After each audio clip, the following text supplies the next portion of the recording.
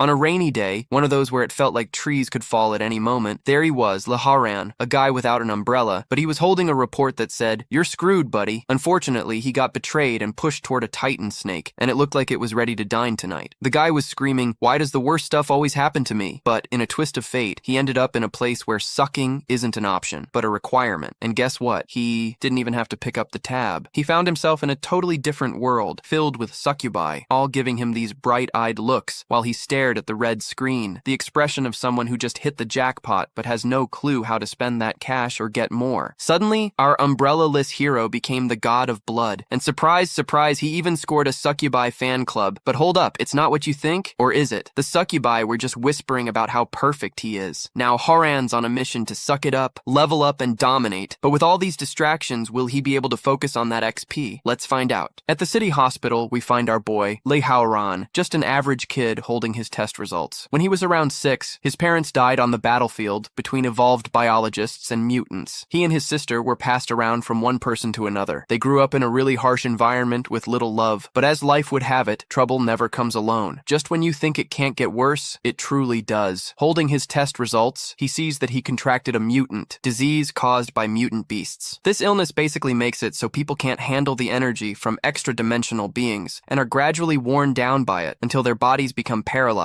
and they die. But that process varies from person to person. For some, it can take 3 to 5 days. In another 8 years, all he has to do is go to bed early, wake up early, sleep early, work out, and eat healthy. But no matter how long it takes, someone who contracts that disease is bound to end up in the grave. And since death is imminent, he's lost all hope, poor thing. But there's still one thing shining in his mind, his mom's wish for his sister. For that reason, he fights to stay alive. A few days later, everyone's gathered around that town to kick off a new hunt. One guy is explaining that a few days ago, people saw dozens of level 1 mutant beasts attacking the residents of that area. Their mission is basically to infiltrate the nest and wipe them all out. And just look at their team. Level 1 beast shouldn't be too tough. That guy over there is Sheen. He's got a higher evolution level. He goes on saying that if everyone follows his orders, they'll finish this mission with ease. So, if there are no more questions, they're heading out now. And there's our pro tag, Lee Howan. He's not the only one who hasn't evolved. Damn, look at the size of that backpack. Are you kidding me? One guy turns to our pro tag and says it's a huge responsibility being the one carrying all the team's stuff. Our pro tag understands the weight of this mission, and it seems pretty significant. For an ordinary human, the only way to join a hunting squad is to be a porter. You don't have to fight, just stick with the team and make sure the supplies are good to go. Nothing more. And after all the battling's done, he'll be responsible for collecting all the valuable materials from the beasts. So there's not much to worry about. After all, this isn't their first rodeo. So in the forest now, the battle is on. The guys are sending a ton of monsters back to base, one using his weapon and another just throwing punches. Those goblins don't stand a chance against the team. And look, there's even a girl taking them down left and right. Apparently, everything's going according to plan. It shouldn't take long to finish up. You see, ordinary and evolved humans are miles apart. Suddenly, he feels the pressure. Some rocks start bouncing off the ground, and he realizes that common beasties can't do that. There's definitely something way more dangerous lurking around. As the ground shakes, we now see something crawling through the woods. Huge. It looks like a dragon, and there it is. A giant snake. Enormous. A level 5 mutant beast. The Titan Cobra. Man, everyone there started, trembling in their shoes. They've seen that creature on TV, but thought it had already been taken down. It initially stares at the woman, who is shaking, wondering how there can be such a massive being when the intel only mentioned level 5 beasts. This is beyond anything they can handle, no doubt, and the whole group starts running. When the guy turns to our protagonist and asks what he's doing there, if he doesn't run, the snake is gonna get him. In other words, the snake's gonna take him. Out! Everybody starts to bolt, including the woman, even in her high heels. As she runs, she realizes she nearly froze in fear because of that thing, but when someone yelled, she managed to snap out of it and started running too.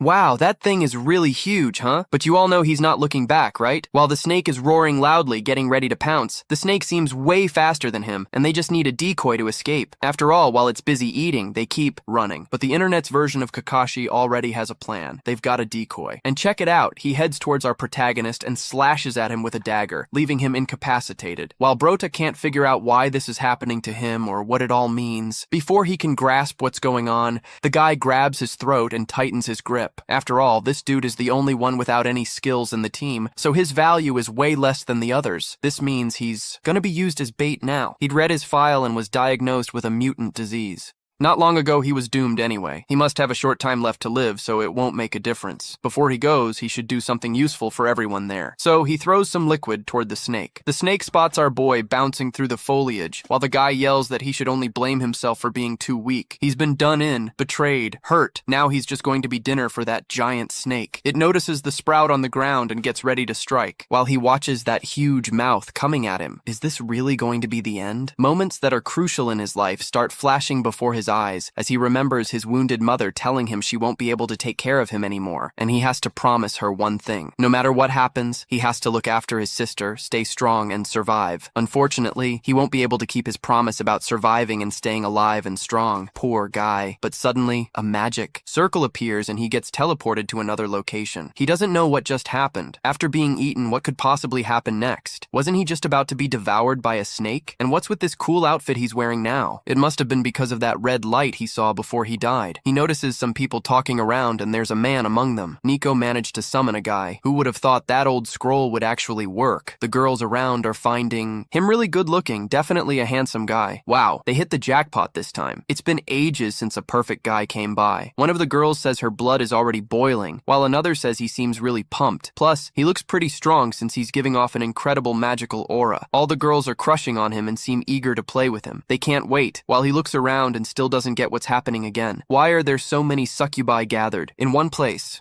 And besides that, it looks like he got himself a little system. He's a level 1 player, Lee Howan, a vampire of the Blood Demon God class. No chapters, 100 HP, 100 mana, 10 strength, 10 intelligence, 0 stamina, 10 agility, 10 spirit. Pretty average. While he's checking his status, a girl comes up to him and says she's the one who used the ancient scroll to summon him here. When it activated, the skies and the earth shook. An incredibly powerful magic came out of the ritual, and they were both freaked out. That one over there is a level 3 mutant succubus. Her name is Nico. She thinks that if this power is so huge right after being summoned, it means he must be really strong, and she swears absolute loyalty to him for all eternity, promising she'll never betray him. Check it out. The system is now notifying him that he's gained his first follower, but with great achievements come great responsibilities. The system warns that when a follower's affinity hits 100%, they can be added to the harem, and he'll get some extremely mysterious reward.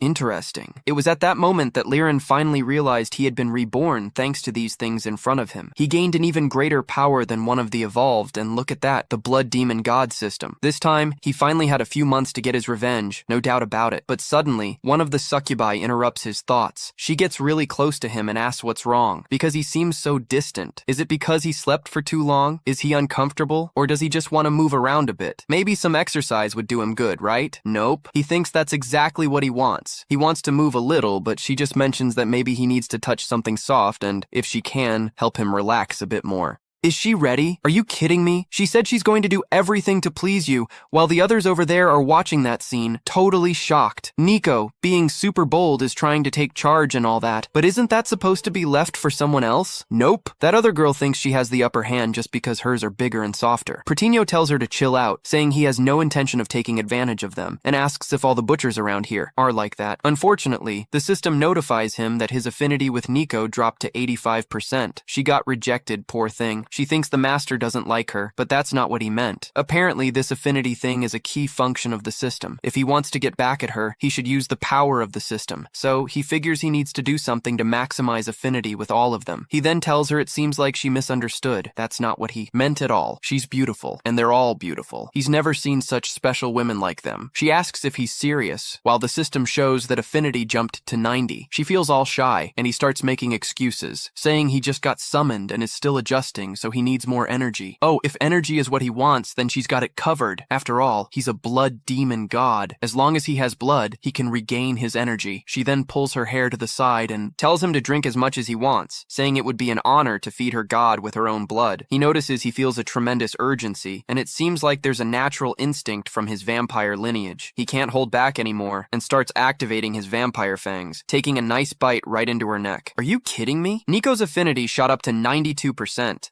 Amazing. After getting more blood, he acquired a new ability, blood fusion, and his strength attribute, increased by 1 point. What an incredible new skill. So this system basically works like this. He starts clicking on the screen to see more info in the skill list. Blood fusion is a passive skill. By absorbing fresh blood from a woman, he'll randomly gain 1 attribute point. Each target can only activate this effect once, so he gets attribute points without leveling up. Wow, that's kind of OP. Even though the points are granted randomly, if he has enough targets, he'll get stronger in no time, and it looks like there are plenty of girls around, right? So he's set on getting a bunch of points. After all, that skill is pretty powerful. He asks Nico where he can get more blood, and she just asks him if he wants to keep going. I mean, he can drink as much as he wants, but it's not just her blood he's after. He needs blood from other people too, specifically from women. The more, the better. Apparently, there's a whole crowd there ready for him to drink from. This game seems super exciting, while the girls in the audience are jealous of Nico and want to try it out too. So if Nico doesn't have any more duties, he'll be able to feed a bit more. Then he keeps boosting his attributes, gaining endurance, intelligence. He also got another point in agility, 1 in spirit, 1 in endurance, 1 in strength, agility, strength again, intelligence, agility. Lots of points later on. One of the girls thinks it's all amazing. She's never experienced anything this thrilling before, even if the bite hurts a little. Her heart feels like it's about to explode. It's like they have this deep connection with the master, and he's already there with a full belly. Perfect. He managed to fuse blood with all of them. Thanks to them, he got a huge boost in attributes, but all he had to do was bite their necks, and he thought their reaction was totally over the top. And he's getting more notifications. After all, his affinity with the succubi increased drastically. Looks like they've got pretty sensitive bodies. So, under the moonlight in the succubus city, our guy is lying in his room when one of the succubuses, Nico, sneaks in and shuts the door. She walks in talking about how there were a ton of people outside, and maybe he didn't handle it too well, right? Then she jumps onto the bed saying ever since he bit her, she's been obsessed with that thrilling feeling and wants to have a deeper connection with him, if you catch my drift. Now it's just the two of them. She asks him to let her become a real succubus that night, but when she touches him, she realizes he's way too stiff. Something's off. She pulls back the blanket and sees there's just a piece of wood underneath. Maybe he found something way more important to do than her, huh? And there he is, in the cemetery, checking his system again. Even though he's unlocked a bunch of skills, he's still level 1, but now with 56 strength, 52 stamina, 48 intelligence, 50 spirit, and 43 agility. His stats are looking pretty solid. After sipping some blood, the most important thing now is to seize real combat opportunities. In other words, he needs to level up because he's set on getting revenge on that guy, no matter what. This cemetery is filled with dark energy, and from his experience, hunting squads in places like this are usually inhabited by mutant, undead beasts. If he unleashes his magic energy here, he should be able to draw all the beasts to him. So, he starts activating his aura, showing everyone that he's ready to take on multiple monsters at once. Then, suddenly, several souls start to rise from the graves, asking who dares disturb their eternal rest. They begin to materialize, questioning who he is, and there they are. Several ghosts, a mutant beast, and a level 1 faceless specter. Screaming like a madman,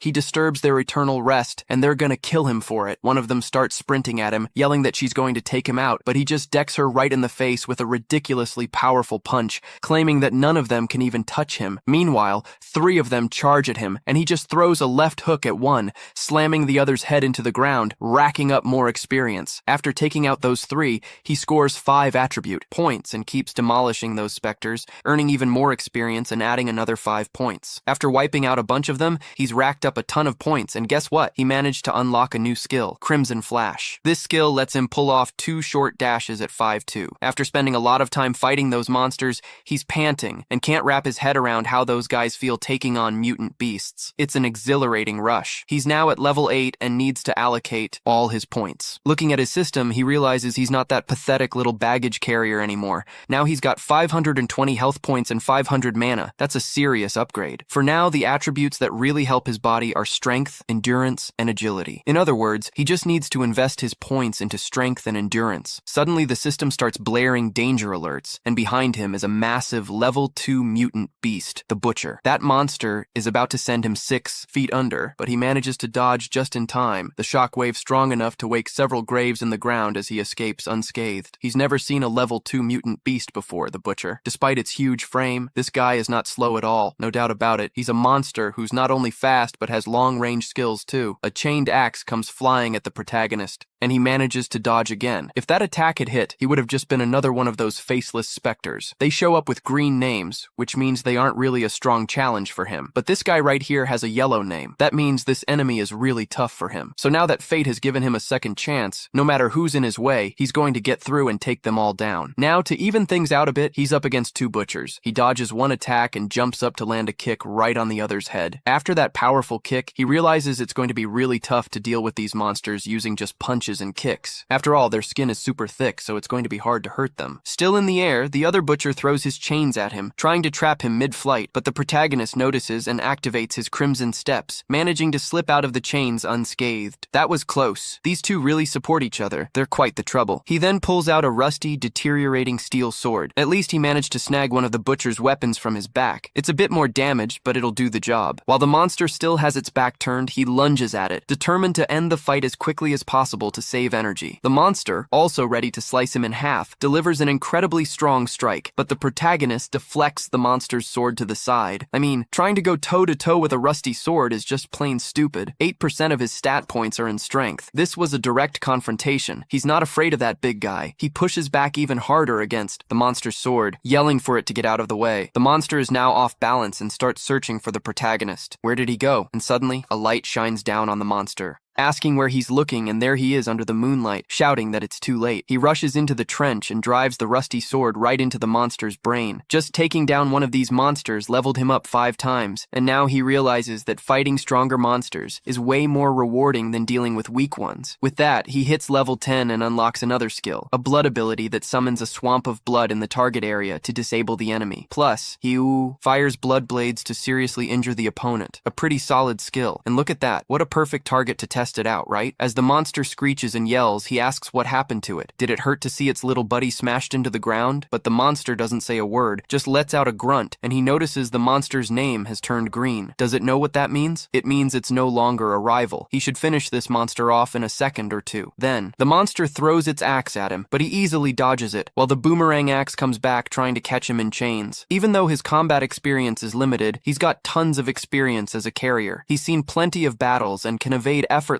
After all, its moves are repetitive and easy to predict. He's about to take this monster down with his new skill, Blood Burial. The monster grabs its boomerang axe again and begins to charge it up. It's like a lake of blood, but that lake quickly transforms into multiple blood spikes piercing through the whole monstrous body of the Frankenstein butcher. And he bags another 5 points. Fighting strong monsters is definitely the way to go, no doubt about it. Even though he's already read the skill description, seeing it in action is seriously disturbing. A brutal skill, and now he's earned a new title. Zombie Slayer. With that title active, he inflicts 5% more damage to undead enemies. So, early in the morning, with the sun just starting to rise, he thinks this was extremely dangerous, but he managed to score several points. There's just one day, or rather night, that seems to have been worth it. His level is now 11. He has 500 mana, 630 health, and he even has a new occupation, Vampire. With the Zombie Slayer title, he's put a lot of points into strength. Hey, if he keeps this up, he'll catch up to that guy, Shane. They say that dude had a top-notch steel rank. But suddenly, he sees another notification. His daily mission has been generated and completed on time. A daily mission, but he didn't even know he had to complete any daily missions. Naturally, he's about to get a reward. And check out this notification. Before the next dawn, he needs to absorb fresh blood from at least one character of the opposite sex to activate the blood fusion ability. But right after that, there's a warning. Each female character can only activate blood fusion once. If he doesn't complete the mission in time, 5 attribute points will be deducted randomly. And he's already drained everyone.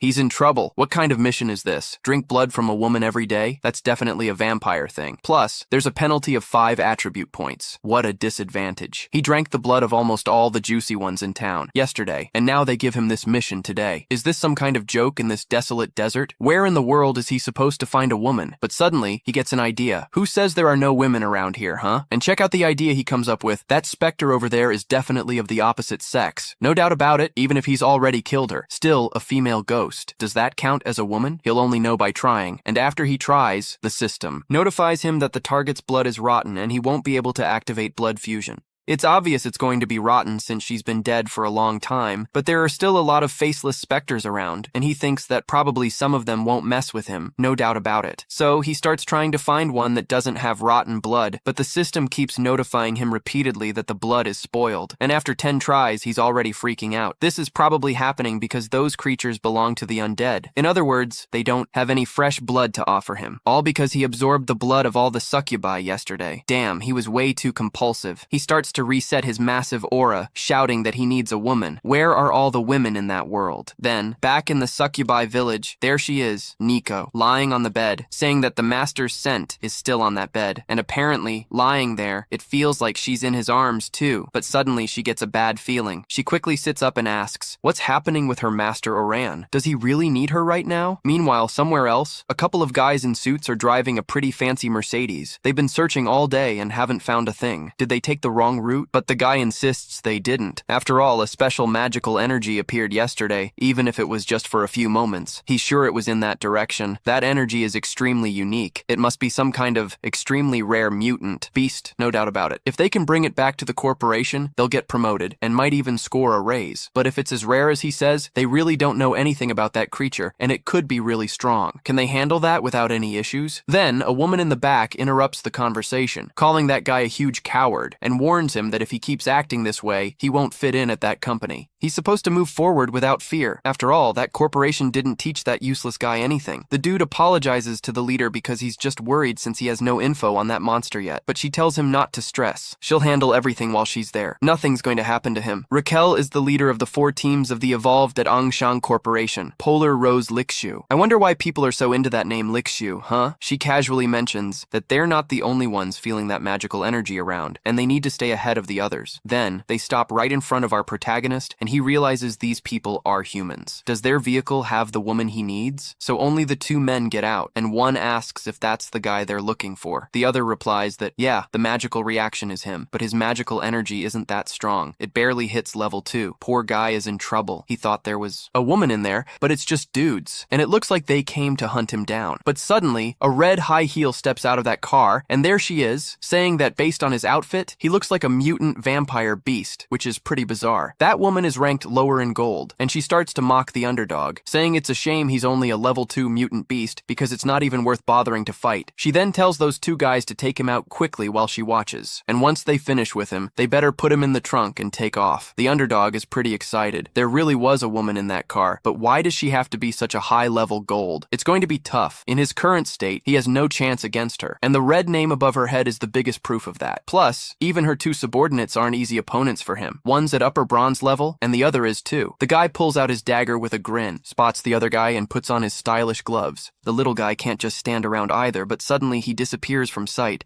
using his flash-like quick steps, and there he is, right next to that lady. She notices his movements, but wonders how a level 2 mutant beast can move so fast. He grabs her arm, which is really strong, wrapping around her like a snake with his arms and legs. She's never been in a situation like this before. It's completely embarrassing. The guys around are getting pretty anxious and tell her to step away from their leader immediately. What is he trying to do with their leader anyway? She keeps asking what this means, why he's hugging her, and he just says he's sorry. He only has one choice to make and bites her neck. Inevitably, the notification pops up. The daily quest is complete, and his strength attribute increases by 1 point. She starts gasping heavily, mentioning how she has grown a lot, and after all, no guy has ever touched her body before. He was the first. She lets out a sigh, and then suddenly bursts out, emanating her immense power, telling him not to be so excessive. That power is so strong that our guy gets thrown back and hits a tree hard. He wipes his mouth and says, "Excessive? Never." She speaks as if she really hates him, getting closer while starting to exude her blue aura, saying that guy only touched her body. The system notifies her affinity level increased to 30%. Unfortunately, our guy left a mark on her neck, and that is absolutely unforgivable. She's determined to turn him into an ice sculpture. Only then will she be able to calm down. He realizes that this woman is tough on the outside but soft-hearted. He's seen many like her, but she's blushing blushing as she tells him to stop talking nonsense, claiming it's just a bunch of fluff while he thinks she seems like the opposite, right? Not considering that she doesn't actually want to kill him. He's still got a chance to escape, but suddenly a letter comes flying from a distance, and it jumps right at him as he catches it. A sneaky attack, huh? She tells that guy to stop hiding and show himself right now, while the dude realizes that this woman is incredibly strong and fast. He only says he has no more intentions, no need for her to get so worked up, and he keeps saying she went for the attack first, so he was just trying to lend that guy a hand. Zhang Zhen, his rank is gold, and the other guy, his name's Baisho Wayne. You get it? Baisho is a gold rank too, and if she doesn't plan on killing him, she better let him stay with them. After all, they're from the elite center. Our little hero is apparently in deep trouble since there are two other players with red titles. One's a lower gold and the other a higher gold. What's up with everyone chasing him? Today doesn't seem to be his day. Everyone wants to take him out. She starts saying those guys are from the elite center. Not a chance even in her wildest dreams. The little hero starts laughing as she says that Guy was marked as her prey first. For that reason, they can't turn him over to the elite center. That's just impossible. A platinum player thinks exactly like she said. Only a beautiful, noble, and cold woman like her has the right to own his body, and those two over there aren't worthy. Apparently, her affinity for him even went up more, and she says that guy's already hers. And if anyone wants to touch him, they'll have to go over her dead body. He just thinks that's impressive. This woman's presence is overwhelming. Just by her aura, they've already lost, and now her affinity's at 45%. He already figured out that complimenting her is pretty effective, and he looks over at the girl's companions and says, those two are pretty attractive and strong. They're not gonna lose to those two repulsive guys, are they? In the Zhang NGO group, they don't fear anyone. The little guy already says, the negotiation has failed, and tells the avocado-haired guy to attack first. That guy throws several letters at them, saying that they've already given him a first chance and he asked for it. What a legit twist. The only thing they did was dye their hair and put on a hat. Those letters are just hanging in the air in a chilly fog, and with just one finger, she chants snowstorm. A frost moves towards everyone there, an incredibly annoying skill, but the little guy is chilling, while the other one thinks the wind is so strong he can barely keep his eyes open. That woman uses snowstorm to restrict her opponent's movements. Apparently they've found a seriously strong opponent, and she notices that the snow melts before it even gets close to him.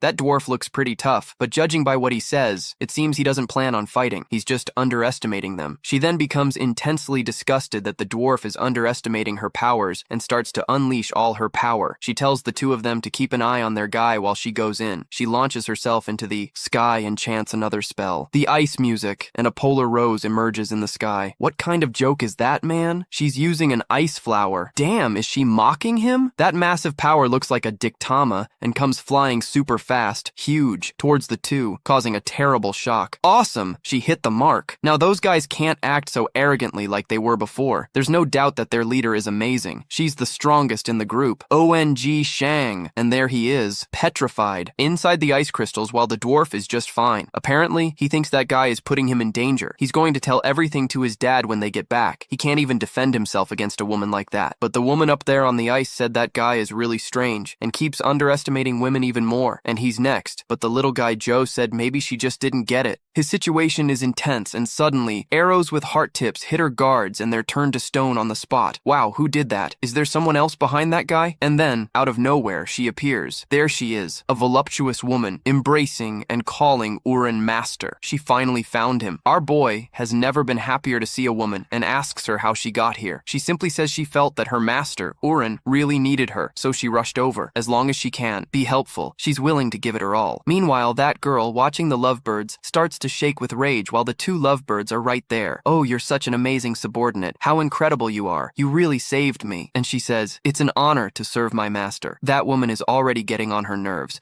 trembling with anger. But she doesn't understand why she's so mad. After all, those two are flirting right in front of her. This is such a huge affront. Unbelievable. But she knows she's not a shallow person. And why did she turn her guards to stone, huh? Is it because of that? So she activates her power, demanding to know why that girl shot her guards. She better turn them back to normal now. Seems like she picked the wrong opponent, huh? And there's that guy right behind her. That guy is super fast. He keeps saying that she took down everyone and now wants to leave. No, it's not gonna be that easy. He lands a solid hit on her, throwing her far away with tremendous force. The blow is so strong that she's knocked back several meters, bouncing through the bushes, while the protagonist thinks that's some next level power. It's really strong. Even an inferior gold leader can't match him. He tells Nico they're no match for him. And there's the disturbed guy in Crocs, but he remembers that the system had warned him that if the affinity with a follower hit 100%, a secret reward would be unlocked. If he wants a shot at survival, he's going all in on this reward. That guy is really strong and he can't back down, nor can she, especially not in front of her master. As he radiates that scorching power, he came here just to face this rare blood beast, but also discovered there's a sought-after piece of candy as a bonus. Not too shabby, right? His luck is unbelievable. If he manages to haul everyone here back to his dad, there's no doubt he's gonna score a sweet reward. And with a grin on his face, he adds that nobody should be scared. This will be over quick and no one will feel any pain. Then the girl shoots several arrows at him, but he takes them all down, charging forward with insane strength, calling everyone pathetic. They're just trash, like the Xiang NGO crew. They can't even tickle him, and now they're staring down a Succubos. But inevitably, the little guy leaps towards her, blocking the guy's view, grabs her, and activates his flash Karmizim skill. He vanishes before the guy can hug her. Where did that guy go? Can a mere level 2 beast really be faster than his eyes? That's just impossible, man. And there he is in the bushes, clutching a Succubos in his arms. That was a master play. He's already used 2 flashes and has nothing left to escape. He needs to snag that secret reward before that guy catches on. He thought that doing all this would crank up his affinity with her, but she's feeling worthless, poor thing, and keeps apologizing. Sadly, her master had to,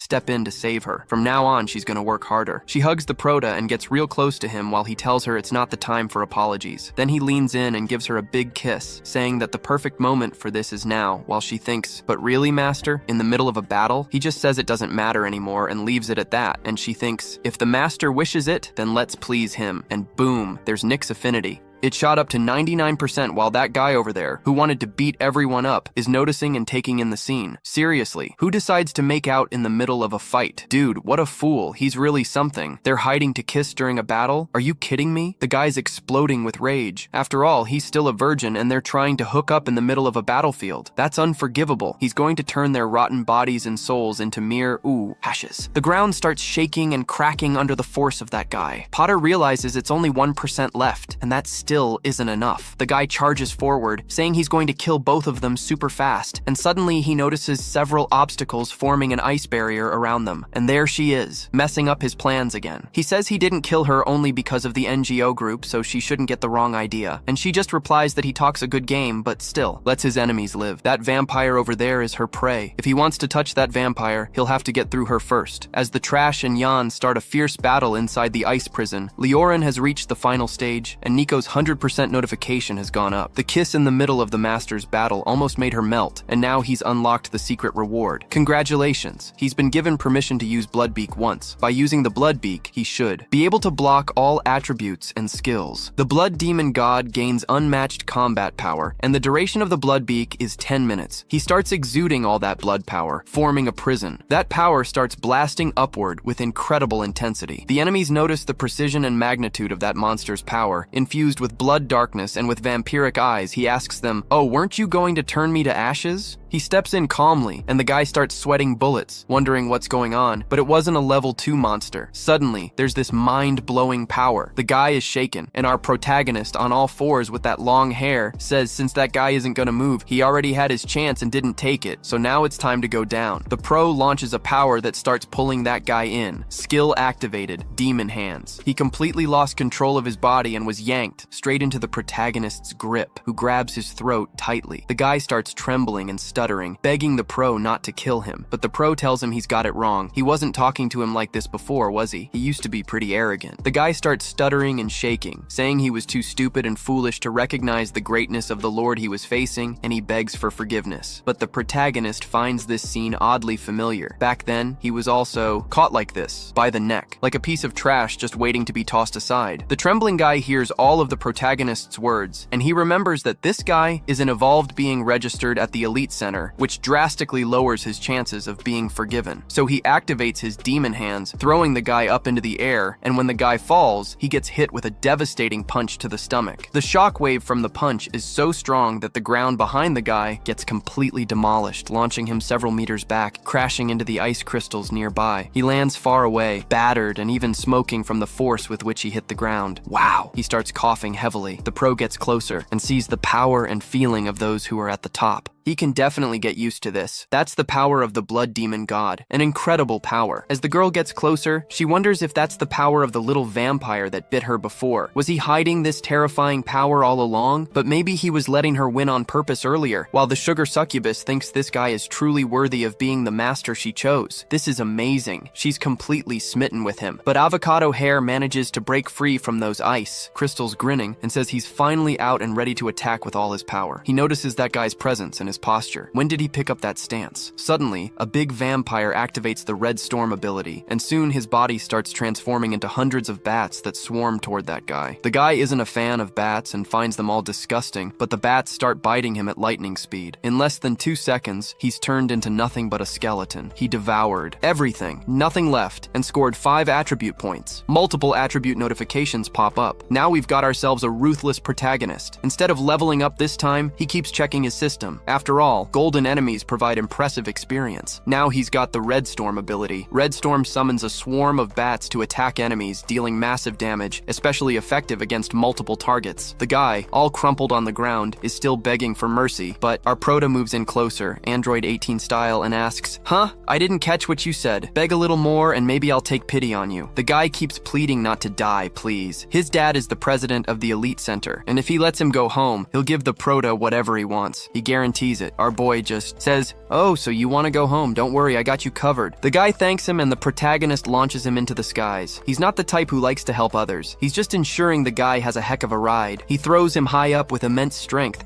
at hypersonic speed while everyone watches this guy soaring above. But the girl realizes that the city is in that direction. Is he really sending that guy to his home? The dude is moving so fast that he crashes through several mountains on the way and reaches the city super quickly, smashing into the Elite Guild building with tremendous force, like an intercontinental missile. The system notifies him repeatedly that he's earned more experience. He seems to have made it home safe and sound, huh? We know he's collected that experience. Now that you've literally arrived, you've made it. And he keeps leveling up, even though his experience points have dropped significantly. It looks like the higher the level, the more experience he gains, but he has to use more experience points to hit the next levels. He turns to the 2 girls. The girl asks what he wants to do. After all, it's her turn now. He doesn't say anything, just ignores her and calls for Nico, leaving her confused about what's going on. He mentions that he needs Nico's help to sort out some issues. Nico is ready to tackle whatever the protagonist needs. Suddenly, she starts glowing, and energy radiates from her chest. It seems like something massive is about to emerge from her chest,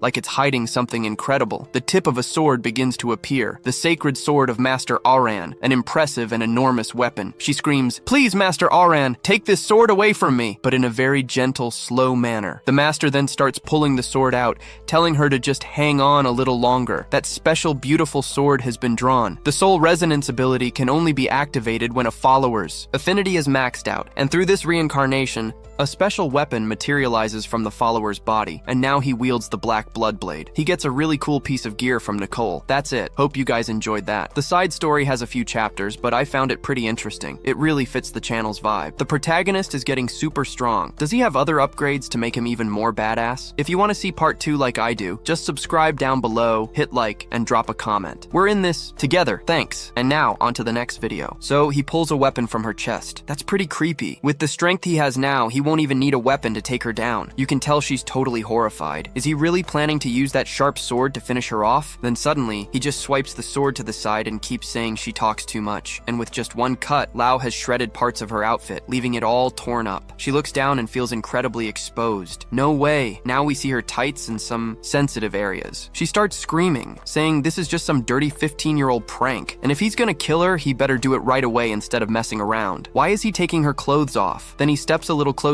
and tells her to shut up. What just happened was just a little test, and if she wants to end this, she'd better head over to the little woods back there in the middle of the bushes. He has something he wants to discuss with her privately. In the bushes now, and she's feeling really embarrassed thinking about what this guy wants to talk to her about out here. So weird. First, he ripped her clothes off, and then he told her to follow him into the bushes. What's he planning to do? Then suddenly, she thinks she gets it. He's just spared her life. He hasn't killed her yet, so there must be only one explanation. This guy, a vampire, has fallen for her and wants to take advantage of her beauty. No doubt that's his plan. Despite being a vampire, he's surrounded only by dark energy, but his appearance and build aren't that different from a human's. So maybe it's acceptable, right? While she's there observing and judging him, he's also watching her. She finds him kinda cute, and following that logic, she knows what's coming next. The dominant being is going to make his move. Suddenly, he closes in on her. She has nowhere to escape. Trapped near a tree, she thinks he's about to start. Now, is she really gonna lose her virginity to a vampire? But that goes totally against morality. Well, if vampires exist, right? He starts to lean in close, his voice calm and smooth, telling her to repeat everything he says from now on. I am your dominated one, Trash, and I pledge eternal loyalty to you for all eternity. I will never betray you. She starts laughing, teasing him, asking what that even means, if it's some kind of roleplay game. But he starts exuding a creepy aura and says he won't let her live to question his orders, just obey. So she begins to recite those lines, breathless, and asks if he's satisfied now. And bam, another notification pops up in her system. Look, you got your second follower. Check out the details. Name, Lickshu, human race, 24 years old, evolution level, low gold, trait, great strength, and extremely competitive. Though she seems cold and distant, she has a pure heart and is a bit narcissistic with a dominant personality. In other words, she likes dominant men, and her affinity with him is at a solid 45%, pretty high to be exact. He moves even closer. She can feel the warmth of his vampire body. The best part? Total coolness. He starts saying that she did everything right and he's satisfied. While she's wondering if he's going to kiss her now, she starts to close her eyes, thinking she's about to lose her chance right there. The first kiss, and then what comes next. Even though she saw him get really close, it all happened too fast for her to react. Then he leans back a bit and says, time's up and the reward ends there. She asks, what's finished? Where's the rest, dude? Where is it?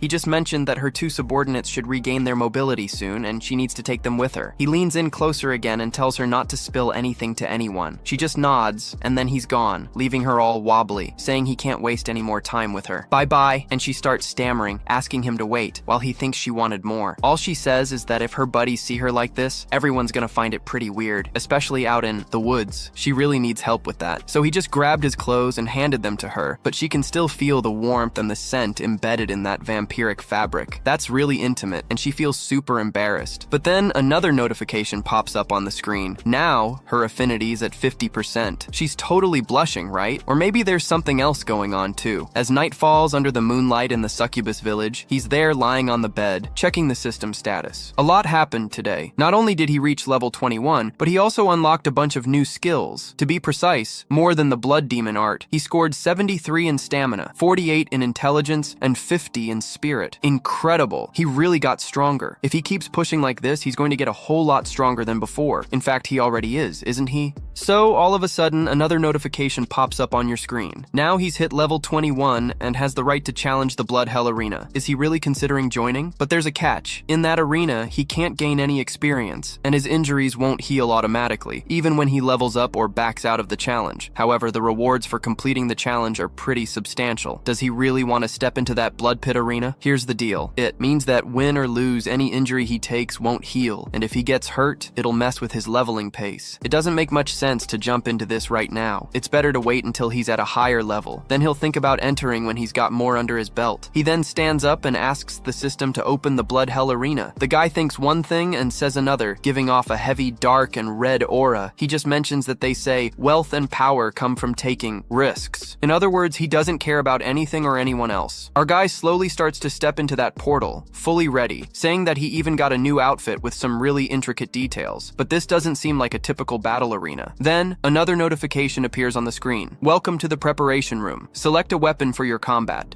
A weapon. Around him, various types of weapons appear. Axe, sword, spear, shield, all sorts of weaponry. Then he notices two that catch his eye. A two-handed knight's sword with 30 agility and 10 strength. There's also a piercing dagger with 30 agility, and check this out, a big battle axe with 15 strength, plus a sun shield with 25 resilience. Each weapon has additional attributes. Any one of them would be a great upgrade for him. No doubt about it, but he doesn't have experience with any of them. So sadly, which one should he choose? One catches his eye. Wow, that long spiral yellow cucumber should really be green, and it doesn't provide any stat boosts, but it has a pretty interesting effect. Attacking the enemy repeatedly causes a brief spasming effect. He grabs the cucumber, starts swinging it around, and says, this is exactly what he needs. This is going to be his new weapon for combat. Seriously, man, what a trip. A cucumber as a weapon. That's pretty weird. Even though the shape of that cucumber is definitely unique, the ability to spasm the enemy could be useful. If he plays his cards right with that cucumber, he's going to be incredibly dangerous. Why am I finding this so strange, huh? It should be pretty normal, right? Having a cucumber as a weapon. Another notification pops up. Choose one of the following upgrades to aid in combat. Look, there are 3 options. A defense break, where every time he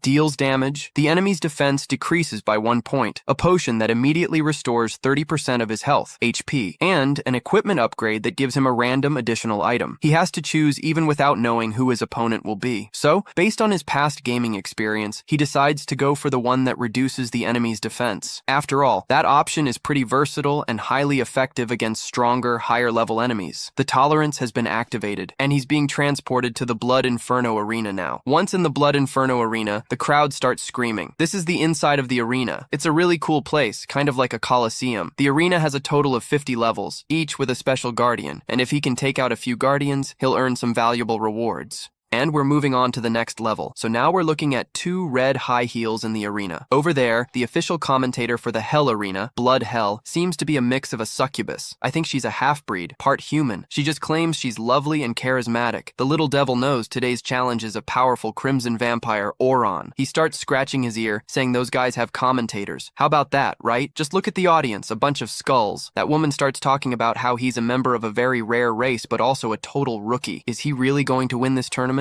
Now she's going to introduce the host, the renowned level 1 guardian of the Night Forest, the fairy who represents omens and death. And there he or she is, precisely opening that door, starting to exude a heavy pressure and a cold wind. All he can think is, what's wrong with this woman? She seems to be crying a lot. She walked into the hall crying. She just said she's the messenger of hell, able to foresee the deaths of mortals. That's why she's always crying. That's the pathetic beast. Wherever there's an omen of death, she'll show up to mourn those who are about to perish, still weeping. She sees that he has an overwhelmingly terrible aura of death. He starts crying even more. The reason she's crying today is because of him, but he only thinks she's saying he wants to die here. That's exactly what she's saying today. He starts looking at her and realizes there's no level identifier. That means the arena has restricted some system functions, so he begins to exude his power and transforms into several bats, flying towards her. But suddenly, she reveals her claws and starts shredding several bats right there, all the while still crying. She says that bats can't hurt her and that he'll never be a match for her. Then, out of nowhere, with this massive, powerful leap that actually creates a crater in the ground, she's right behind him and just says it's over. But suddenly, he pulls out his cucumber, grabs her arm, and manages to dodge those claws while telling her she doesn't know a thing about the tactic of luring and taking out her enemy. If the red storm can't hurt her, then maybe his big, spiraled yellow cucumber can. She just notices that he has a big green cucumber, the best yellow one, aimed right at her forehead. And then, out of the blue, she opens her leg. Wow, what a stretch. And she gives a kick to the protagonist's cucumber, saying she'll never let him touch that. The cucumber flies away, and the commentator is freaking out, saying that dude dropped his weird weapon. It seems like Brangda has a serious aversion to staff-like objects. Could this tilt the battle in her favor? While he's got one of her hands and one of her legs, the cucumber seems to be heading in a completely different direction, while Euron has her completely caught in an embarrassing situation. She tries to break free, but no luck. How can this guy overpower her? Then he throws her to the ground, crashing down on top of her along with the cucumber. He says he didn't expect his weapon to have that kind of effect, and it looks like just looking at that cucumber makes her lose her mind. What's she remembering? He's just telling her to surrender. After all, in terms of strength, he's unbeatable, and she won't escape his attacks. Completely immobilized, he leans in close and whispers that holding this position must be pretty painful. If she doesn't want to suffer anymore, it's better to give up. In the end, there shouldn't be any more divine beings left for her. She, crying, starts screaming, releasing a massive amount of pressure. And he realizes that woman is really strong. The strength in her legs is doubling, tripling now, and she throws him up so hard that he slams against the wall. He just wipes his mouth and says that woman has an incredibly amazing cry. He can't underestimate her power anymore. The commentator is going wild. How did that guy manage to take on the final attack from Baishada? How is he even an alpha? Then she starts saying that anyone who hears that scream feels an absolute fear of death deep down in their heart. That's Baishada's alpha howl. And now she starts singing a haunting tune, gradually breaking down their spirits until they lose all capacity to fight and are finally dragged into the abyss of death. The mental strength of our Haran is only 15. That's not enough to handle all this, but it's tough for that guy to take the beat of the cries. He starts covering his ears while the commentator says that, as expected, Laharan isn't going to be able to skip any levels, or rather, ranks. It's like the outcome of this test has already been decided. Then, seemingly in Laharan's subconscious, a girl says, "It's been a long time, Laharan. Has he forgotten her face?" He realizes it's his mother and starts tearing up. Is this really happening? She just calls him an idiot. Who else could it be? My little Howran has grown up and become an adult. Those last few years have been really tough for him, poor thing. She reaches out and tells him to come take her hand so she can look at him more closely. She proposes they come together as mother and son and never be apart again. She tells him to hurry and take her hand, but he just pockets his hands, completely suspicious, while she says that together they will seek eternity, eternal happiness, and never part ways again. But he doesn't take her hand, and she keeps asking what's wrong with him,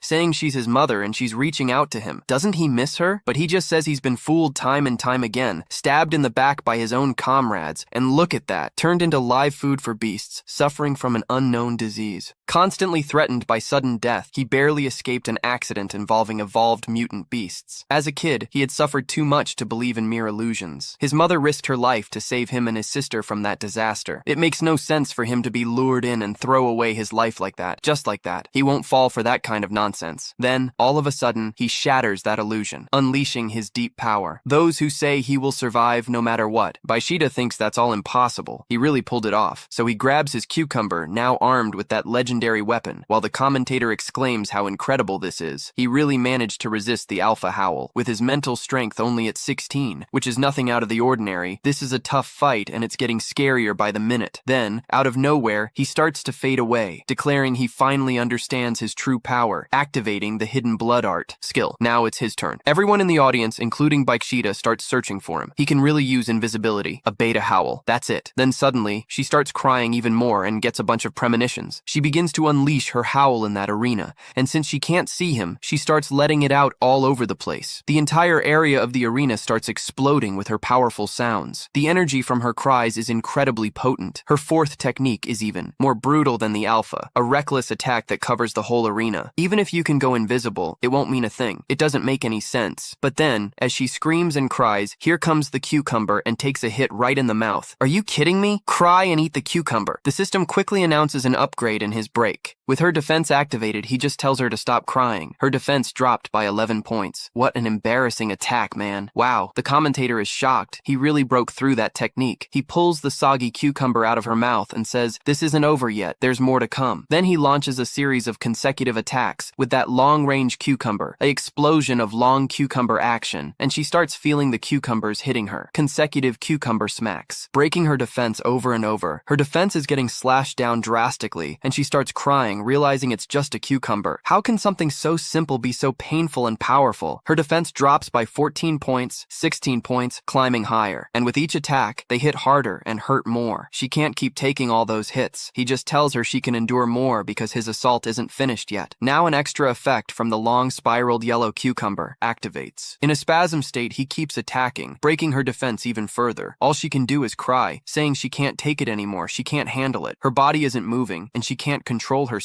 Now her body is getting weirder, with even more spasms added on and her defense dropping further. 15 points, 20 points, more consecutive losses. After several cucumber hits that even make a crater in the arena floor, she's down on all fours, begging him to stop hitting her with the cucumber, and she finally surrenders. Dude, what a historic fight. I've seen a stick, but this is the first time I've seen a cucumber. Man, they won the fight. The entire audience of skulls is in shock, including the commentator whose jaw dropped. That attack is terrifying just to watch. Her whole body starts trembling. I think she wants some of the action too. So he just points at her and says she's already given in. It's better for her to announce the fight's outcome. She just apologizes and admits she got a bit carried away. Then she starts shouting, saying Baikshita has surrendered. The winner of that round is Haoran. He earned the right to challenge the 6th or 2nd tier. And check this out, he's also gotten way stronger. He gained resistance to abnormal states, 10 points against mind control, poisoning, bleeding, and other weird effects. Plus, he got a skill point that lets him enhance unlocked abilities for even more powerful effects. He feels more confident now. It's like a new battle spirit for him. It's not just about the special stats. It also means he can upgrade his skills. He definitely made the right call picking that beautiful, big, thick cucumber. The system asks if he wants to move on to the 2nd level of the Hell Arena. Yes or no. He's already claimed his rewards, so he's not fully healed yet, and he decides to pass. After all, it would be foolish. Better to level up some more before trying again. So he heads back to the Succubus City and right away gets a notification that he's unlocked a hidden skill, Pact of the Victors. Did that skill activate after he left the arena? The skills tab says that defeated opponents in the arena will become his followers outside it, and he can summon them to help in battles. So, does that mean that whiny woman is a follower? She's going to be pretty useful, and if he hits level 50, that means he can summon an entire army. Wow, that's crazy. Then, he notices some familiar sounds coming from his room. He opens the door and walks right into a totally smitten Asukos in a slightly awkward situation on his bed, and she's just saying that even though the master isn't there, his bed totally holds on to his scent. It's so strong that it brings her a ton of happiness. It's literally heaven for her. So, she opens her eyes, feeling that the smell of the master seems to have gotten even stronger. He, completely awkward, asks what she's doing there. She just thinks it's not what it looks like. She wasn't doing anything weird in his bed. Absolutely nothing. You guys get it? She just came in to bring him some new clothes since he gave that coat to that human woman. She stayed up all night making sure they fit him perfectly. He ruffles her hair and says he really was thinking about buying new clothes, and now that she brought them, he won't need to do that anymore. He thanks her a lot and asks what he'd do without her in this world. He mentions he's going to keep that coat and will never give it away again, and she feels so happy, thinking that Oren-sama said he can't live without her. How's that for a straightforward declaration? A full confession of love. Alright, I believe that too. It means he wants her to stay by his side for the rest of her life. After 2 intense battles, day and night, Yuran finally managed to fall deep asleep. However, some succubi come rushing into the village shouting that there are orcs. The orcs are attacking the village, and suddenly she gets caught and completely immobilized by a big orc behind her, telling everyone to charge in, loot everything they can from the village, and leave nothing behind. He's got a bunch of slaves, and the orcs are snatching up all the succubi in the village. Apparently they want to take them all too. One guy is shouting to tie them all up and not let a single one escape into the orc slave bags. They're loaded with succubi while the guy tells them to grab all the gold and treasures from that hive. But then, out of nowhere, several poisoned arrows strike those 3 slaves, quickly turning them into mere stone. The guy already realizes, who's there? Who dares to attack her subordinates? Is he tired of living? But she only calls that bunch of orcs. Disgusting story. Just bastards looking to raid that village. If he doesn't want to end up like those guys, he better free all the people from her village. But he starts to give off this threatening vibe, saying she doesn't understand the real situation her village is in. What cards does she have to threaten that orc? Then, several slaves jump at her from behind, just for a quick moment, but all of a sudden level 2 blood terror rays activate, and those orcs drop dead in midair. What an impressive attack. And she can only think that this attack, this presence, is none other than Haoran saving her village. Haoran is pretty pissed, saying that sooner or later, that guy won't let him get a wink of peace. Oh, that guy's going to pay. He just tells Nico not to worry. He's there to sort everything out. In his level 3 mutant beast form, the Centurion says, "What's a vampire doing in a succubus nest? This doesn't concern him. He better not get involved or he might end up 6 feet under." But our protagonist is really fed up. He says he carries the blood of each of them in his body and won't say it again. Now he's seriously angry, and it might be too late for that orc to regret it. He starts activating his Winner's Pact ability, and there she is, down and crying, still at his disposal. Nico, watching this overwhelming presence in front of him, doesn't know what to do. As his master, Horan is capable of summoning such an impressive creature with incredibly formidable magic power. Then the orc starts shouting, claiming he summoned an assistant, and his orcs number more than 80 or 100. In other words, he has nothing to fear. The beat starts to exude its terrifying chant, and all those new numerous orcs, they're completely wrapped up in his magic, and they start killing each other, boosting his XP even more. Some of them say they've betrayed their orc ancestors and don't deserve to be in this world anymore. Others start bashing their heads in with clubs, claiming that he's abused the weak, killed, pillaged, burned, and that he's a disgrace in their eyes. Then he takes his own life too. More despair is added to our aura. Several orcs begin offing themselves while an orc warrior watches the chaos unfold. It's such a strange thing, a sound that can shake his mind. His head is filled with suicidal thoughts, but he hasn't been completely corrupted yet. He is truly an orc centurion and can't fall into his trap. He gathers himself and says that the honor of the orcs rests on his shoulders, but suddenly, what rests on his head is just a knee pad right against his chin, shutting that big mouth of his while Howran says, murder, pillage, burn. That's the honor of orcs, pure trash and totally unacceptable. He slams his hand on the ground and jumps right up into the orc's chest, declaring that all that's left on his shoulders is the hope of his entire people. The orc gets thrown up into the air with tremendous force,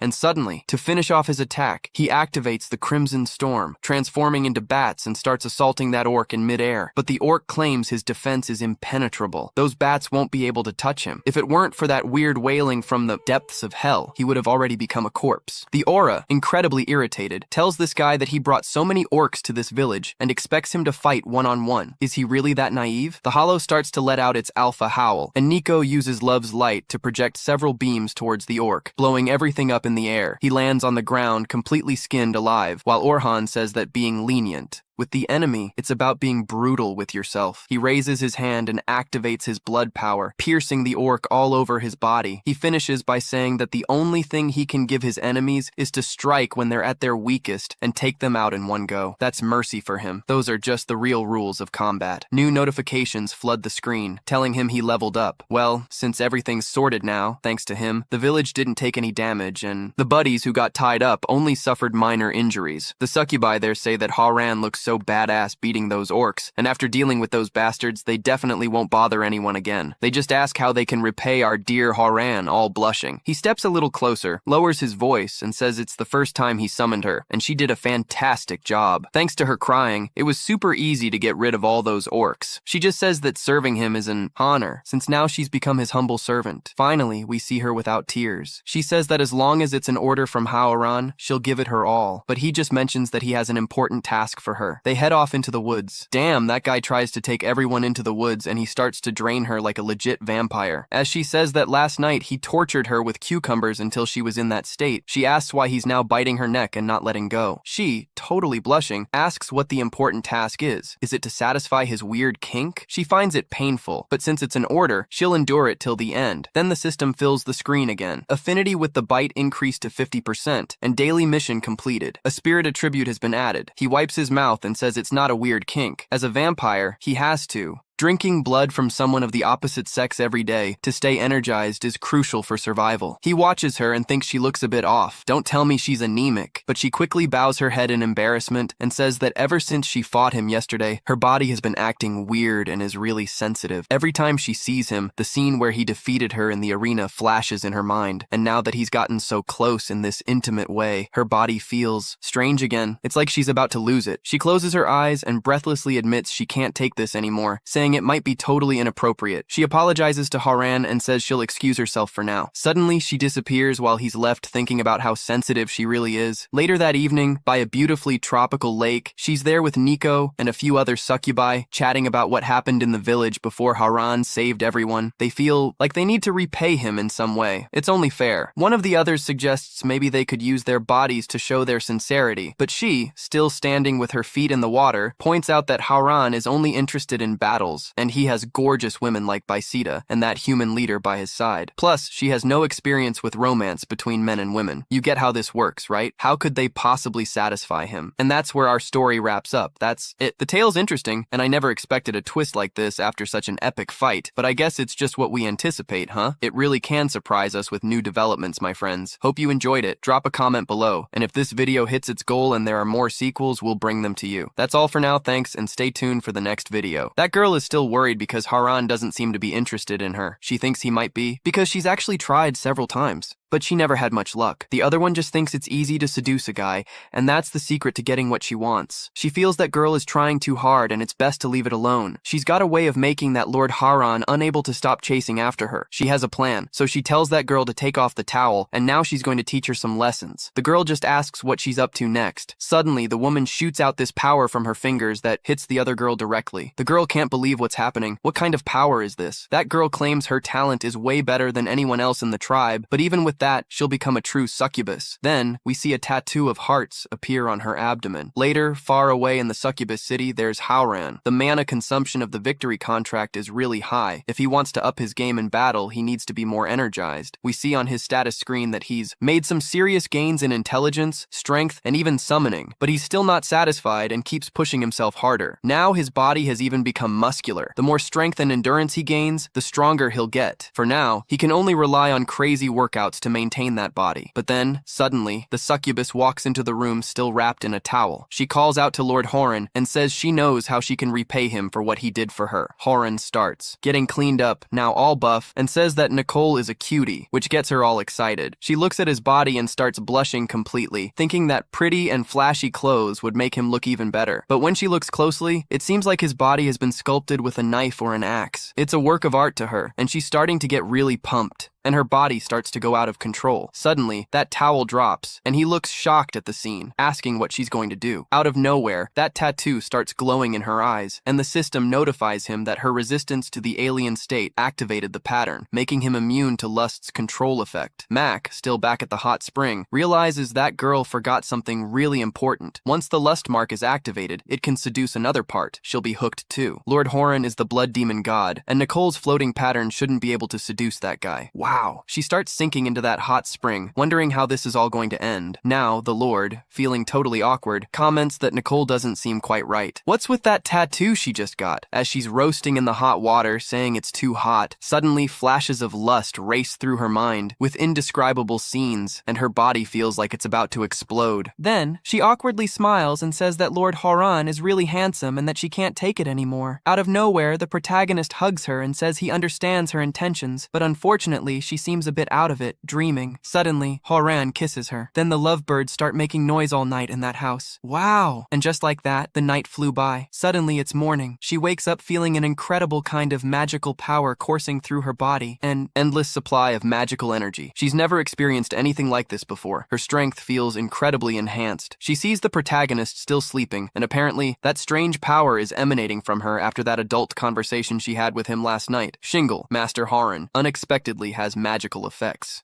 Even though the tattoo she got yesterday didn't work out, she still managed to seduce that master, and it was an incredibly pleasurable and amazing experience. She had never felt anything like it in her life. So, Yoran wakes up to a bunch of system notifications. Follower Nicole has obtained the essence of the bloody demon, and her attribute points have been greatly enhanced. Her level has been upgraded to 4. Lowered? Holy crap. The essence of that demon really has this effect, but the essence of the facial demon can only be taken by followers whose favorability reaches 100%, and can only be used once per follower. Even though that effect can't be repeated, it's extremely extravagant. 4th level down, and that attribute has already surpassed expectations. Are you kidding me? She then starts looking at Master Haran and asks if her performance in the battle yesterday wasn't enough for him. He just says no, she did great last night. She states that it's an honor to be his follower, and now she's completely his. Suddenly, the system chimes in with more notifications about his daily tasks. Please take at least 1 dose of fresh fluid from a sexual horn before the next dawn. Activate the blood-melting platform ability. Whoa, what could that even be? He starts thinking and asks her if, aside from her tribe, there are any weird animal tribes nearby, and if there are a good number of women, that would be enough for him. She begins to explain that it's actually the Bingru people's tribe that they saw the other day. It's on the other side of the forest. They've burned, killed, plundered, and oppressed other animals. There should be female orcs among them, so there they are, near the entrance to that tribe, guarded by 2 watchtowers. But Master Horan shows no fear. That's the tribe she was talking about. Those guys have been intimidating the village for a long time. Now it's time for revenge. He's excited to see Nicole's power.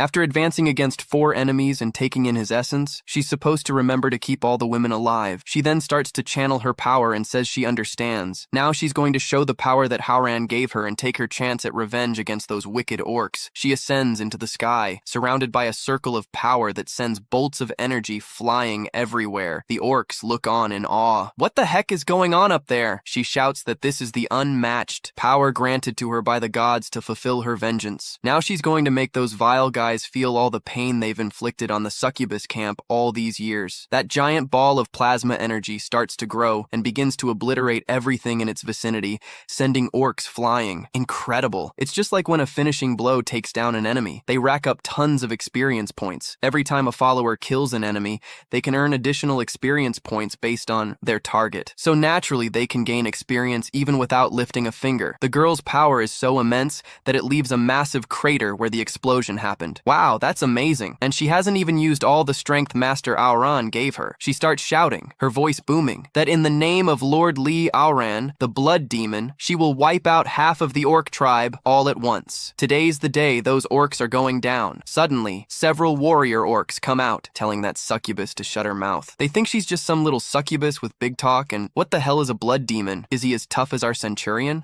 I doubt it. But then, the succubus grabs one orc by the face, then goes for another and smashes their faces together, making the 2 orcs kiss. Are you kidding me? She smashed it. Then she starts radiating some kind of power from her hands and says she's been waiting for this moment for a long time. Now she's going to reveal the secrets of the succubus traditions, and suddenly she grabs a spiked whip and begins cracking it on the ground. Then she starts flying, saying this is going to be the perfect way to send those guys to their graves. The whip is huge and bright pink. That succubus is determined to send everyone to the pit all at once. She starts using the whip skill, hot and furious, cracking it across the backs of those orcs. The system starts notifying Oren with a bunch of XP points that he's already earned, and he's reached 5 rebound points per day. It's all in the system's hands now. Then he gets another 5, and then 10, and even more. It's all rolling in without him doing a thing. That's a pretty suspect way to level up a follower, huh? Nicole is really helping him level up way more efficiently and super fast. What skill will he pick up at level 25? While the system tells him to level up to 25 to gain new skills, he just watches and keeps racking up experience. The skill bar pops up. Night affinity in dark environments increases movement speed by 30%. Critical hits will cause bleeding effects, dealing 0.5% of max health per second, lasting 5 seconds. Oh boy, now Rowlum is fired up. He's getting stronger at night, and the darker it gets, the better. From now on, he'll have to fight at night. This time, he's really become a vampire, body and soul, while still racking up tons of experience without lifting a finger. As night falls, there she is, Succubus Nicole, standing on a mountaintop surrounded by orc corpses. She just keeps saying that those are the kind of orcs that run around everywhere. How disappointing. She was looking for stronger orcs, and suddenly this huge, muscular female orc shows up and calls her a stuck-up slut. She's ready to teach those succubi a lesson. Finally, a female orc has appeared. So here he is. It's time to complete his daily mission, but that orc doesn't even notice when the guy sneaks up on her. He starts baring his teeth and just tells her she's not welcome here, and then he bites right into her neck. But I think she didn't mind that bite at all. His daily mission was accomplished, and now his party attribute went up by 7 points. A little while later, a few hours pass, and he's got a bunch of female orcs tied up. In that first battle of the Bangaroo tribe, Nicole took out about 178 enemies, a seriously high number, and he managed to capture around 30 female orcs. Absolutely phenomenal work and extraordinary results. After she was promoted to level 4, she became super strong.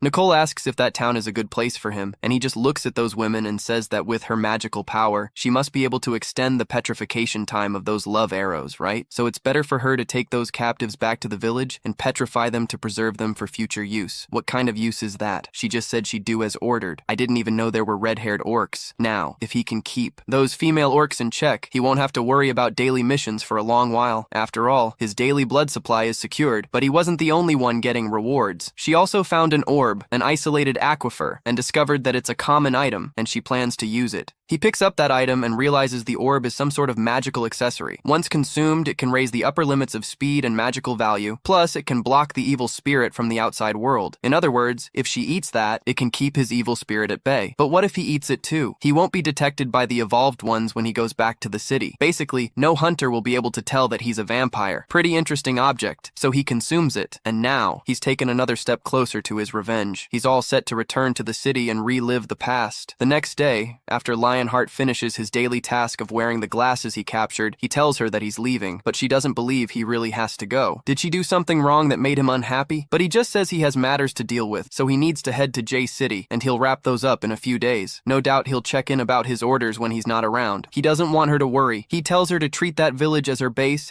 and take out any enemies that come within a 10-mile radius, and if she encounters any female monsters, she's to follow all those old rules, if you catch my drift. So, with his preparations complete, he sets off towards the city. The two watch the ship take off while Baishata asks what he has to do in J City and who might be waiting for him there. Nicole doesn't know either. After all, Master Horan's thoughts are something they can't predict. As night falls in J City, there she is. That girl thinking about Master Horan, so that's his name. She keeps folding and smelling the clothes he gave her. The night passes, and morning comes. That girl fell asleep on top of the... Horan is watching her sleep in her room. She wakes up and asks what that noise is, still hearing 1, 2, 3, 4, 5. There he is, all sweaty, training in her room. She starts to sit up, looking at him as he asks if he disturbed her. She jumps in surprise and gets chills all over her body. She asks how long he's been there and how she didn't feel his presence and how he knows her home address, but he just says she swore loyalty to him, that he can sense where she is, and it's nothing weird. He just stopped by to visit his subordinate. He asks if she needs any help. She replies, of course not. Suddenly, the system says her favorability has gone up 63%, and he just mentions that he needs her help with something really important. The task at hand is for her to help him find someone, Shen Jingjing, an advanced evolved from the elite S-rank center. He wants to know everything this guy has been up to during missions. She looks at him and says, that's a pretty strange question, especially since she's also the leader of the Han group. Does that connection between that guy and her group still exist? One more thing he needs to know. She asked why he looks at her while smiling. Why does she always sleep in her clothes at night, curled up? And why does she keep repeating the words he said to her that day? What was she dreaming about? She feels completely flustered and starts to sweat. Now she's blushing and stammering. That is...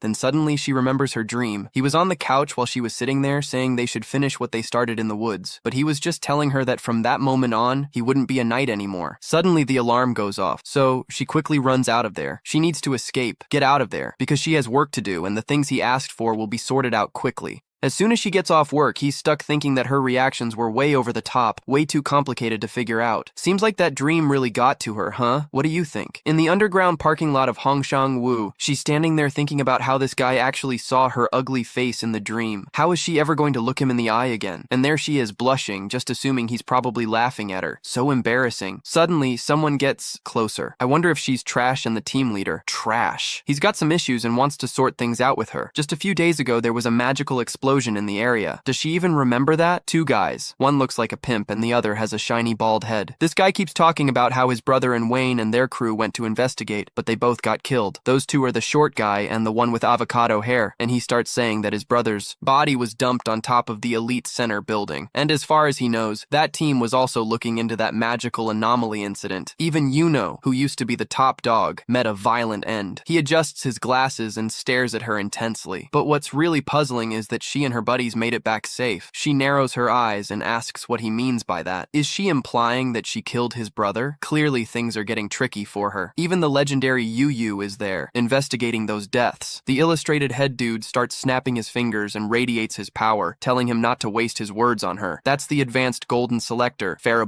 King. The only real conversation they're going to have there is going to be with their fists. So, she's ready to talk. Every step he takes toward her is packed with an intensely hot power. The guy's body tenses up, getting ready to throw a punch right at her face with his explosive fiery fist. But when he swings, he slams into a shield of ice she just conjured up to defend against the attack. She stumbles back and starts summoning ice spikes, questioning whether this is how they settle things at the Center of Excellence just because they have a legendary figure present. He thinks he can be all arrogant and rude with women, but that's not how things work. This is Taylu's office, and everyone up there is hard at work. If he wants to fight her, she's ready to throw down until the very end. The guy just tells her not to get the wrong idea, but a subordinate of his is like a brother to him, and he's pretty impulsive, though his heart is still completely kind. He doesn't mean any harm toward her. He just wants to know what she found that day, if she has any leads on her brother, or anything weird, or some kind of beast or monster out there. She starts lying, saying that when she showed up at the site that day, all she saw was a skeleton and nothing else, not even a shadow of a strange beast. Is he satisfied now? He thanks her, and she takes off. As expected, she's now a target for the Janingui Center. Things are getting tougher, and she doesn't have enough power to stand up to those guys skies. She starts sweating, thinking most evolutionists only reach the superior gold level in their entire lives. Breaking through to the cobalt star level is genius level stuff, not for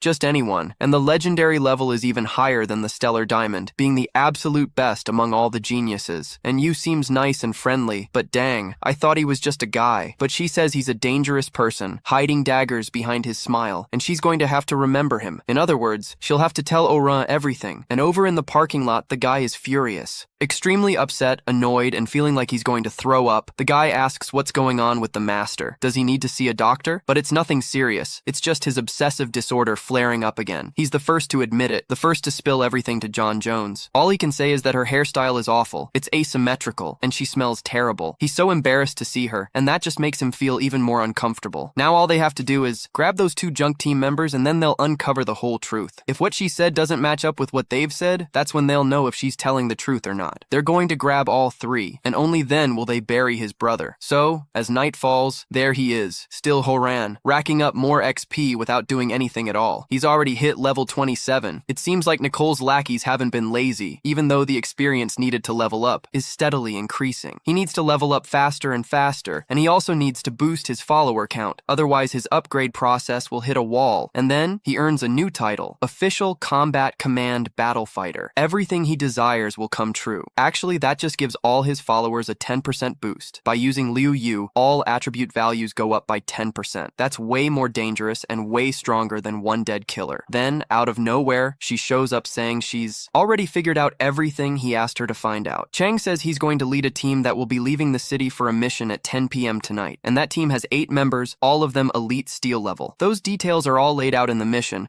along with a list of team members, skills, movement, family location, contact phone numbers, and other info. It's all right there in that dossier. She did a great job. But unfortunately, that's where her abilities stop. She can't gather any more information about him. He starts looking at that dossier and asks her if she considers it to be insufficient. That's everything he needed. Just then, another notification pops up on his screen. Now her popularity has gone up by about 1%, reaching 69. She puts her finger to her mouth and says it was just a small effort, nothing significant. And even though he praises her like that, she'll never be satisfied with just that. But he changes the subject and asks about the box she's carrying. That's a little gift she brought for Orin. Several level 6 magic potions, Argaksan, Chan, and 500 magic points, an advanced life potion, and a main life potion. Plus, there's an amazing piece of armor, the golden shoulder pad, which has 30 defense, silver armor with 10,000 defense and 18 physical strength. It also comes with defensive gauntlets and a killer sword that adds another 126 strength points. To him, it feels indestructible now. That's really a crazy set of gear. It must be super powerful and expensive. He doesn't have the money to repay her for all this. Why did she give him those things out of nowhere? She sits down, saying he's now become the target of the elite center, and his opponent is even legendary. He needs to be ready, and she just hopes that when he is, those equipment and potions will help him a bit. He leans in closer to her and looks deep into her eyes. As she gets startled and starts trembling at the base, she asks what he's doing. He then kisses her right on the lips, and now his affinity with her has shot up by 73 points, not 83. She's shocked and breathless. It's her first kiss. He just took away her first kiss. He smiles and says, "Thanks for the kindness, but now there's something much more important."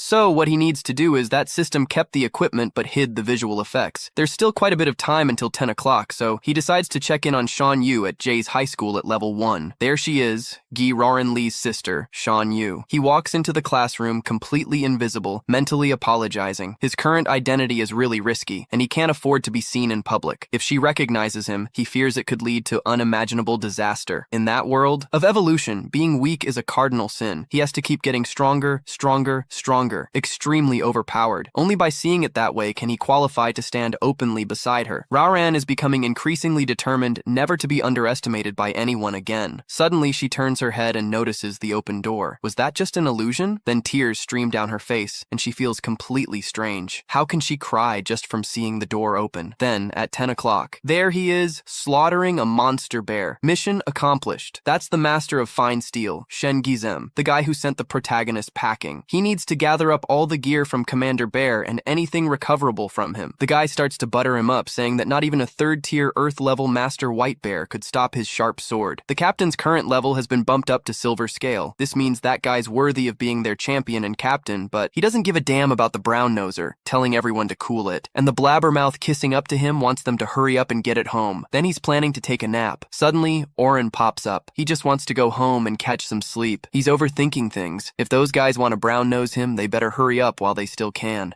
After that night, they'll never be able to suck up to that guy again. The dude starts pulling out his dagger and asks if he and Aurora weren't dead after being stabbed by his sword. How did he escape death in that giant python's mouth? How's that even possible? Aurora says nothing is impossible in this world. Just like he never thought someone would pull a knife and attack their teammates without hesitation, Oran starts to give off a terrifying pressure and says she's there specifically to send him to the grave, to make him pay for all his sins with his life. The guys start laughing, saying Haran isn't even an Iron Awakened, and what's up with that Dracula outfit? The dude steps closer to Haran, saying the captain decided to sacrifice him for the greater good of the situation. Does he think the captain made a mistake? If he wants to blame someone, he can blame himself. After all, he's the one who was weak. Besides, he should be dead right now, and if he's not, he will be soon. Everyone's geared up and ready to go. Why did he come here just to annoy them? And look what he's got in his pocket, $200. Considering that as personal compensation for his lost money, that's just an invitation for him to forget everything that happened. But inevitably,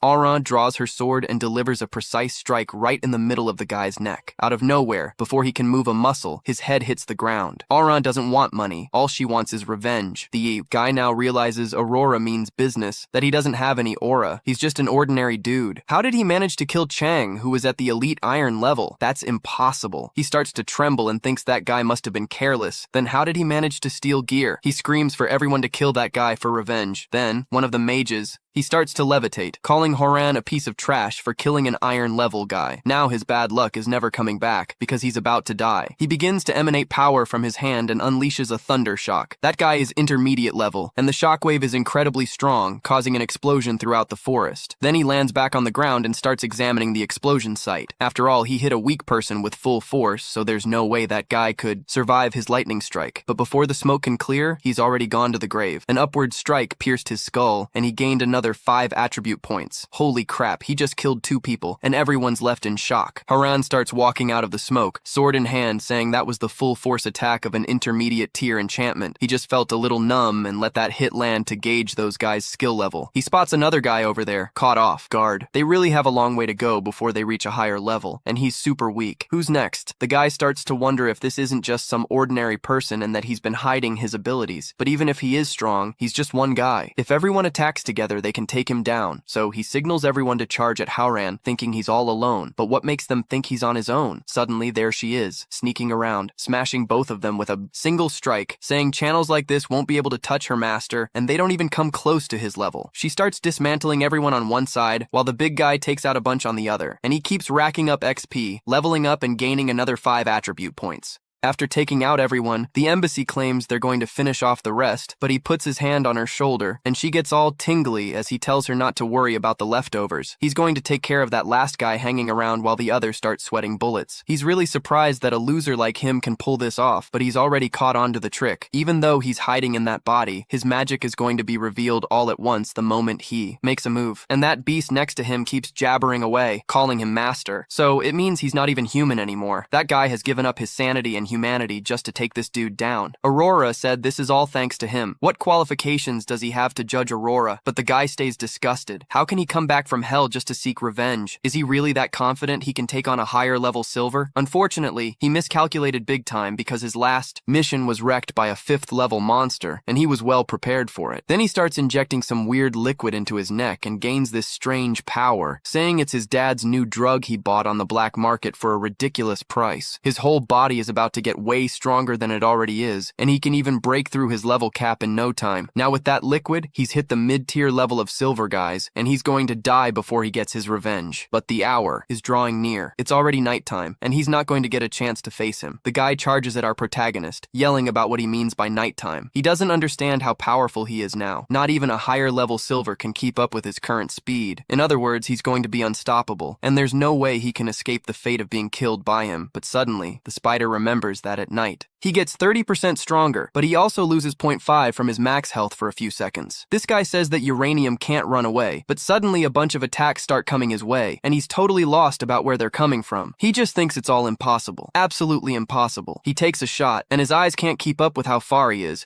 so the attacks pass right by him, hitting back for what he did earlier. Now he's in a bleeding state, losing 0.5 from his max health for a few seconds. Right now, that bleeding state makes him lose 5% of his max health over 5 seconds, while more attacks keep raining down on him. He's bleeding more and more, losing health, and he just can't take it anymore. Fueled by rage, he yells, but Byakushita hears him and realizes her master clearly had a chance to finish that guy off with his blow, but he held back from landing a fatal hit. Apparently, that guy is loving the feeling of tearing the other one apart, bit by bit. As he starts to tremble, cornered and with no escape, how's he going to get out of this? But this guy is hell-bent on not dying to a loser like that, and he's ready to kill, even if it costs him his own life. Suddenly, a sword gets stabbed into his chest, and there's Raoulon behind him, whispering in his ear that this is all he needs to do. Return everything he took, and also that he has an old friend who's still hungry. You remember his old friend, right? But that's all we have for now. This. Peace, if you want to recharge, just send a super chat. That way we can unlock new parts. Helping out with a ridiculously low amount just to boost the video, around 20 cents is all it takes. Thanks for watching and stick around for the next video. Zizan just collapses on the ground, and our crazy guy Le Laurent takes the chance to keep draining health from him with his ability. Blood is pouring from Zizan's eyes as he begs Leorin to kill him because the pain is unbearable. Man, Leorin just laughs and mocks Zizan, reminding him how not long ago the dude was all cocky, wiping the floor with him, and now he's begging for mercy. Then, Leorin pulls out a health potion and says he's not going to kill Zizan that easily. Instead, he's going to heal him, and that's exactly what he does. Dude, he gives Zizan a potion that restores about 500 health points, but as soon as Zizan feels better, Leorin stabs him again. He says he has plenty of health potions for him. His plan is to stab him every 5 seconds just to keep Zizan in a state of eternal pain and despair. What a jerk. With the little strength he has left, Zizan complains that he's Hauran. It's so cruel. He's Hauran and doesn't show any mercy, revealing the final stage of his plan just to show how cruel he can be to Zizan. He says he's going to throw Zizan into the giant piton, letting the snake have him for lunch. How crazy is that? Meanwhile, Ida realizes he's Oran, loving to taunt his enemies. She remembers when he tormented her in the arena and concludes that he's a certified sadist. Meanwhile, Yugi gets some intel about a strange mana wave approaching. They say it's close to the squad's mission, and he immediately radiates a terrible aura, ready to hunt down whoever killed his brother. After Leoran finishes off Zizan, he drags the body to where the piton is and lifts Zizan's head so he can see what's about to happen. Zizan realizes the situation is dire and starts begging Leoran not to go through with it. Poor Henrique reveals his fear and says he doesn't want to be piton food man, but Leoran ignores the pleas and, without hesitation, cuts Zizan's throat, tossing the body into the piton. The snake catches it mid-air and swallows it. Oh my god. Once the viper finishes devouring Zizan, it turns and slithers away as if nothing happened. Leoran is shocked to see the snake, already leaving. Then he realizes that the serpent doesn't see him as a threat because he was labeled as a beast. By taking down Gazan, Leoran hits level 30, unlocking a new insane skill. The system displays a unique resonance ability, saying that when a follower's affection reaches 100%, their soul will resonate like that of Adelaide Auran, generating an exclusive power equipment. Auran realizes that the skill activates at max affection, but he's already felt the resonance of Nikos' soul, even though he's only wielded a blood sword for 10 minutes. The weapon's stats are ridiculously powerful. At that moment, Leoran realizes he can generate exclusive equipment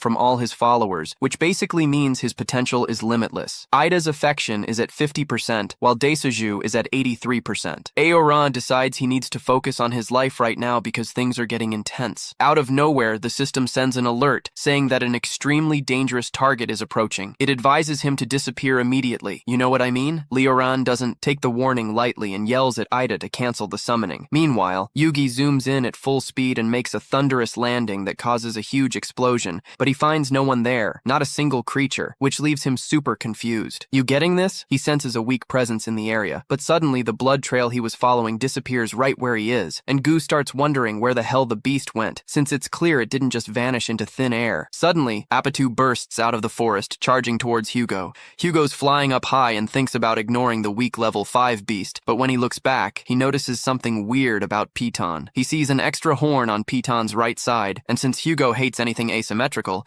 he decides that Piton needs to be taken down. Meanwhile, Leoran has managed to escape the mess by sinking into the sand. He realizes the system warned him because the guy he mentioned is out for revenge. Leoran Hay, comes to the conclusion that the pill of the magic blow can hide your presence, but in combat, it leaks right through human. He decides he needs to keep a low profile until he reaches his full strength. The system notifies Leroran that all his gear will be disabled, and he needs to pick his next weapon for the upcoming battle. Leroran realizes he can't leave the arena until the fight wraps up. In other words, he's in a risky situation. Even without equipment, he thinks he can still get his hands dirty since he's now a level 30 vampire. He checks out the available weapons and notices that their stats are better than last time he was in the arena. He figures it's because he's stronger now, but he still has several weapons to choose from in the booth. He remembers that last time he found a cucumber with a special advantage, so he believes he might score another weapon like that. This time he finds a heart-shaped mini whip, and without a second thought, he chooses the whip. It doesn't have any bonuses on the stats, but if he hits both himself and the target, they enter an excited state, which boosts both of their attack power by 1% for every 100. Now he's shocked to see that the whip has a high-risk, high-reward system that increases both his power and that of his enemy, but he thinks he can dodge the attacks, meaning he'll come out on top without taking any major risks. After selecting the whip, the system displays the upgrades he can choose from. One option is Adventure Mode, which makes him lose 50% of his HP right away. If he wins, the rewards go up by 20%. The next upgrade is Good Buddy, which can randomly summon a follower to fight alongside him. Finally, our boy just unlocked the last upgrade, Turtle Shell, which reduces the damage he takes by 90%, but also decreases the damage he deals by 90%. Like, what's the point, right? Then Leroran, our protagonist, pauses to think about the upgrades, and soon realizes that Adventure Mode carries way too much risk for so little reward. And the Turtle Shell upgrade is pretty passive, my friend. Plus, without knowing who the opponent is, it's pointless. Totally useless. On the other hand, Roran notices he has 3 super strong followers, and no matter who he picks, his chances of winning are high, you know? So with that in mind, he decides the ideal upgrade is a companion, because who wouldn't want some support, right? A system randomly chooses one of his followers to provide some solid backup. Then we cut to Chunrei, who's in the bathroom freaking out, wondering what might have happened to Leroran and if someone has captured him. So, feeling that weight on her shoulders, but then her mood shifts quickly because she remembers how strong Leroran is, so she calms down a bit. Suddenly, a light appears in the bathroom and boom, shower pulled to the arena. I mean, come on, what a crazy situation. And she's there naked, and then the system gives her an outfit. But before the clothes even show up on her body, Leroy has already sneaked a peek, you know? And the guy is left speechless. The system finally outfits her with some shorts and a tank top. So confused, Chori steps into the arena and says, "Leroy, what's got you thinking so hard, buddy? Why am I here?" A lion tries to calm the girl down, saying he didn't see anything and was just evaluating her skills, if you catch my drift. But then, Chewie can't help but laugh when he hears that because, dude, he's holding a pleasure whip. Like, seriously, what a situation, man. Soon, the commentator jumps in, announcing that they've just entered the arena, and today's challenge is in their hands. Their big opponent is the Flame Witch Baloo, the real master of fire, flaunting all that power. And when Baloo shows up, man, her appearance is terrifying, with flames raging all over her body, a true walking lava. She's surprised to see 2 opponents ready to face her, but she's not intimidated, saying she won't back down like a coward. Watch out, she's about to turn everything in the arena into ashes. And now she's throwing fireballs the size of cars. Are you kidding me? It's creating terrifying craters on the ground. Even Ronan's jaw drops at that, thinking the raw power at play is just insane. He quickly realizes that using a whip against Balo is one of those really bad ideas because it would only boost her power, just like the damage in the arena reflects in real life. He knows this could end badly. Then suddenly, he remembers that the whip's description says that the target is the same and, like, doesn't count as an enemy. While he's lost in thought, Balo is showing off her powers, proving how fierce she is. She looks at Leo Ronan and says she doesn't care how many there are. She'll wipe them all out without mercy. And at that moment, she unleashes another wave of fireballs, showing no mercy. But Chun-Li, fearless, raises an ice wall to block all those flames. She says she hates anyone with fire attributes and guarantees she'll put out Balo's flames real quick, making it clear that Balo isn't on top just because of her fire powers. Balo doesn't waste time and fires back that she also dislikes anyone with ice powers. She warns that she's not using her full power yet, and that things are about to get serious with those 2. Meanwhile, Chun-Li seems relaxed, telling Balo it's all okay. But in the middle of this chat, Chun-Li bends down to stretch, and guess what? Leo hits her with the whip, activating its effect, and leaving Chun-Li kinda hyped up, boosting her attack. Power by 100%. What a twist. She asks, "Why'd you hit me, dude?" And he replies, "Just bear the pain because the plan's changed. Like, what a trip. Leo starts hitting her repeatedly while trying to find the right angle to deal more damage. The commentator, watching the scene, is stunned by what's happening and begins to question why Leo is hitting his own partner. And the shouts from Junie and Calm throughout the arena give everyone the impression that this fight is for real. But actually, it's a strategy. Baloo, not quite getting what's going on, feels embarrassed and starts to wonder what's up with those two. Well, to her, it seems like they're just clowning around while fighting, and she can hardly contain her nervous laughter. Chewy's affection level is shooting up, reaching a whopping 90%. What are they even doing? She can't believe that a mid-level executive from Hyde series is being publicly whipped in such an embarrassing situation. She admits, despite everything, the whip does sting and it's humiliating, but at the same time, she doesn't want him to stop. You know how it is, right? Let it keep going, my friend. And wouldn't you know it, her affection level jumps to 92%? She's actually enjoying the chaos. Bye! And she feels this energy surging through her body like she's about to burst from how powerful it feels. Soon enough, she grabs an additional 69% boost to her attack power, which is just insane.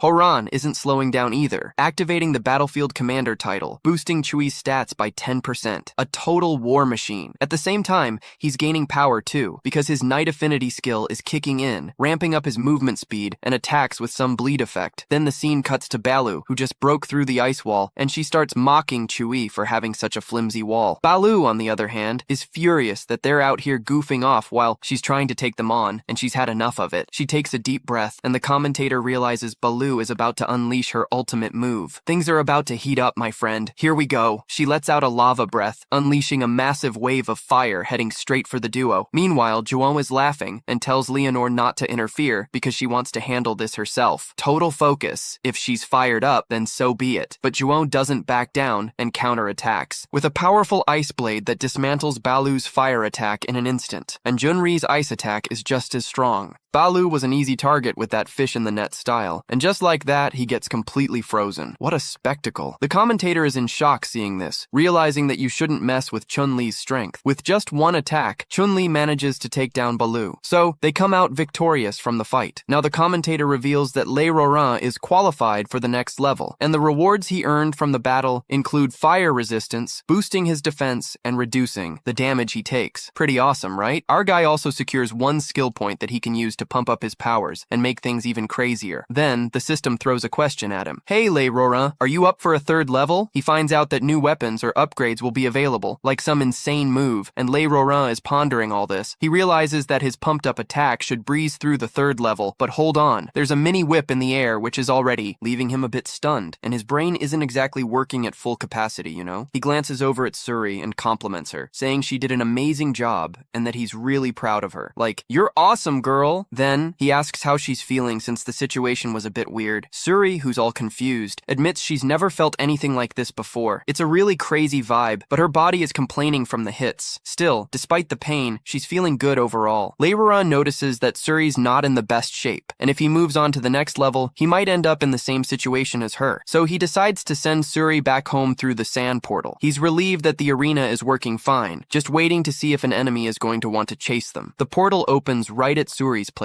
and she immediately complains about her whole body being sore. She asks Lei Roran to help her out and massage her back, and he agrees. After all, it's kind of his fault, right? Not really. But then the system chooses Suri's outfit, leaving her with nothing on, my dude. What an awkward situation, you know what I mean? So if Seon-ri gets startled by nudity and bolts to get dressed, like, help, somebody save me. After a quick change, she flops down on the couch and says she's ready for the massage now. With that look, it's like she's saying, come here, help me out. Leonore can't believe Seon-ri put on black socks just for a simple massage. Dude, that's so intentional. He places his hands on her legs and notices the texture is something else. It's way too smooth. Those black socks added an extra charm, but then he realizes he's overthinking it. Seriously, chill. What's up with you? He notices that the mini whip effect isn't fading away. No way. On the contrary, it's intensifying with every touch. Chun-Ri, for her part, thinks the massage is incredible and says Leonore's techniques are next level. Man, the pain is just melting away, and she's really enjoying his touch. Uncle Rima believes Leonore is the first guy who kissed her, and now he's touching every part of her body. It's all so new for her, she's still processing it all. Now Chun-Ri is even thinking about marriage because the dude did all this with her, and it's a whole lot of love. This isn't stopping. Her affection meter is shooting up to 96%,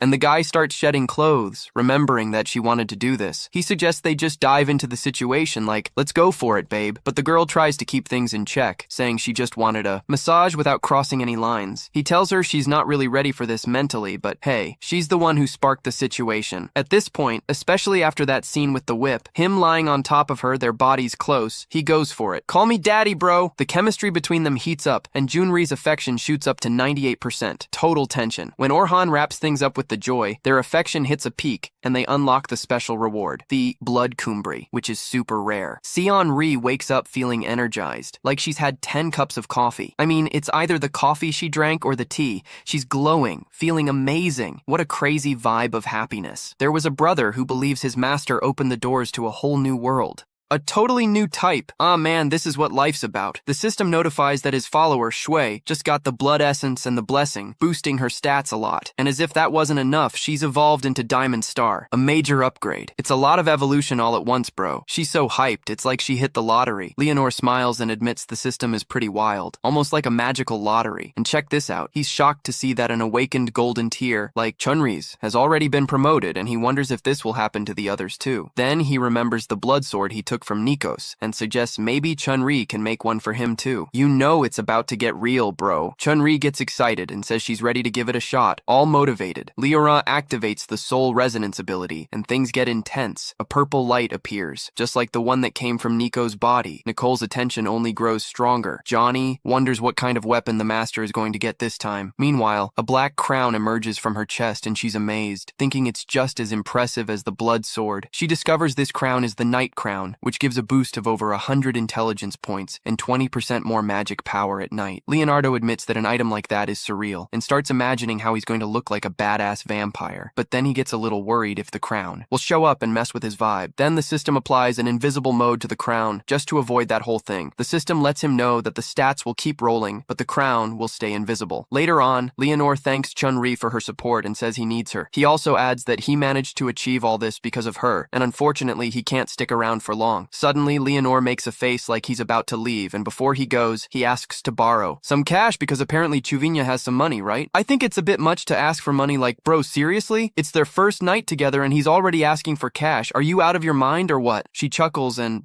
even though she finds the situation a bit weird, she says what's hers is his too. She assures that Leonora can take whatever she wants, no problem. Right after grabbing some cash from her, Leonora takes a trip to Zayu's school to drop the cash on her desk. When Kaim opens the backpack on the table, what does he see? A nice surprise. It's stuffed with money. After leaving the cash there, Leonore also wraps up her mission of the day by grabbing a quick bite from a student who thought she was just bitten by a mosquito. What a wild move. The guy is fast. Our boy isn't too thrilled about being able to see Cheyenne, but can't even say hi to her. So, to keep everyone safe, he decides that laying low is the best option. Man, hold up. That girl better use the cash wisely because he had to swallow his pride to ask his sister for it. Deep down, Leonard just wants his sister to be happy, even if that means not getting into a top college. When Chirino goes back to work, he can't stop thinking about Leon Horan and starts groaning in the office. It gets pretty awkward, right? He snaps back to reality when a teammate walks in and catches on. Feeling uncomfortable, he's shocked and starts stuttering while trying to explain what just happened. But the guy's just like he couldn't care less. She mentions that her classmates were kidnapped by some guys from the Elite Center the night before,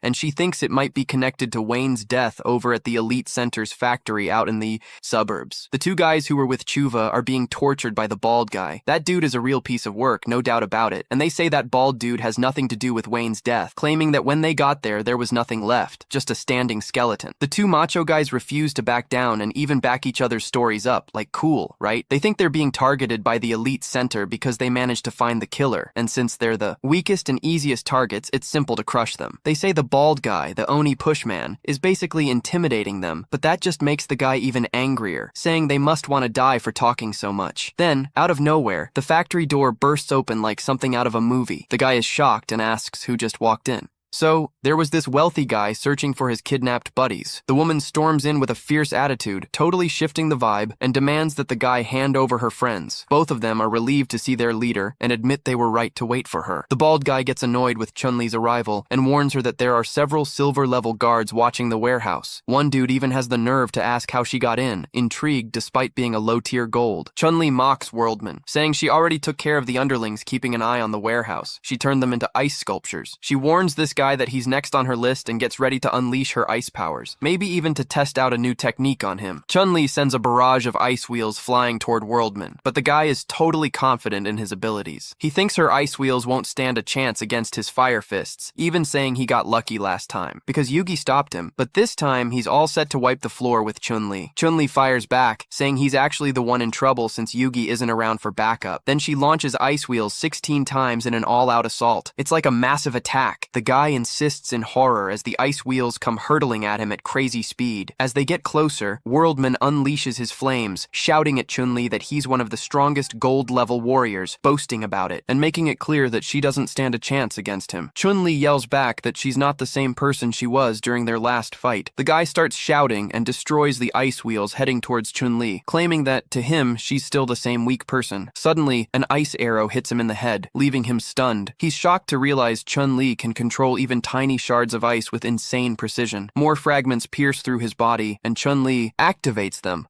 As ice flowers sprouted from his skin, biting through him, he finally realized he had fallen into a trap and attacked the ice wheel, which was a ruse. He let his guard down and got hit by the ice shards, not realizing he had been played by the flame that had everything planned out. Chun-Li praised Odin for catching on to the plan, but it was already too late. "Crazy," she said to Odin. "The ice shards I'm controlling have already entered his body, and with a snap of my fingers he's gonna freeze up." She insisted he surrender because it was over, adding that she might consider sparing his life if he behaved himself. The teammates were watching all of this unfold, unable to stop praising their leader for being unbelievably skilled. Woodman's ego kicked in, and he remembered he was chosen as Yugo's partner because he's one of the strongest fighters. He didn't want to admit he was humiliated by a gold-level woman. That was a total blow to his pride. So he unleashed his fiery aura, challenging Ashun-Ri, claiming she couldn't scare him with that, and declared he'd melt all the ice inside him. With his blazing aura, he burned the ice flowers sprouting on his body and charged at Chun-Ri with a powerful fiery punch, but Chun-Ri just sighed in disappointment and called him a fool. Then, Chun-Ri snapped her fingers, and the ice shards lodged in Woodman's heart took effect. His body shattered, and a huge chunk of ice emerged from him. What a scene! He collapsed to the ground, shattered, dying in a horrific way. How grim. As this guy lay there dead, Ashun-Ri just kept cultivating her aura, claiming his fire couldn't melt her ice. A chilling aura radiated from her body, and she was no longer a gold-level warrior. She had now ascended to diamond level, but after the crazy dude's defeat, Chun-Ri checked in on her teammates, asking if they were okay, and they assured her that everything was cool, just took a few light hits. They say they didn't reveal any confidential information, so everything's okay for now. Suddenly, Chun feels a thirst for blood in the area. As he imagined, it's Yu-Gi-Oh! Standing at the factory entrance, looking pretty unfriendly. Our protagonist tells Shuri he's impressed with her effect, going from gold level to diamond star level in just 2 days. Man, that's when Gu lays it all out and admits he can't stand two things. First, he doesn't like people with asymmetrical features, and second, he can't tolerate liars. Yeah, dude, and Sui fits both categories. What a bummer. Meanwhile, cut to the Succubus village, where Lee Howan just returned. He activates resonance with Nico and retrieved the blood sword because he's dying to use that thing. The last time he got the sword, he just got a taste and didn't really get to test its abilities. Plus, this blood sword shines brighter at night or in dark places. It's a real beast, since it can restore 5 health points with every kill. Naorao wonders if these exclusive weapons are basically designed just for nighttime bonuses, you know? On top of that, these weapons boost the user's stats, giving 30 points to all stats per level. So, the stronger you get, the more powerful the sword becomes. Right behind him is Nico, the little red one, because when Leorin came back and resonated with her, she thought he was giving her a hug, and honestly, she's super happy about it, huh? Suddenly, Leorin gets a bunch of experience points, and quickly realizes the whole Joe thing. Thanks to the points he just received, he levels up 3 times in a row, my friend. And it's clear Joe's opponent is no joke, that's for sure. Out of nowhere, he realizes Chun-Ri might be up against some big dude at the elite center. Without a second thought, he concludes Chun-Ri is in constant danger. He grabs Nico, asking her to fly to where that girl is before anything happens. She replies she's already at max speed and complains that the way he's holding on makes it hard for her to focus. Alright, back to it.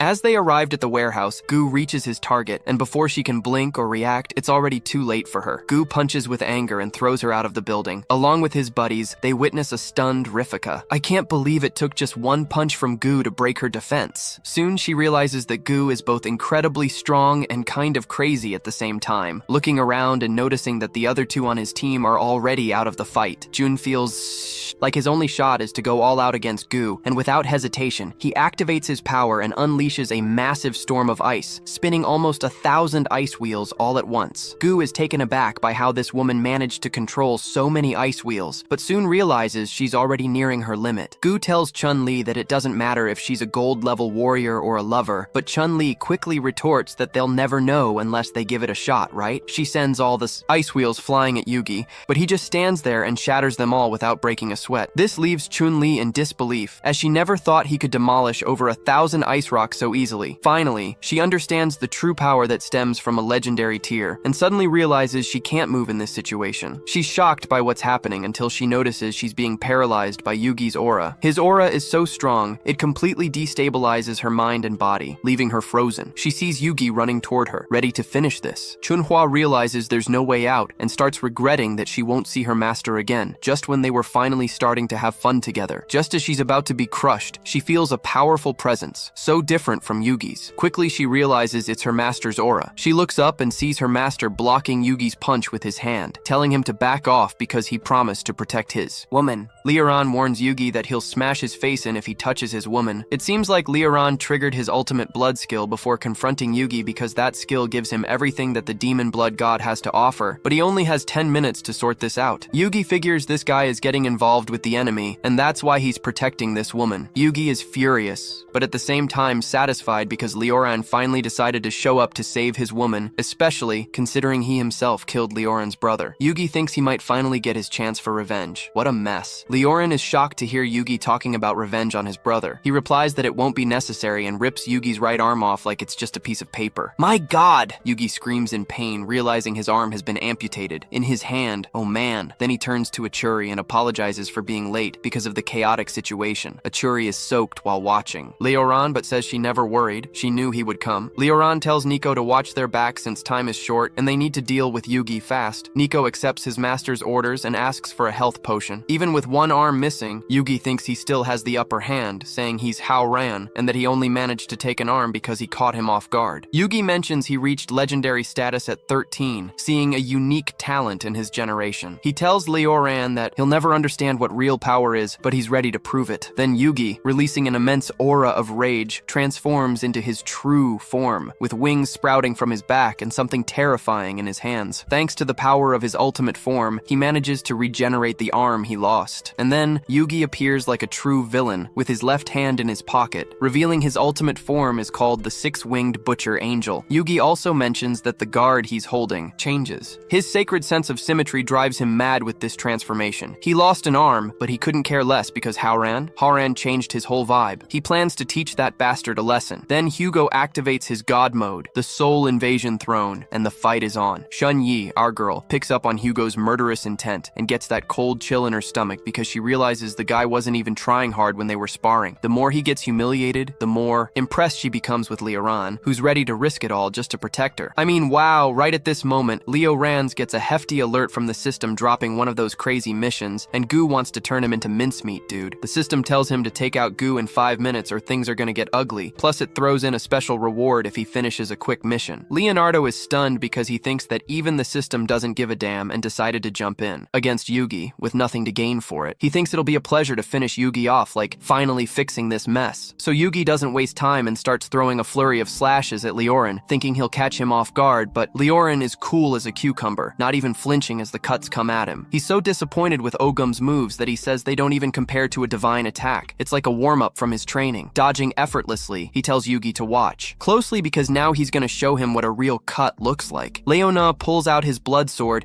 and swings it with such force that it unleashes all its power. When the strike heads toward Yugi, the guy jumps thinking he's gonna save himself, but he's too quick to escape the slash, and suddenly, the bastard feels his left arm getting sliced off and screams in pain and disbelief because he thought he had dodged it. Meanwhile, Leonardo, all smug, tells Yugi he's pretty dumb for not realizing he got cut by the sword's own aura. And just to make it even funnier, he mentions that since Yugi always complains about symmetry, he just helped the guy out because now his arms are the same. Yugi, realizing things are getting messy, tries to fly away to escape the situation, but Leoran isn't going to let that happen so easily. So, with a timer ticking, he decides to wrap up the mission before time runs out. Leoran activates his flight ability, feeling like the devil now, and with that, he grows wings and goes after Hugo, saying the guy isn't leaving here alive. On his watch, the mission clock shows 4 minutes as Leoran flies toward Hugo. Hugo Nico thinks he's got the situation under control, feeling like the king of the air with an unbeatable flying speed. Then, using the power of the Angel of Slaughter, he easily regenerates his severed arm. This guy still thinks he's going to wipe the floor with Leoruan's head, but his confidence starts to crumble when he sees Orhan behind him, asking why he looks like he just won the lottery. The realization hits, and Gu figures out that Orhan is faster than him. Before he can react, he gets punched in the face, making everything spin. Leona calls his special move Fly Swatter, and the attack just crashes to the ground, causing a huge noise and creating a crater. Completely out of strength, he decides to use his father's card because, well, it's now or never, right? He warns Leona that his dad is the director of the Elite Center, and if Leoran doesn't back off from the city, he will come for him. However, Leoran is unfazed. This is the same move his brother pulled earlier. Leoran tells Yugi they're not playing around. This isn't some school fight where you go crying to mom because you got a slap. No chance. He finishes by saying that Yugi needs to kill him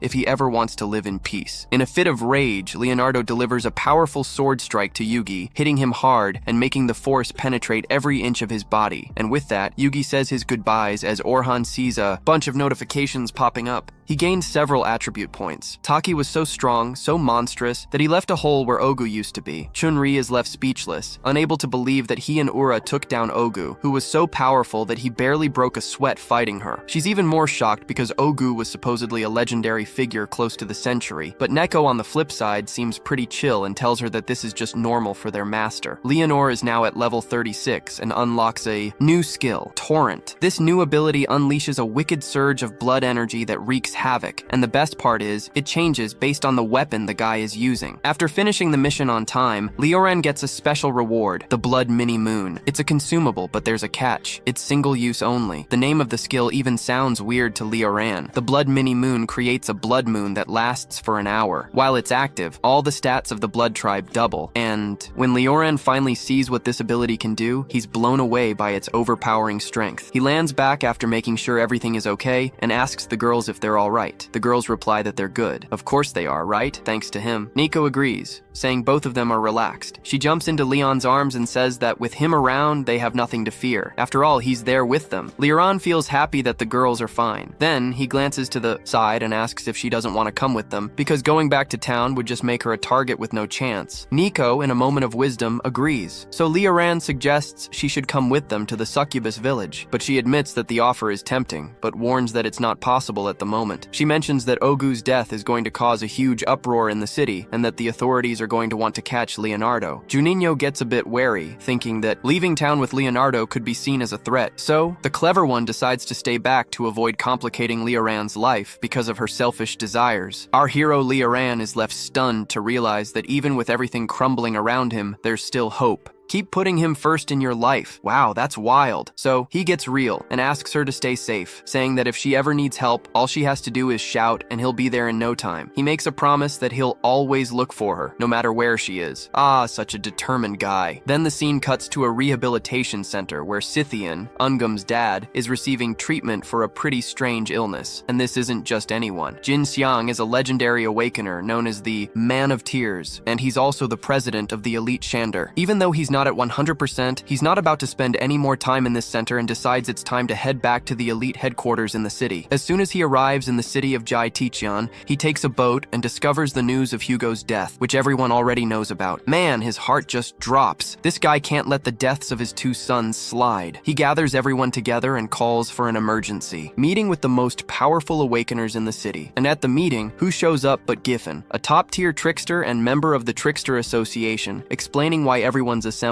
She reveals that some tricksters who worked for the Elite Center were murdered, including Taishin's own sons. Damn, things are getting serious. She mentions a suspect, a mysterious beast that appeared during the recent Mana anomaly chaos. Considering that the warriors present are the ones who run the Eye City, one of them asks what the plan is. So, how are they going to react? Then Tishin, without a second thought, is the first to suggest it's time to stir up some real trouble in the city to find out who took his sons away. But then, Billy Lion from the Zenlin group, an epic awakener governor in the area, brings up a different perspective, questioning whether Tishan really wants to drag his men down just for vengeance. This guy doesn't think it's wise to risk everyone's lives just for personal revenge, and asks if Tishan is ready to take the blame. Losing men on this hunt has made Billy's vision super clear. He's not willing to sacrifice his guys for something so personal. Meanwhile, Lil Sam from the Justice Guild jumps in and counters his point, arguing that with great power comes great responsibility, which just complicates things even more. Then he says he's going to provide shelter for the beast, using his group's resources. Check out the strategy. Leon, who jumps in with his 2 cents, says that their passion for the fight isn't going to do them any good against that monster they're trying to take down. He reveals that he once had a run-in where Yugo fought, and he didn't find a shred of the beast's blood there. Then Goopim chimes in, saying that anyone who can take down Yugo without a scratch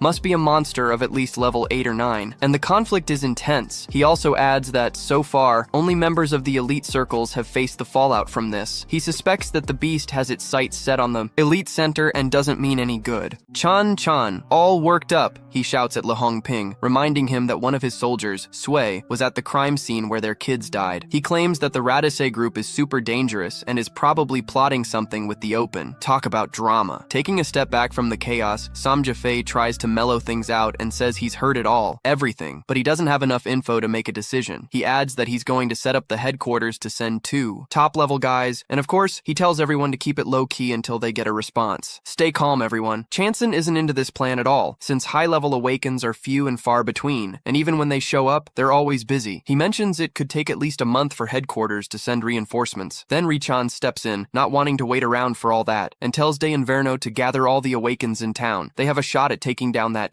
beast. But just as he finishes, Gife lets out a dark aura that makes everyone shudder and says the elder needs to rest because he's really sick. Meanwhile, back in the Succubus village, Lee Howan knows he can't waste any time. He needs to get stronger before the enemies arrive. His plan is to maximize all his followers and unlock exclusive rewards and weapons. Yeah, brother, it's all or nothing. With Bushida's response not being too intense, Dia de Balos, our hero, decides to start with her. He activates the Pact of Victor and calls Bushida like he's inviting everyone to a party. Bushida rises from the depths and says she's at Leia Horan's service, her voice all eager. But the first thing she notices is that they're not on a battlefield. They're in the forest. What a change of scenery. Bushida wonders what Leia Horan is up to and why he summoned her out of nowhere. Farara mentions that the night is long, and since he can't sleep, he decided to take a walk with Bushida. And man, that's when Bushida's expression changes, lighting up with excitement as she asks if he's trying to hit on her. Leonor takes her hand and tells her to just go with the flow. Who knew such light touches could create such chaos? It's easy to follow Leonor wherever he wants to go, just by holding hands. There's this amazing vibe between them, just from the hand holding alone. Her affection for him skyrockets by 55%. Look at the power of love. She can still feel the warmth of Leonor's heart radiating towards her. Oh man, that warmth makes her feel a rush of energy. It's like magic. Life feels so shy. After all, holding a guy's hand for the first time is an inexplicable thing, and the more they walk, the more affection grows between them, if you know what I mean. How cute is that? Is it really? Leonor is buzzing because he realizes that just holding her hand is making waves. He decides to push his luck a bit. Leonor takes Eda down a path lined with reeds, and as she walks through, the plants start tickling her. Those pesky reeds are brushing against her from every direction, creating a scene of restlessness. With her whole body wet, she can't help but feel the reeds touching her, sending her head spinning. Her face is on fire, man, as she tries to figure out why her guy chose such a overgrown path. She's really confused. It feels like the plants are touching her down low, almost like hands. What the heck? Are they hands or just plants? The caresses keep intensifying, and when she's almost at her limit, she admits that the reeds are making her itch and feel hot. She confesses to our hero that her body is acting in a really weird way, and honestly, she might not be able to control herself. It's that crazy. He's practically crying. The guy looks like he's been hit hard by how intense the situation is. He didn't even know it could get this wild. Dude, I swear to you, this was absolute madness. No doubt things are reaching epic proportions. What the heck is happening? But let's keep going. He remembers the last time she went completely nuts just from sucking a little blood and realizes that Ida might faint again if he keeps this up. So, in a flash, he grabs Ida and throws her on his back. She says this will keep the annoying rushes from bothering her. She's super grateful and mentions that now the rushes aren't itching her anymore. Everything's chill. But with the two of them stuck together, there's only so much affection they can show. It feels like a competition for affection. The more Leon walks, the more he feels his body pressed against hers. And man, it's way more intense than the rushes. For her, this is way more pressure than the annoying itch from those darn rushes. She feels like she's about to lose it and tells Leon that she's close to breaking any second now. She says she needs to leave, but but Leon, quick as lightning, lays her down on the soft grass. She falls, and gets all wet, thinking, oh my god, what is Leon trying to do with her? Because the vibe between them is off the charts. Leon, not wasting any time, realizes he can't let Bashida go and says he still needs her for something really important. Then, all crazy, when she hears that, she thinks he's looking to take things to a hotter level, even though they don't have that kind of relationship yet. But in her mind, it's hard to say no if he wants to make a move, right? In that moment, Leon starts touching her and tells her to stop trying so hard, making it clear that she's really important to him. He lays it all out and reveals he just wanted to take a nice walk with her and nothing more. She still can't believe it, and her affection level shoots up to about 98%. She realizes she was having some pretty sinful thoughts, crazy stuff, and Oran, feeling humble, apologizes to Ida, saying he knows it's her body, but he still took her to a place full of rushes. Terrorome starts sharing how life was cheap for him when he was younger, and mentions that when things get tense for him, he comes down to the pond just to take a look, just like they're doing now. He comments on how there's something calming about the water that even gives him relief and strength to move forward, still in disbelief. He knows the master has a vulnerable side, but the biggest surprise is that he's starting off with her as a loving couple strolling at night, and by showing that vulnerability, Aida ends up making his affection level hit 100%. He fumbles, and Ron's jaw drops when the system alerts him that he's reached max affection. But instead of getting max health, he receives a castle forged from blood. He thinks these two tests were just luck, but he's hoping the reward will be as special as the secret reward. He's gonna dig into the skill's details. The skill builds a personal fortress in a desolate area within the domain of L'Oran. He and his followers will regenerate MP and HP super quick, like a feast. Leon doesn't realize he just secured a fortress, a base of operations to gather everyone. So, at that moment, the soul resonance skill activates and Aida's chest starts glowing like a LED. A necklace appears on her chest, called the Spirit Necklace. This necklace boosts her spirit by 88, which controls all her mana. It also provides resistance and even a 1.5% chance to nullify magic attacks. There it is. Leora checks out the necklace and is stunned by the benefits. It's like a super item to take on magic users. The guy's convinced this necklace is going to give him a boost when the going gets tough. Oran explains to Bashida that this object is only for those with soul resonance and can only be used when the souls and hearts are linked by the significance of the item. Leoran assures Bashida that he owes her this favor. After this explanation, Bashida figures out why she's feeling that tingling in her chest. For her, it feels like she's giving birth to a baby. As for Laro Ram, he believes the next step is to keep pushing in the blood prison arena, defeating enemies and gaining more followers. Then he'll try to maximize the effect quickly, hoping to get max blood and change his luck. He also doesn't care if he doesn't get max blood because he's got Blood Castle to kickstart your own empire. While she's thinking about it, Ada suddenly sneaks up and grabs him from behind. He's totally taken aback, and Ada reveals she's bursting with happiness because it means a lot to her master. She sees her master as the person she's always waited for, as their hearts and souls are so intertwined. According to Leoran, Ada believes they're practically soulmates, and then she drops the bomb that she also has a baby for Leoran, which is why she wants their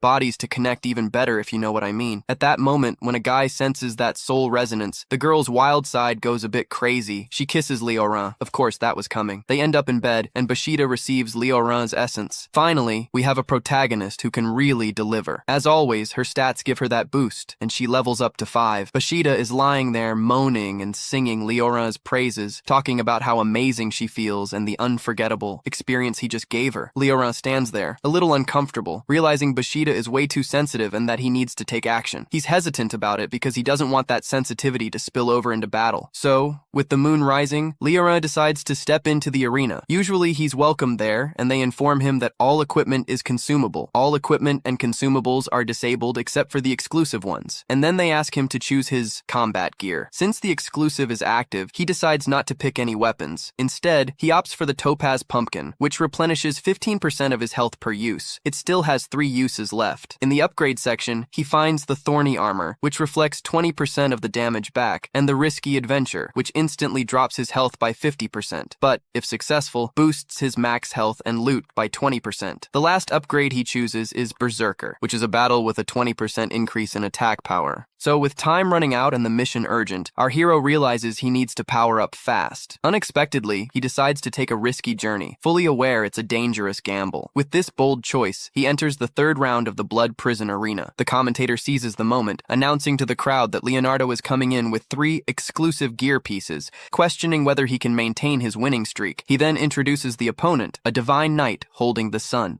and the silver moon. It's a level 5 centaur warrior named Centaur. Feeling pretty full of herself, Centaur acknowledges that Leoran is clever for having beaten the fire demon, but warns right off the bat that he doesn't stand a chance against her. While she brags, our hero thinks about how Centaur is the first rare species he's ever encountered, so he tells her to shut it because she's talking too much. Centaur immediately releases a strange aura, forcing Leon to attack. Leon doesn't hesitate and strikes with his sword, unleashing a red aura, but Centaur defends herself, weathering the blow and blocking it with her shield. Centaur recognizes Leoran's strength and tells him to keep attacking to see what happens. What they really want is for him to go all out. Leoran is annoyed by this Centaur's arrogance and promises he'll turn the tables as soon as he gets a win. But dude, all of his attacks keep hitting the shield, and they're just charging it up right now. The Leo native skill activates, giving him resistance to the nagging effect that was messing with him. He sees the hack kicking in and gets super stoked because this weird resistance got him out of that annoying situation. Leonardo is impressed by Centaur's shield, since even with his blood sword, the knight bonus can't pierce it. On the other hand, Centaur can't believe he's still moving, even with the taunting effect still in play. She starts to realize that Leonardo could be a real headache since he's resistant to crowd control, but Centaur still thinks she's got the upper hand. Because her silver moon lance is charged up, it's all thanks to our boy's attack power. The Centaur raises her spear and warns Leoran that she's about to smash him with a bolt of energy. She practically lifts him off the ground. Leoran, all battered, realizes something's off about this energy blast from the Centaur, and he comes to terms with the fact that she's used her taunt on him, forcing him to hit his own shield while she absorbs all that energy into her lance. In other words, it's a tactic that turns his own attack against him. The idea is simple. The harder he hits, the stronger she gets, and it's hurting him too. The commentator quickly figures out that Leoran is surrounded, and only a genius move can save this poor guy. So, in a moment of bravery, Leoran jumps from where he is and charges straight at the Centaur. When he's right in front of her, he drops his sword, leaving the Centaur in shock, wondering what the heck he's doing. The Centaur yells at him not to give up, and even cheers him on to hit harder. She taunts him again, forcing Leoran to attack once more. But our boy isn't shaken, and his skill kicks in, reducing the effect of her taunt. Leoran goes for it, using his bare hands on the Centaur's shield, and she finally realizes he dropped his weapon on purpose. That Centaur is impressed because it's the first time a lion's gone up against her, and he's already picked up on the flaw in her tactic, but she still doesn't believe it will change anything, since she's a level 5 beast and not just there for defense. She lunges forward and drives her spear into Leoran's shoulder, asking what he's going to do now, seeing as he doesn't have a weapon anymore. Leoran, with a smirk on his face, asks her if she really thinks he only trusts his sword. He grabs the Centaur and activates his skill, Buried Blood Prison. The Centaur looks totally surprised, and suddenly, Leoran's blood starts to move, freeing the Centaur from his shield and wrapping around, her neck like a noose, ready to strangle. It seems he's given his blood prison skill an upgrade, making it totally customized. The Centaur, caught off guard, realizes that everything Leoran did was basically just to provoke and attack her. She acknowledges the credit he deserves, but criticizes his use of tactics that she finds shameful. Leoran responds that he's been honing his skills and wants her to be his follower. Before the Centaur can fully grasp the situation,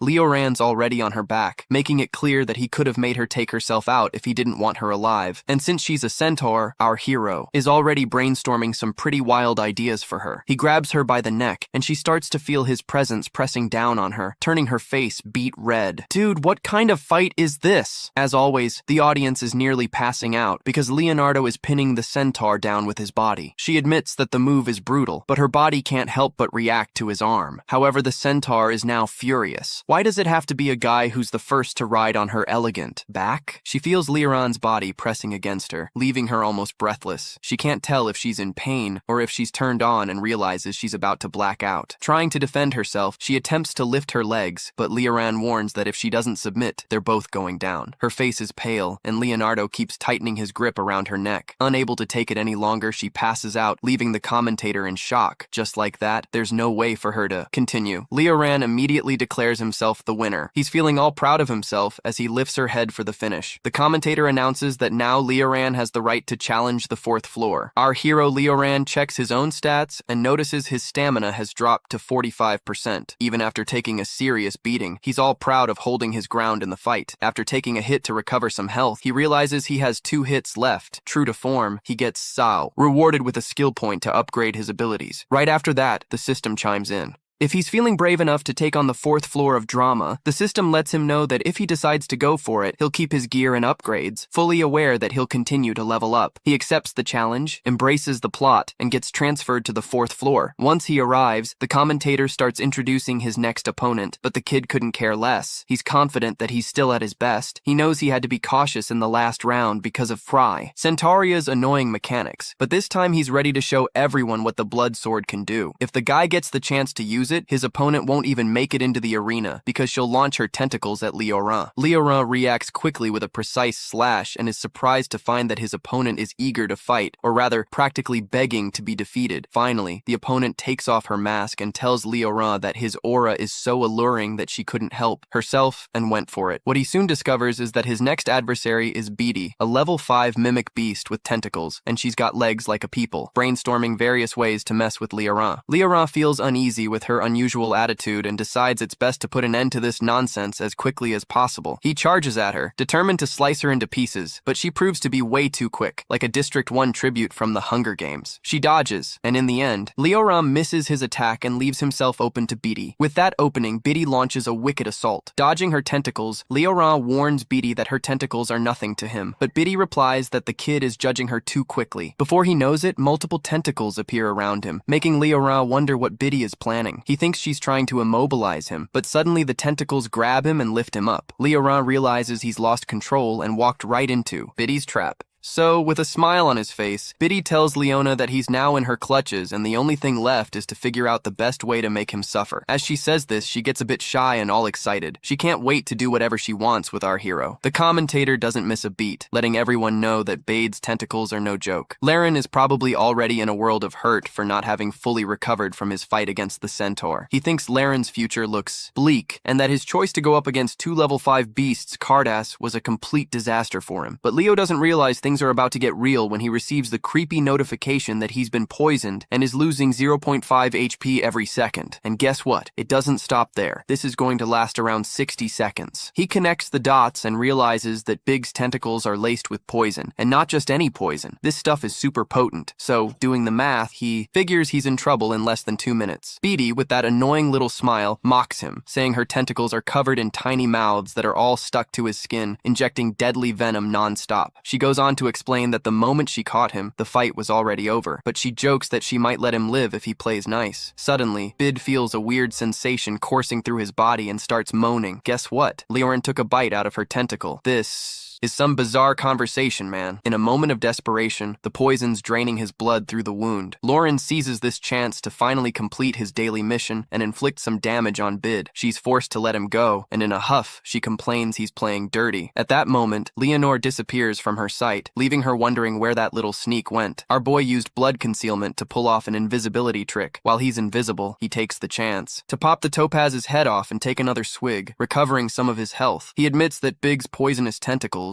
they're a problem because for every hit they take, they lose about 30% of their health. So, since the gourd only has one more use left, he realizes he could be in deep trouble if he doesn't wrap up this fight soon. Meanwhile, Bide is still trying to figure out where Leonore keeps popping up from. In the blink of an eye, he appears underneath her with a blood spike aimed right at her, almost impaling her, but she manages to dodge the fatal blow to her heart. However, before she even realizes it, several spikes emerge around her, forcing her to shift position. She jumps and spins, but when she lands, she finds herself surrounded. Leoron has scattered blood spikes all around. There's nowhere safe to land without getting hurt. For a moment, she's stuck in the blood spikes, feeling her tentacles getting sliced. The confusion clears, and she starts calling him out, labeling Leorand as a tough guy who's not cut out for mercy towards women. But she believes the fight is still on her side, so she calls Leorand arrogant. This guy just made her totally furious. Suddenly, she hears Leorand's voice behind her, and he makes it clear that he won't go easy on her until he's tamed her. At that moment, Bide realizes that the kid has has more tricks up his sleeve and is way more dangerous than she thought. Leoran makes an unexpected appearance and lands a blow that leaves a trail of aura behind him. Before Bide knows it, her tentacles are done for. She falls while Leoran wields the blood sword, and Bide starts hemorrhaging, losing about 1.5 health per second, screaming furiously that he ruined her whole little body. She vows she won't forgive him for what he did. Meanwhile, Leoran's health drops to 39%, and he admits that you shouldn't mess around with level 5 beasts. Just from getting poisoned, he almost kicked the bucket. Leonardo takes one last swig from the gourd, and his abnormal state kicks in to help him resist the poison. Our hero feels ecstatic when he realizes he's got resistance against hits in the gourd, because if not, my friend, he'd be more full of holes than a wormhole. So, Leorand, feeling like the king of the hill, struts towards Bide, mocking her. Without his tentacles, he's nothing. It's like a bad joke. He raises his sword ready to deliver the finishing blow, but Bid panics, pleading for mercy and admitting he really messed up. In that moment, Leoran, acting like a vigilante, lets his guard down, playing the nice guy, but suddenly Bid goes for it. He unleashes a magical energy bolt from his head that hits Leoran. Let's be real, this guy should have been toast, but he's got some crazy luck and is still alive, thanks to the necklace he just got, a true Trojan gift. With the necklace, he finally manages to neutralize Bid's magic attack. Thinking he's hot stuff, Bid is totally stunned to see that his last-ditch effort to finish Leoran turned out to be a complete joke. Leoran is fuming. What a misleading video. But she goes on begging again, as if anyone could trust her. She claims she's really surrendering this time, but honestly, Leoran is not buying it again. Without a second thought, he strikes, and the force of his blow sends her flying backward, spraying that purple blood all over like it's some kind of crazy festival. She hits the ground in pain, looking like a lost pupil struggling to stay upright. Leoran warns her that it's time to learn real lessons, once he's taken her down, of course. And with that, Leoran, our hero, emerges victorious from the battle, puffed up with pride. The commentator, mouth agape, is blown away watching Leoran take down two high-level beasts back-to-back, like he's Neymar in the game. Honestly, I think this guy is more like Messi. As for the rewards, he now gets increased resistance to poison damage and also a bonus skill point, which is pretty sweet. He picks up the tentacle skill, which is super dope, summoning multiple tentacles from behind to bind and attack enemies twice. Oran, totally impressed, sees that he managed to snag Bid's ability and thinks it's a dream come true. She figures it was worth it, but then Sale shows up with a warning that could be pretty ominous.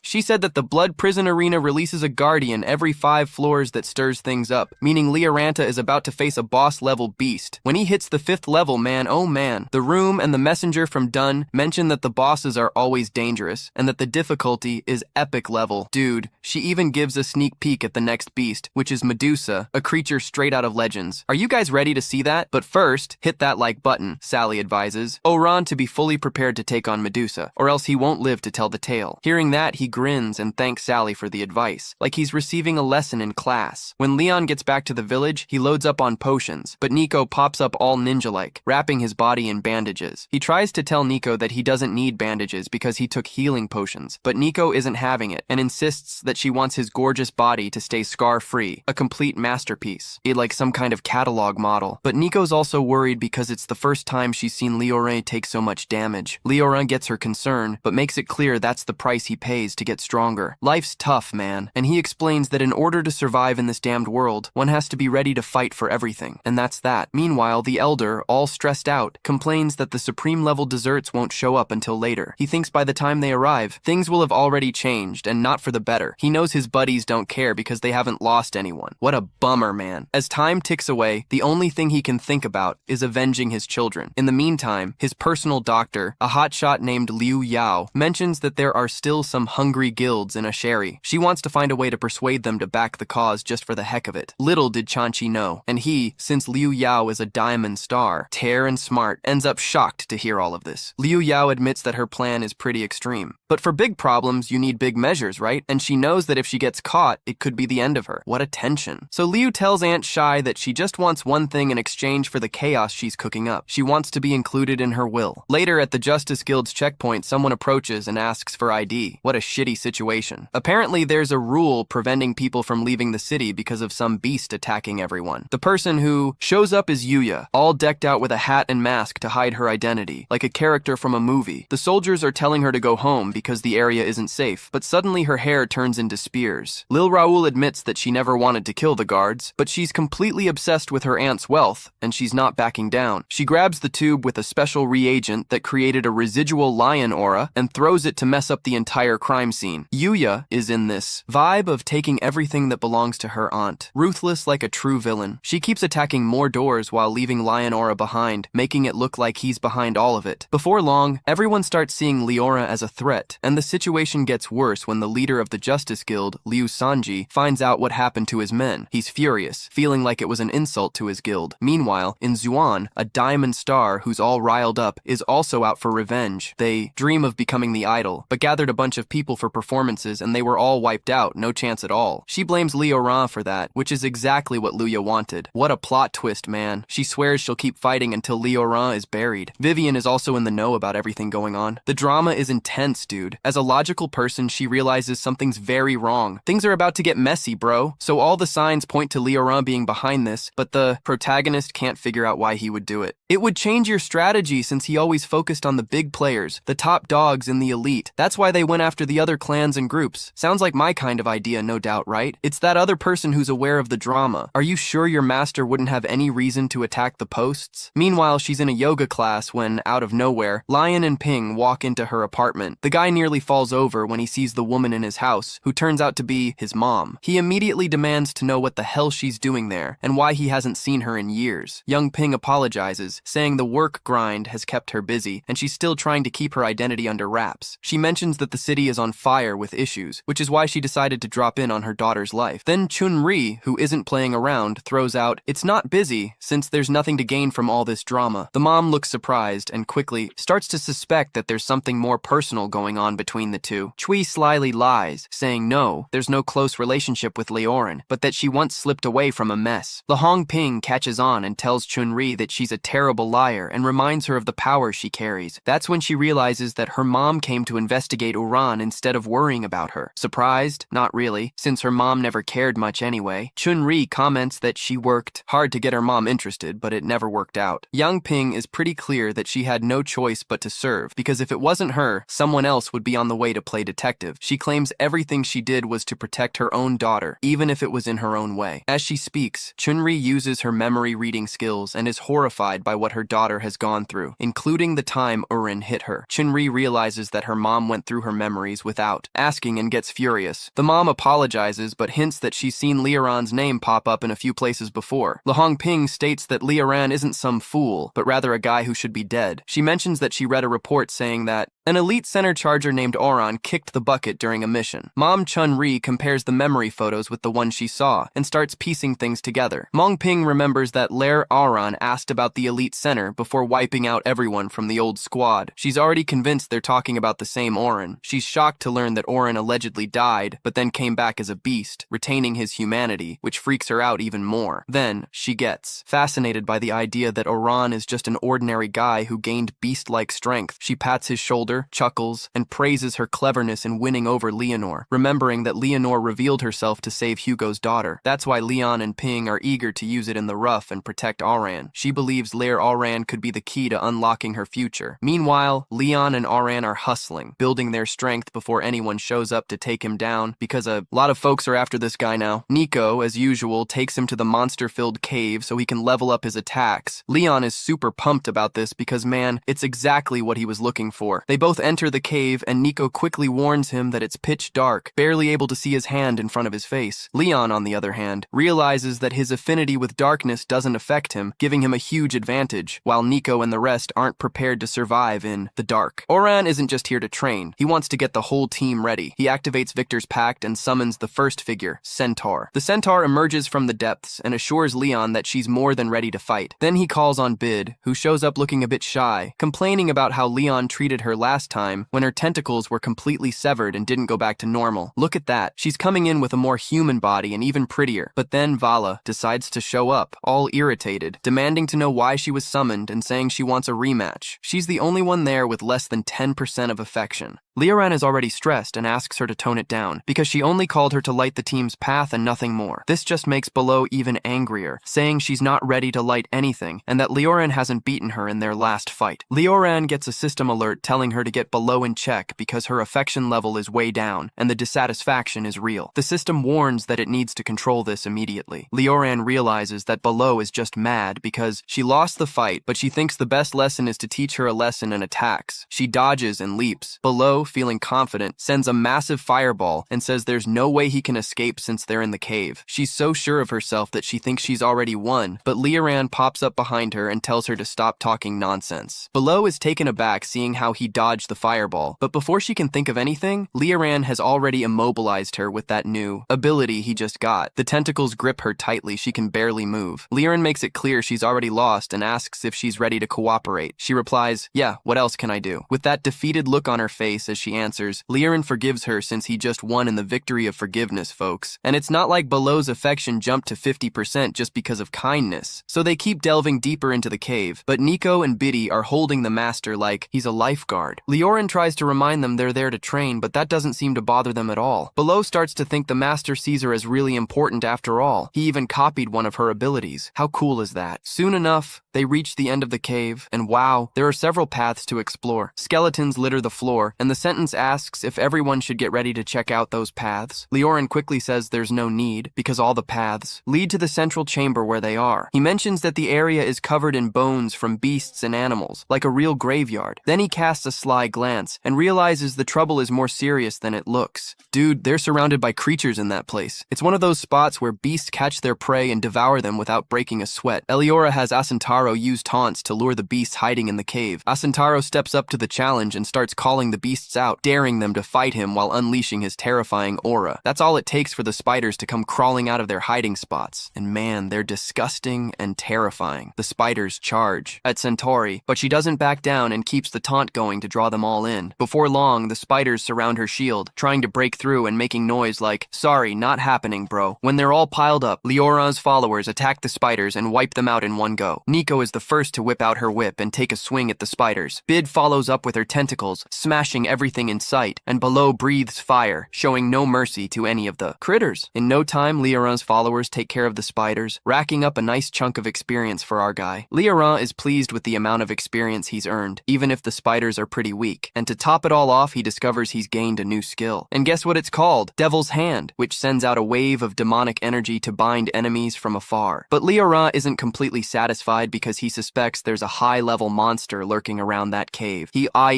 thinks those spiders have a king or queen, and for some reason, that bastard didn't fall into Centauri's trap. Plus, the tiny paths aren't big enough for the spider, so it has to be up above them. Leonardo looks up, and as he suspected, the Spider King is up there, chilling, sitting around, watching everything. That spider spits a ton of acidic venom from its mouth, and Leoran yells for everyone to get back. Thanks to Leoran's warning, the crew manages to dodge it, but the acidic venom creates a small crater where Bid lands, and that venom is super dangerous. And that just one drop could be deadly. For sure, everyone's looking up and seeing the giant Spider King, a level 6 creature, glaring down at them with a not-so-friendly look. Leoran knows that, at their level, this beast is a serious headache, but he feels a bit relieved to have the gang with him. He activates the Devil's Hand ability and manages to trap the Spider King. Hold that big guy there! The spider slams down, shaking the ground like an earthquake. Leoran calls for the girls to throw everything they have at the spider while it's still dazed. Biddy attacks the spider with her tentacles, dealing a bit of damage. Nothing major, but it's something. She also launches a spear at the Spider King, thinking it'll pierce its hide, but to her surprise, the spider just catches the spear with its legs. Oh man. And with all this humor going on, the spider finally moves and casts its webs, trapping the girls. They try to break free, but the web is so thick that escaping would be easier than getting out of a horror movie. On top of that, it's super sticky and gross. Poor Nico is frozen in place, realizing there's no way out of this mess. Out of nowhere, the spider focuses on Nico, and she thinks her story's about to end right there. She starts to think that the spider is zooming in on her just because she's the weakest in the group. Nico closes her eyes, ready to accept her fate. In the end, just when the spider's about to chow down on her, Leoran jumps in and slices off one of its legs. When he cuts it, this nasty acid sprays everywhere, making Leoran realize that the spider is way scarier than he thought. He understands that this 6th level beast isn't playing around, but he isn't afraid to go after it with another ally in play. He releases Aida, who bursts in shouting that the the spider's resistance is off the charts. She knows her alpha scream ain't gonna phase the spider, but she keeps screaming like crazy. She believes that with time, her scream could weaken the spider's resistance. The spider won't have any choice but to stay on guard when it's done with this mess.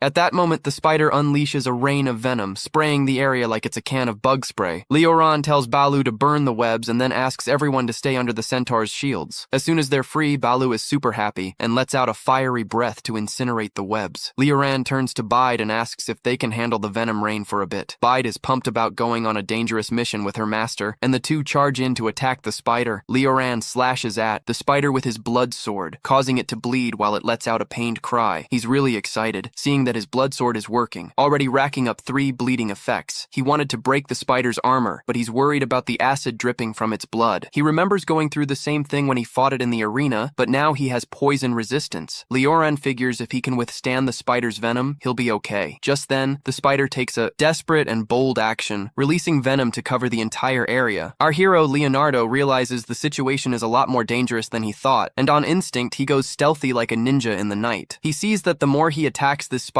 the more wounds he inflicts, but the crafty thing is also gaining ground, opening a path to release her toxic acid and venom like a real trap. Lorem totally realizes that he's at a disadvantage in the long run. Things are looking grim. Ban. Then out of nowhere, he reads a notice that the spider is heading right for him. This can only mean one thing. The spider can see him even when he's invisible. Panic hits him as he recalls that the spider lives in a dark cave and never needed sight, making his stealth mode completely useless. What a bummer, man. And just when the spider lunges to finish him off, that life effect kicks in. Wow. Now this spider queen is totally confused. The system quickly notifies Lee Howan that his ability is active and gives him a tip to attack while the ability lasts. Now the guy is already plotting how to be the hero of the story. Meanwhile, Bide isn't sitting this one out and jumps into the fight, unleashing a ton of tentacles to hold the beast down. She notices Laurent hesitating and immediately loses it, saying that they're a tough crowd and can regenerate just fine. Not only that, she's ready to take another hit, betting that the spider's going down. Leonore agrees right away, but promises Bid that she'll reward her as soon as it's over. This motivation drives Bid even more to hold on to the Spider King and not let go for anything. Then, Leonore activates a bloody burial and takes off. Blood spikes pierce the Spider King, the spiders. Blood splatters everywhere, and of course, it causes Bid a lot of pain. She screams in agony while Leonore tries to finish off the pesky Spider King, but man, that guy is so stubborn he still tries to escape, even with spikes sticking out of him. But our hero isn't about to let that spider get away. He's convinced it all ends here and now. Leonore then uses his telekinetic powers to pull the spider, and along with the spikes sticking into its body, tears it apart. After taking down the Spider King, a flood of notifications bombards Leonore, and he unlocks a new skill called the Flesh Pact. And as if that wasn't enough, when the guy's health drops below 10% while under the moonlight, he triggers a blood rain in the sky, and blood starts erupting from his feet, activating a berserker vampire mode. His health shoots up to 89%, while the Centaur and Baloo double up at 70% each. Leonore realizes that doing well in battle boosts his followers' affection. What a strategy. At that moment, Bid throws herself on Leonore, pushing him back, saying she can't handle the pressure anymore. She reminds him that he promised to reward her and wants them to lie down together right there, in that cave. Leonore's already pondering life, thinking this woman is going to be insatiable. Good thing things are calm for now, right? Nope. But Centaur doesn't waste any time and grabs Bid's attention, reminding her that Leonore doesn't have her regeneration, and they need to detox him before thinking about anything else. She agrees, admitting her emotions got the better of her, trying to get a grip. In that moment, she reveals a secret. Her tentacles can share their regeneration if they're split with someone, but she warns it won't last long, just enough to take care of the acid burns. Leora is freaked out about touching those tentacles, remembering they're all covered in poison, but Bade reassures him she can choose not to release any poison, so everyone can enjoy it. As soon as Leora hears that, he doesn't hesitate and bites down on her tentacles. She lets out a scream of pleasure, urging Leora to be gentle with her. Oh, so embarrassing. My brother Asintaram and Balon are left speechless, having never seen Leora having fun like this. None of the girls. It's such a bizarre scene. My brother, on the other hand, Nico and Bashida are totally hyped because they've felt that incredible essence from their master before. Soon, everyone starts biting into Bide's tentacles to heal up, and the healing is wild. wild and happening for everyone. As soon as they finish eating, the wounds start to close up, but they realize something's off. He's feeling way too hot, and his blood is pumping like crazy. Then that cheeky bide casually mentions she forgot to mention a little side effect. Sharing regeneration has a catch. For a short while, everyone who shared in the healing will be synced up with her emotions. Whoa, bro, remember that note heating up? Because guess what? He's sharing her feelings now, and it's not just him. He realizes he's not the only one with a little tentacle action going on. He turns around and comes face to face with the other girls, who are all super excited. What a situation. Then he starts showing off, talking about the big role he played in the battle, throwing in some drama about how he cried to throw off the spider's mind. So of course he thinks he deserves a reward. Naturally, Nico joins in saying she's been a burden to Lee Howan, but she promises to redeem herself in the next battle and begs Lee Howan to motivate her using his own body. Who would have thought when it's Balon's turn? She struts up and claims she did the most damage after Lee Howan. She wants to be first. Damn, bro, that's some heavy symbolism. She slaps Leonardo on the shoulder and asks to be first in line, and suddenly, the girl starts yelling at everyone to stop trying to act smart. This outburst catches everyone off guard. Oren, always the one in control, reminds them that he's the boss and will reward whoever he thinks deserves it at the right moment, whenever he feels like it. He even tells the girls to jump on him all at once. No doubt about it, man, the girls don't waste any time and all crouch down together. After an intense session of rewards, Leoran and his girls level up big time. Valor feels the power rushing through his veins, hitting level 5, with his affection maxing out at 100%. It's a win. Bid is just standing there, mouth agape, shocked at how Leoran handled all of them. Dude, what a story. Bid is already hitting level 6, and believe it or not, his affection for our hero is also through the roof at 100%. Nico and Leoran are just chillin', enjoying the vibes because they've already leveled up before, and honestly, I couldn't care less. Meanwhile, Centauro is in a tough spot because he hasn't gained anything since he missed the leveling up party. Now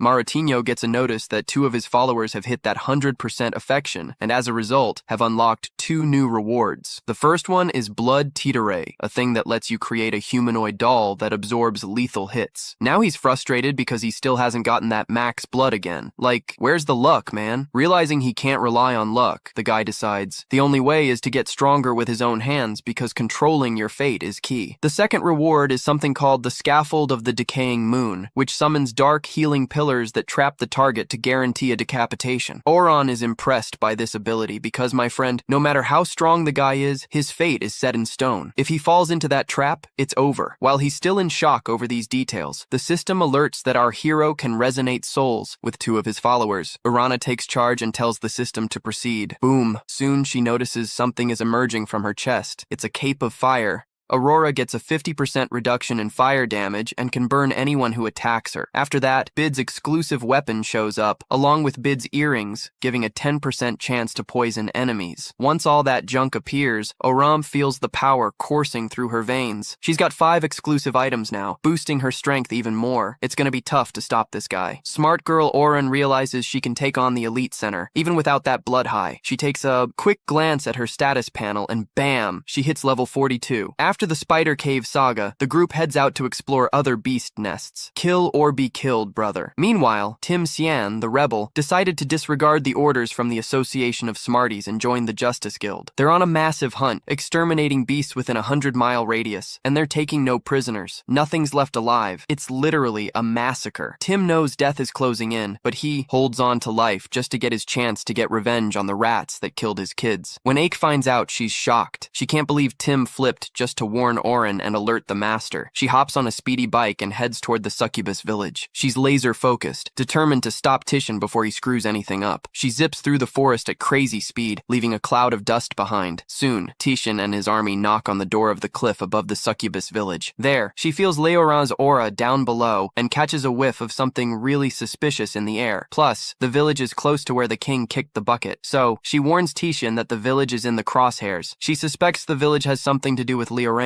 even if the guy isn't hiding out there. She asks Titian what his plan is, and he replies he's gonna do what he always does, wipe everyone out in the village. He raises his hand and sends flaming rocks toward the village, causing complete chaos as everyone scrambles to save themselves. The very skin thinks this is some supernatural disaster. A succubus trips and missteps, falling and freezing in place, realizing the situation. She notices that the meteor shower is only hitting over there in the village. In other words, this isn't normal, dude. And when they connect, they're attacking the village. These guys aren't playing fair. Then, evil warriors show up, brandishing weapons and laughing about the first invasion of the succubus village. These guys are even trying to hit on their mothers-in-law, but in the end, Tishan's order is to wipe everyone out. Out of nowhere, it starts to snow. The warriors are totally confused. What a surprise. They're wondering what's going on when a river appears out of nowhere, activating their ice flowers. Shuri's ice flower hits one of the warriors and wipes everyone out in the most absurd way. The succubus is impressed, but quickly realizes that no one there uses ice powers. She wonders who saved her, thinking it must be Lee Howan, but then she turns around to see Sue behind her. Wow, that girl made it in time and saved the succubus. She reassures Sugo, saying there's no need to panic since she's there to protect her friends. Meanwhile, Lee Howan, with a breath of ice energy, manages to put out the flames that were consuming the village. The succubi, relieved, are grateful that someone arrived before everything went up in flames. Raoul spots his master in the village and lays it all out for Yutishin. He's surprised to find out she's connected to the beasts. After all, Liu Yaro is also shocked by the power she showed, claiming her level is gold. But Liu Tishin doesn't care about strength. What really irks him is that she's a traitor. At that moment, Suri shouts to the warriors not to fall for Tishin's sweet talk because he's one of the culprits behind the disasters in Chura. The girl assures the warriors that she has nothing to do with that and that the old man brought them there with the intention to betray them. Lil Sanji, not one to back down, is the first to question the old man, asking if Sui is really on his side. He remembers the old man pointing out that it was actually Yude who broke the association's rules, putting the lives of the men at risk because of the blind trust he placed in him. So Yude, being the clever one, pulls some reverse psychology on Liu Sanjin and asks if he's really going to listen to a traitor instead of trusting him. Zoe spills the beans that the folks from the Red City have already reported Yude to the Awakened Association. Meanwhile, the Fae ICU is heading to the city, warning the warriors not to follow Yudi's path because it's a one-way ticket to death. But Lo Raoul counters all of this, saying that Suri is just trying to buy time, and then Raoul jumps in, claiming that Suri doesn't have any proof for the stuff she's been saying, calling her a traitor and suggesting they should team up to take her out. Chan, who's no fool, has already anticipated this. He disappeared, helped whoever actually killed his kids, and he concentrates his power to launch a flaming meteor toward the village. Sorir realizes how serious the situation is because stopping that would mean saving all the Asukubos. She doesn't want to run away, but fears she won't have the strength to stop that meteor. Just when Sorir is almost losing hope, out of nowhere, Leoran flies in using his blood powers and literally blows up the meteor. A guy can't believe he was gone for just a few days and they're already attacking the village again. He gives major props to the girl for protecting the Asukubos and promises she'll get the reward she deserves. Churi is chill and responds that he was just doing his job. Then he turns to Yute and says he's ready to face the old man because he wants to avenge the kids he loves so much. Wow. Oran is flying like crazy thanks to one of his skills, the Devil's Wings, boosting his speed and damage. I can hardly believe it, but he confesses he was the one who killed Uchiha's kids and makes it clear they deserved all this trouble. Since Miyuti is hungry for revenge, Leoran suggests the old man should face him alone, no one else getting involved in this mess. Miyuti, with fiery eyes full of rage, looks at Leoran and reveals he's been waiting for this moment ever since he learned about his kids' deaths. He plans to take out Leoran to finally find the peace he's been seeking. Before Leonardo can respond, Tiao moves in and nearly lands a lethal strike on the guy, but he manages to dodge at the last second, coming away injured. Leoran realizes that, despite his age, Yutian is one of the most legendary warriors and is just a step away from taking down a supreme awakened god. He acknowledges that Yutian's fire magic is seriously intense, and that if it weren't for his protection, things would have ended really badly. He tries to keep up with Uchiha's lightning fast movements, who suddenly appears behind him, almost landing a hit. Uchiha can hardly believe that Leoran, someone who looks so slow, could be the reason for his children's deaths. Then the guy channels an insane amount of power and shoots a colossal fireball at Leoran. With no time to dodge, Leoran gets caught in the attack. He sees the fireball barreling toward him and realizes Tio isn't messing around. The impact is brutal, obliterating Leoran and everything in between. The others are stunned, screaming Oren's name, fearing that he's done for. Luciano G is also in disbelief at what just went down, struggling to comprehend how a guy like that can summon such a crazy fireball that wipes out anyone. The flames consume everything, and Tiao rises amid the fire, convinced that Leoran is finished. Even if he hasn't truly died, he must be incapacitated. Tiao declares the battle won and feels a sense of relief for avenging his dead children. Suddenly, he hears Leoran's voice questioning why he thinks the fight is over. Tiao is dumbfounded and and as he looks closer, he sees a charred puppet where Leoran should be. It seems that Leoran used a blood puppet to summon a creature that absorbed the lethal attack and took his place. The system then detects Yudian's hostility and gives Leoran 5 minutes to finish him off, just like he did with Gu. If he completes the mission, he'll get a reward, but if not, he'll lose attributes and end up worse off in the Abyss Zone. He figures the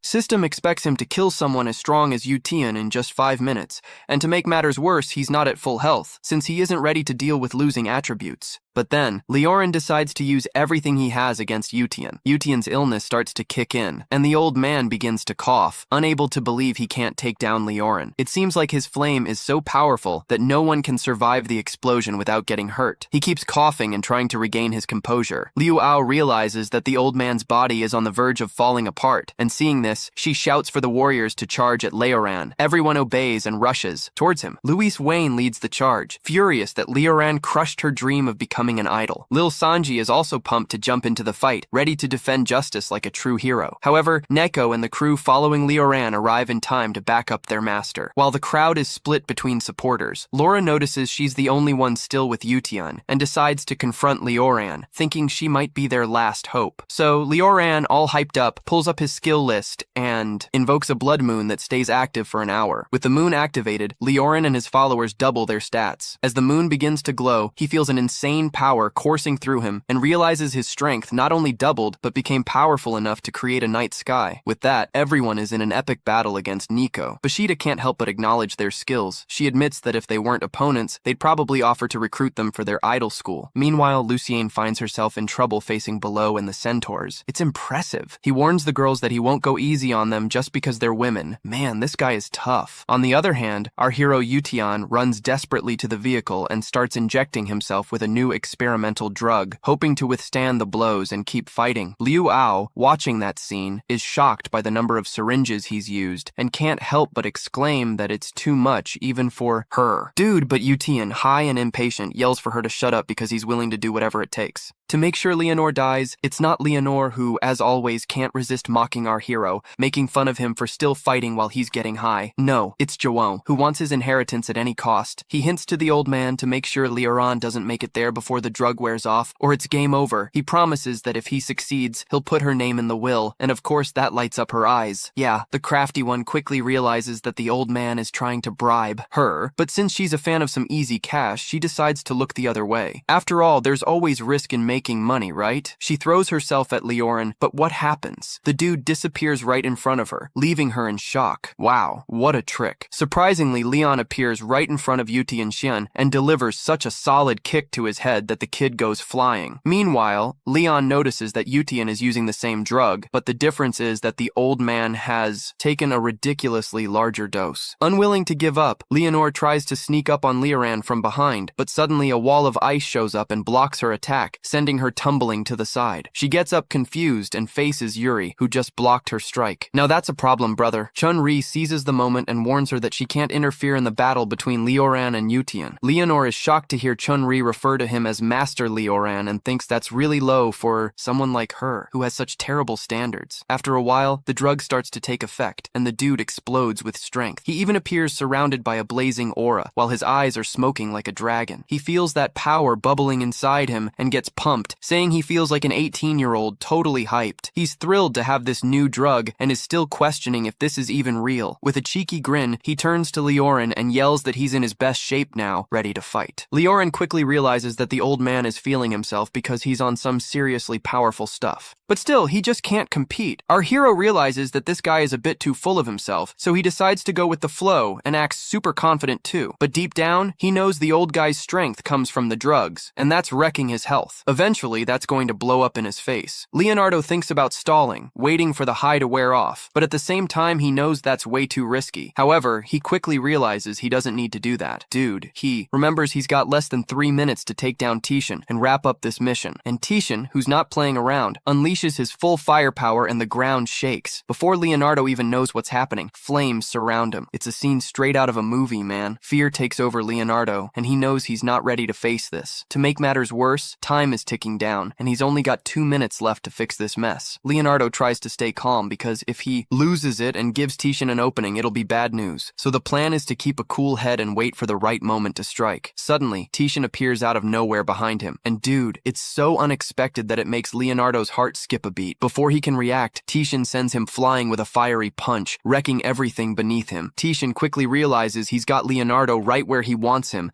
and charges at him with a powerful headbutt, but Leonardo manages to dodge it, and the old guy ends up hurting himself. The impact is so strong it nearly tears the place apart, but the guy is shocked, not believing he missed Leonardo. He gets up furious, shouting where Leonardo went. He's ready to smash everything, but Leonardo, in stealth mode, is taking full advantage of the environment, as the battlefield is totally in his favor. This turns out to be a secret weapon for him. He notices that the rock under Titian is really fragile and won't hold up against his attacks, so he decides to wait for the perfect moment before striking, because patience is key. In all this excitement, Titian shouts for Leonardo to come out and fight him like a man, but that turns out to be a big mistake. The rock beneath him starts to crumble and fall apart in a huge disaster, and it's clear that Leoran isn't about to let this one slip away. He grins like a villain because this is exactly what he wanted, but the Utitian is all dazed and doesn't feel a thing. He's just raving about how amazing the new drug is. He thinks he's totally owning the place, setting it ablaze, overflowing with lava, while a cloud of burning smoke takes over. This can only lead to trouble for him. Then Liu, who's impressed, realizes just how much power the old man is unleashing, but she knows the consequences are going to be severe because this drug is unstable, and his body can't handle any more of what he's pumped into it. It's completely insane and could lead to a massive mess, and he won't be able to control it. In that moment, the system alerts Leoran that he has less than a minute to take this guy out, as everything is on the line. Leoran decides it's time to act, and tells the Utitian that the fun's over. He activates the Morning Moon Pillar, and suddenly, chains appear on the battlefield, surrounding the old man. The tension ramps up, and the Utitian feels the oppressive aura that's just been unleashed, starting to tremble at the base. Nico, on the other hand, smiles as he realizes Leoran just played his last card, and it's a deadly one. The Utitian falls into the trap, caught between lightning strikes, while the chains hold him tight. In a panic, he screams that he was attacked from behind, but he still thinks he's gonna break free from the chains. Leoran, cool as can be, tells him that the chains weren't made to imprison him, but to ensure that soon Uticun will be one less head in the game. Uticun's eyes, my friend, light up with a mix of shock and pure fear. It looked like he'd seen the devil right in front of him. No doubt, in this moment of desperation, Leoran realizes time is ticking away like the wind, with only 16 seconds left, and gives the green light for the chains to destroy the Utitian. And at the height of the chaos, the Utitian feels doom closing in and lets out a scream, but it's already too late because the chains start wrapping around his neck, and, with a hard yank, they rip his head off, spraying blood everywhere. As the decapitated body stands still in front of the pillars, it's a true horror show, man. And then his head flies off and Leoran gets that epic notification. Congratulations,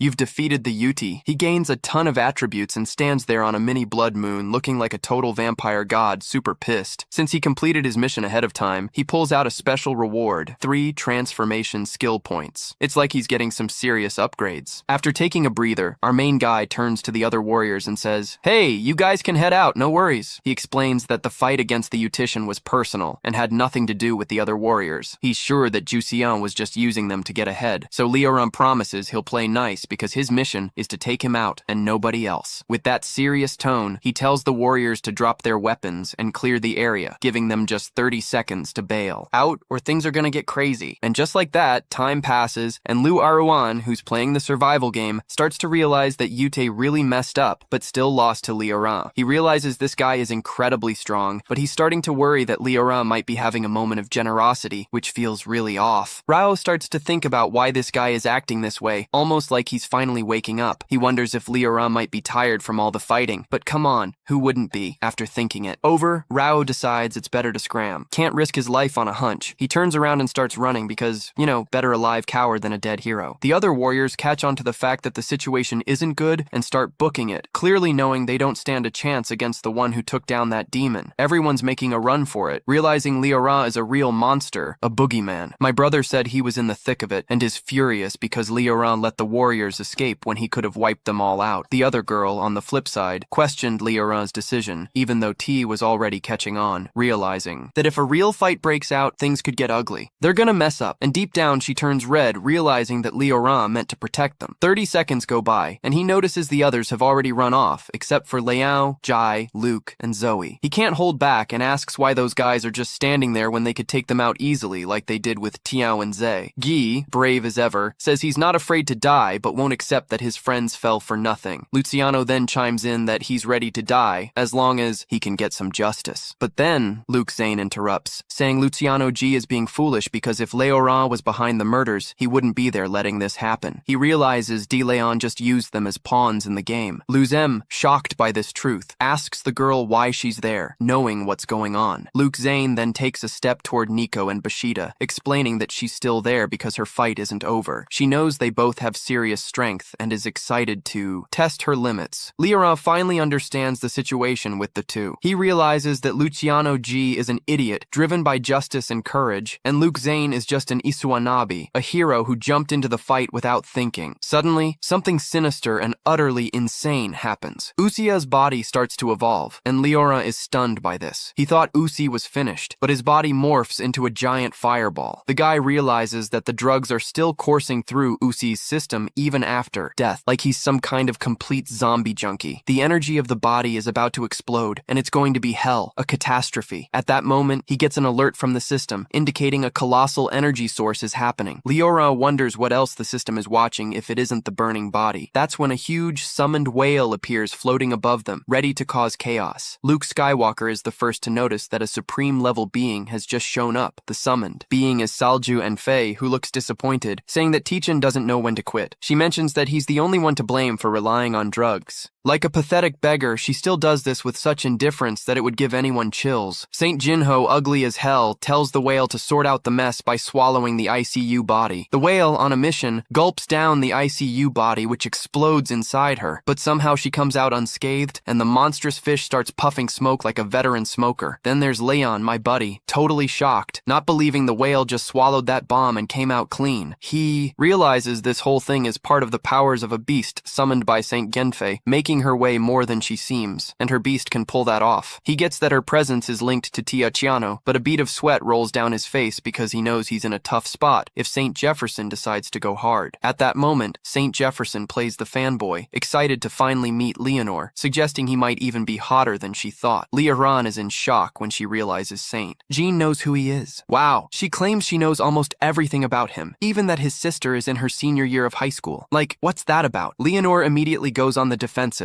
thinking this girl is threatening him with her intel. Then, Leonpin shows up and makes it clear to Leonore that she doesn't have any other intentions with him, you know? She reveals that after digging into Qian's memories, she discovered who he really is. Yup, she even mentions that she and Saint Genfei came on behalf of the Smart Association to put a stop to Yotisham's plans, which is some serious devil business. So, Leoran shifts his gaze to Sun Ri, wondering if she's involved in all this. Just then, Sun Ri pops up and tells the master that she's a ping. She's her mom. And on top of that, she has the ability to read people's memories. She apologizes to the master, saying it wasn't her intention to expose any info about him. But every time Leoran thinks about it, the only thing on his mind is how hot Sun Ri is, right? After that, he activates the skill Castle Forged with Blood to give Fate a slap in the face and rebuild the ruined village of his succubi thanks to the Blood Castle. He also gives a helping hand to his followers, healing everyone as if he were a doctor. Everyone, the succubi, are just blown away by the healing power happening inside the castle and can barely contain their excitement, feeling a bit like fans at a concert. Meanwhile, Ugly Puppy is just a pawn watching it all unfold. Ugly Puppy comments on what he learned about the succubi and tells Chun Ri that he found out they worship Leroran like he's a real god, doing everything for them easily. What caught her attention the most was the part about pleasure. She knows what she's talking about, but pretends to be oblivious, looking away. Leroran runs into the girls right when they're talking about more intimate topics and asks Ugly Puppy why she bothered to search for them so much. Ugly Puppy replies that the bedroom matters are curious to her, but she's here to discuss something more serious and suggests they move to a more private spot to talk. So they head towards the meeting room in the Blood Castle where the magic happens. As they settle into their roles as opinion leaders, Leroran is curious why Ugly Puppy didn't come in making threats even knowing everything about him. He thinks Ugly Puppy is there to recruit him, and she praises the kid's sense. Ugly Puppy reveals that she's interested in Leroran's story because he used to be an ordinary guy, totally talentless and with a serious illness. After getting attacked by a big creature, he survived and in the process awakened, gaining extraordinary powers similar to those of a beast. Ugly Puppy mentions that this is an incredible evolution. This guy is like a Pokemon. While Leroran listens to this, Ugly Puppy realizes that everyone believes his rebuild rebirth is the system he controls, which is an evolution. Lee Howan quickly picks up that they're almost on the right track. Ugly Puppy then says that she wants Lee Howan to join the Association of the Awakened, both human and beast, so they can help them with the tough stuff. She assures him that if he goes for it, she'll ask for special privileges on his behalf, but he has to promise not to harm anyone. In return, he and his succubi will be protected by the association and won't have to take on official missions or deal with extermination squads, which is the incentive. Jin Fei even goes the extra mile, telling him that she can let him roam the city without all those stupid rules, as long as he promises not to cause chaos. And keeping up with these amazing offers, she says if they're ready, they can guarantee a spot for his sister at the best university in town after graduation, so she can land a solid job with the association. Lee Howan is all about giving his little sister a good, peaceful life. After laying out all those proposals, she says she's going to give him some time to think about what he wants to do. But with no time to waste, Lee Howan looks at Jin Fei and just tells her to accept the offer. He realizes now that he can walk among humans while sidestepping the beast aura, but that's such a limiting idea, you know? But now, with the official identity, he's free to do whatever he wants without being tied down. Lee Howan admits he needs to have some status. It's crucial for him. You get that? Then Jin Fei mentions that since he accepted, they'll need to send over some samples. Lee Howan's like, huh? What samples? What are you talking about, crazy lady? Jin Fei explains they need a blood sample, saliva, and the kicker, semen. She brings out 3 vials and asks him to separate them, and you won't believe it. Lee Howan is in shock realizing they want his semen. Like, seriously? They want his kid, right? Jin Fei tries to calm him down, saying they need a complete analysis of his body because his powers supposedly evolved to turn him into a beast. Lee Howan easily provides the blood and saliva, but when it comes to the semen, he has no choice but to drop his pants since Jin Fei refuses to leave the room. Are you out of your mind? Jin Fei turns bright red when she sees Lee Howan's huge member and finally understands why the succubi are benefiting so much from him. Leonore, totally clueless about what's going on, asks why she's staring at him, finding the whole thing really weird. Then Sayori, looking less than glamorous but holding it together, says she can't leave because she needs to make sure everything coming from him is really his. Poor Leonore, being all sincere, says he's having a hard time because Jin Fei just won't stop looking at him. He even suggests she help him out, but Jin Fei quickly declines, saying she's never done anything like that and tells him to call one of the succubi instead. After all, she believes the succubi are better suited for this task. You've got to be kidding me. What a bizarre situation. Leonore agrees and calls Nico for backup. Nico is super excited because her master called her on a mission. Wow. She kneels down and takes her master's delicious banana in her mouth like it's her last meal. Man, what a strange narrative. What the hell? Meanwhile, Samir is outside feeling that intense jealousy and wondering why Leonore called Nico. And he's not wrong about that. He's enjoying one of the best moments of his life. He can't believe that Nico, who theoretically has no experience, is doing so well and ends up losing himself in the moment. Nico is pouring all her passion into this since she feels useless in the fight, and giving pleasure to her master is the only way she's found to help him. On the other hand, Saori Fei is practically melting where she's sitting, thinking, man, this girl is super heated. She can't believe Leonore called someone for help. She thought it was a joke, but Nico is doing so well that she wishes she could be in her place. For a moment, Leonore manages to gather all the samples they needed. I see. Saori praises both Leonore and Nico for their performance and promises to send the vials to headquarters for analysis. After all, she's already made sure everything is original. Nico then turns to her master and asks if he enjoyed her performance, admitting it was more than words can say since Saori got what she came for. Saori Fei believes it's time to say goodbye. And she lets Leora know that there's going to be a level assessment for the awakening at headquarters next week. She also says she'll pick him up at the time. Everything gets a bit tangled with this, and someone clarifies that joining the association means he has to go through an evaluation to prove his strength. Everyone in the association has to do it, and he won't be an exception. Only Guy mentions that he felt his power. He kind of woke up at dawn. He believes Leora is stronger at night, and promises to schedule the assessment for the end of the day, so he can show off his full power. I'm sure it's going to be in a training room, no doubt. Leora is impressed with her insight, his mind totally reeling as he realizes how powerful the awakening feels with that supreme tier. Then there's Juf, who reminds him of a pretty cool proposal he made and encourages the protagonist to perform well so he can brag about it later. Then, the scene cuts to where Bid is chilling, spying on everything, with her tentacles. If Ri shows up, and instead of causing chaos, she's just chilling, interested in what Bid saw. Bid tells her that Ri witnessed something incredible and tries to explain with a glowing gesture, if you know what I mean. Seum-ri, all naive, doesn't even get what that gesture means and thinks it's something super powerful. Suddenly, Orin appears from behind and asks why they look so nervous. Chun-ri, curious about what she saw, asks Leorin about the gesture, which surprises him. Leorin wants to explain everything awkwardly, but holds back, telling Chun-ri that one day she'll understand what that gesture means. Later, our hero is at the castle counter, reminiscing about the wild day he had. He knows he managed to deal with UT, an older guy,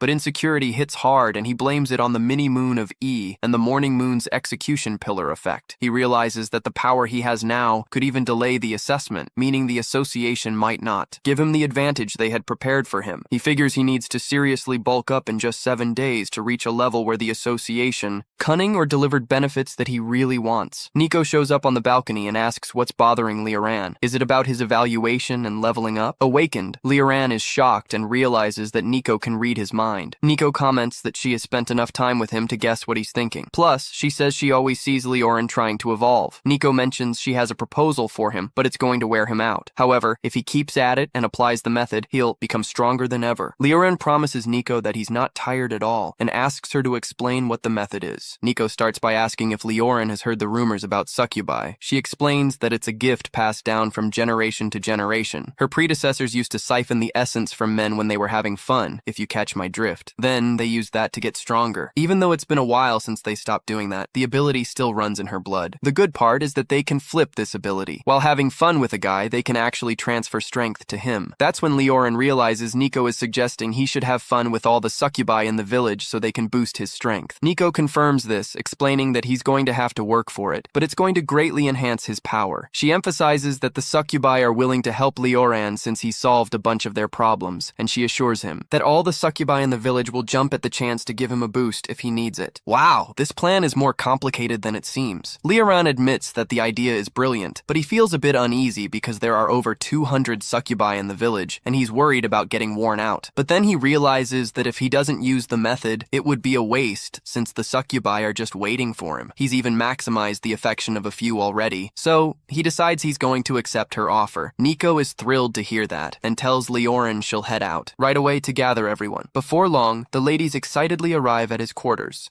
Everyone's super eager to leave, saying they're gonna leave him high and dry. My buddy Leonardo is getting a bit anxious, but he's the kind of guy who doesn't shy away from a challenge. He's itching to see just how powerful the gift of the succubi really is, and soon the girls are coming on to him. And man, you can hear Zay moaning with pleasure all over the castle, while Leonardo is passionately satisfying them, not even blinking. The confident girls are already begging for mercy, because Leonardo trained them harder than they expected. One even complains her back is all messed up from all the training he put them through. Haha. Leonardo is lying in bed, feeling the energy buzzing, and realizes Neko wasn't kidding when he said the girls could transfer their powers. He feels his strength boosting significantly, but it's draining away pretty quickly using that method. Suddenly, he starts to recover from the fatigue. In fact, he notices that the blood castle can heal both health and mana in under a minute. And just like that, he's back to full speed, basically the same, with endless stamina as long as he's inside the castle. Now that everyone's charged up, he's ready to keep going with the girls. The second wave of succubi is already lined up, ready to please. So, feeling pretty satisfied with the whole experience, Leonardo tells the ladies to go ahead. This goes on for a week, man, non-stop, until Sarao Jimfei shows up on her summoned bird to pick up Leonardo. He steps out of the castle all confident and tells Sarao Jimfei he's been waiting for her on the way to headquarters. Son Jeffrey, noticing something different about this guy, tries to play it cool, saying she's just imagining things because this dude seems the same as always. But Son Jeffrey sees that Leonardo is way calmer now. Plus, it's clear he's a lot more confident, and mentions that he's bringing the hopes of the village succubi, who've been doing some killer training for this evaluation. He also says he feels more secure because he wants to seem stronger, so the women don't look past him. Sarao Jimfei is intrigued by this special training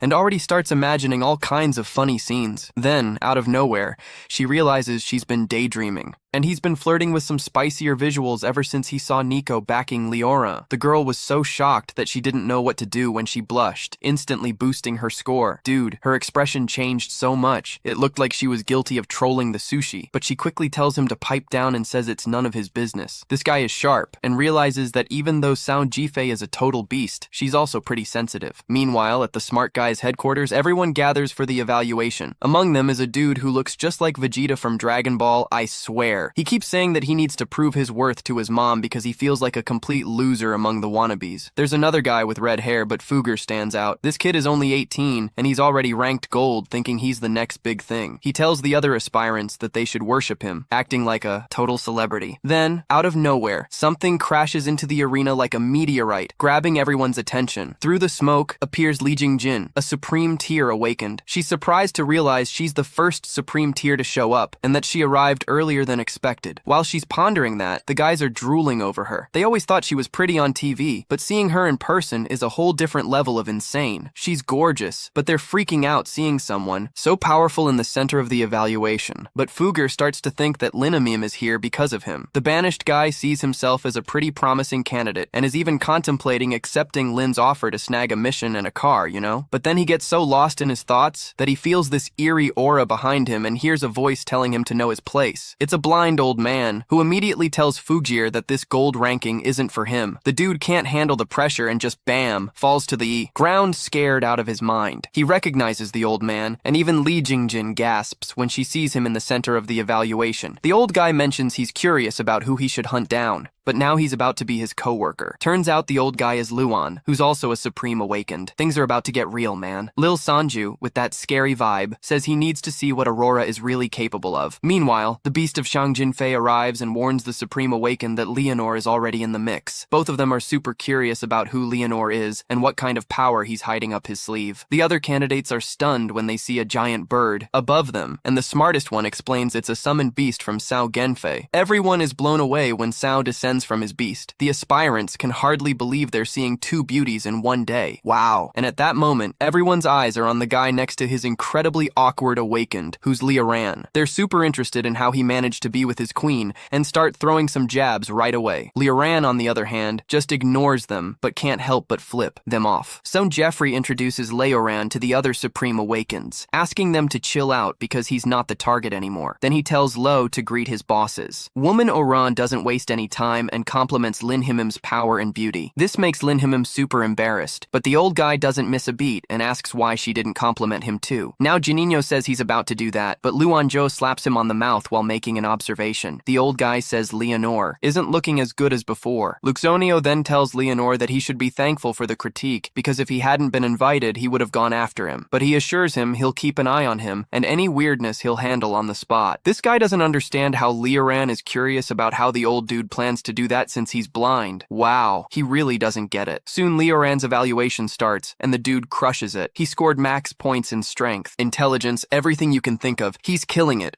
Even in terms of resilience and spirit, Lin and Jin is blown away. Wow, it's been ages since I saw a rookie this well-rounded. But Liu Sanhu is totally unfazed and thinks that's just the bare minimum. Then there's Jin Fei, who's telling Leoran that she's impressed because he didn't disappoint. She adds that the physical tests are just the basics. Now he needs to pass the potential growth test. Leoran is all confused, not really getting what she means. Jin Fei clarifies that regular awakened ones only need to worry about the physical part, but those at the Stardust level and above need to focus on potential. The idea is to combine his current strength with the expected growth to figure out his ranking. Leon is pretty surprised to learn that potential can be measured. Shortly after, he heads to the room where the potential growth test will take place. There, he meets a girl named Kim Men Yahoo, who's a sharp diamond star that evaluates the potential of the awakened. She scolds Leoran for being late and warns him that she's in a hurry to leave. So, our hero Leoran tries to defend himself against her scolding, apologizing for being tardy and keeping it real that, like, his place is super far away, right? But she honestly doesn't care about his complaints and gets straight to the point. Out of nowhere, she makes a really weird suggestion, telling him to stick his finger in her mouth. The poor guy is obviously in shock, and Leoran is stunned by this, needing to ask again because he thinks he didn't hear right, you know? But suddenly, she reinforces the invitation, telling him to put his hand in her mouth, which totally makes him think, no way. He comments that she looks younger than his sister, which is kind of disappointing. The girl then insists that, hold up, she's of age, and drops this creepy line about her special skills with her tongue. Like, by licking someone's skin, she can feel their potential. Dude, she even says that licking his finger is the softest option. She has, unless he wants to go for something more hardcore. And man, on impulse, Leoran sticks his finger in her mouth and she starts licking, even though it's part of the evaluation process. This whole thing feels really weird. It's coming to our hero too. Then, the power of the cookie sticks to our boy, and she dives into his potential dimension. But from what she feels, it's not pleasant at all. And get this, she realizes that Leonor is going going to be a big deal when he reaches his maximum potential. But in the middle of that, a voice pops up calling her foolish for risking a peek at the true form of a god demon, this terrifying spirit, and it warns her that she needs to know her place. Fear hits her hard, and she snaps back to reality, jumping to the corner of the couch, sweating like crazy. Leonore, totally confused, asks what's going on, wanting to know what she saw. But before she can answer, the guys in black show up at the door, saying the evaluation is over, and she can leave without even waiting for the results. What a mess. Still in shock, she's face to face with Salgame as he walks into the room, and even Salgame is surprised by her reaction. He asks what level she thinks this guy will reach. Leonore takes the chance to tease him, asking if he's going to be better than her. And the Supreme Tier, feeling smart and thinking she's going to shine, says definitively that Leonardo will be tougher than her. Leonardo goes like, wow. Stunned by what he just heard, the girl storms out and gets even more curious. Then, moments later, the PA system blares, and everyone has to listen, announcing that the final prospect has completed the evaluation. They declare his rank as legendary, and due to the awakened title, Leonore got the killer Crimson Blood of Demons. Now, Leonore feels on top of the world hearing this. She realizes it's a huge sign of respect from the older guys, and best of all, it's not a flashy title that puts a spotlight on him. He's happy because it fits perfectly with his vibe, but before he can think too much about it, he's already surrounded by a bunch of journalists snapping photos. News spreads everywhere as if it's wildfire. People are shocked because they've never heard of this Leonore before. When Sao Yu finds out, he smiles and pats his chest. And Leonore is her sister. She's all proud to see her brother made it through, even after hearing some creepy stuff 30 minutes before the announcement. São Genfei is still chatting with someone about the rankings. In disbelief, São Genfei can't believe that Leonora could actually surpass the supreme rank and hit the incomparable rank that confirms it. But São Genfei still has her doubts, and shoots back that the only supreme level awakened one is more than enough to protect a big city, reminding everyone that there are only a few supreme ranked awakened ones in the country. The incomparable ranked awakened ones are like the elite of the elite. They exceed and surpass the supremes in every aspect. Since the nation was founded, there's only been one single incomparable ranked awakened, so you can imagine how significant that is. Honestly, there are only 5 countries in the world that have an incomparable ranked awakened one, all because of their unique power and level. Genfei can't believe Kim is suggesting Leonore could become one in the future. To anyone who knows, it sounds crazy, but remember when Genfei says her instincts have never failed and mentions everything she's seen him perform so far. She argues that Leonoran already has everything she needs to be a supreme level awakened one. That's when the president of the Awakened Association, Anasil, chimes in, saying it's too early to consider Leonoran a supreme level awakened. He talks about how Leonoran could go even further and become one of the pillars of the association in the future. But if his assessment isn't off, he needs to provide the right space and environment for her to develop. Wang mentioned that if the supreme level awakened ones are the balance of national power, labeling her as such would make others keep a close eye on her. So, Wang suggests putting a high legendary level guy to keep things chill. Meanwhile, even with a plan to keep it secret, news that Leonora is legendary is spreading like wildfire. When Liu Jin hears the news,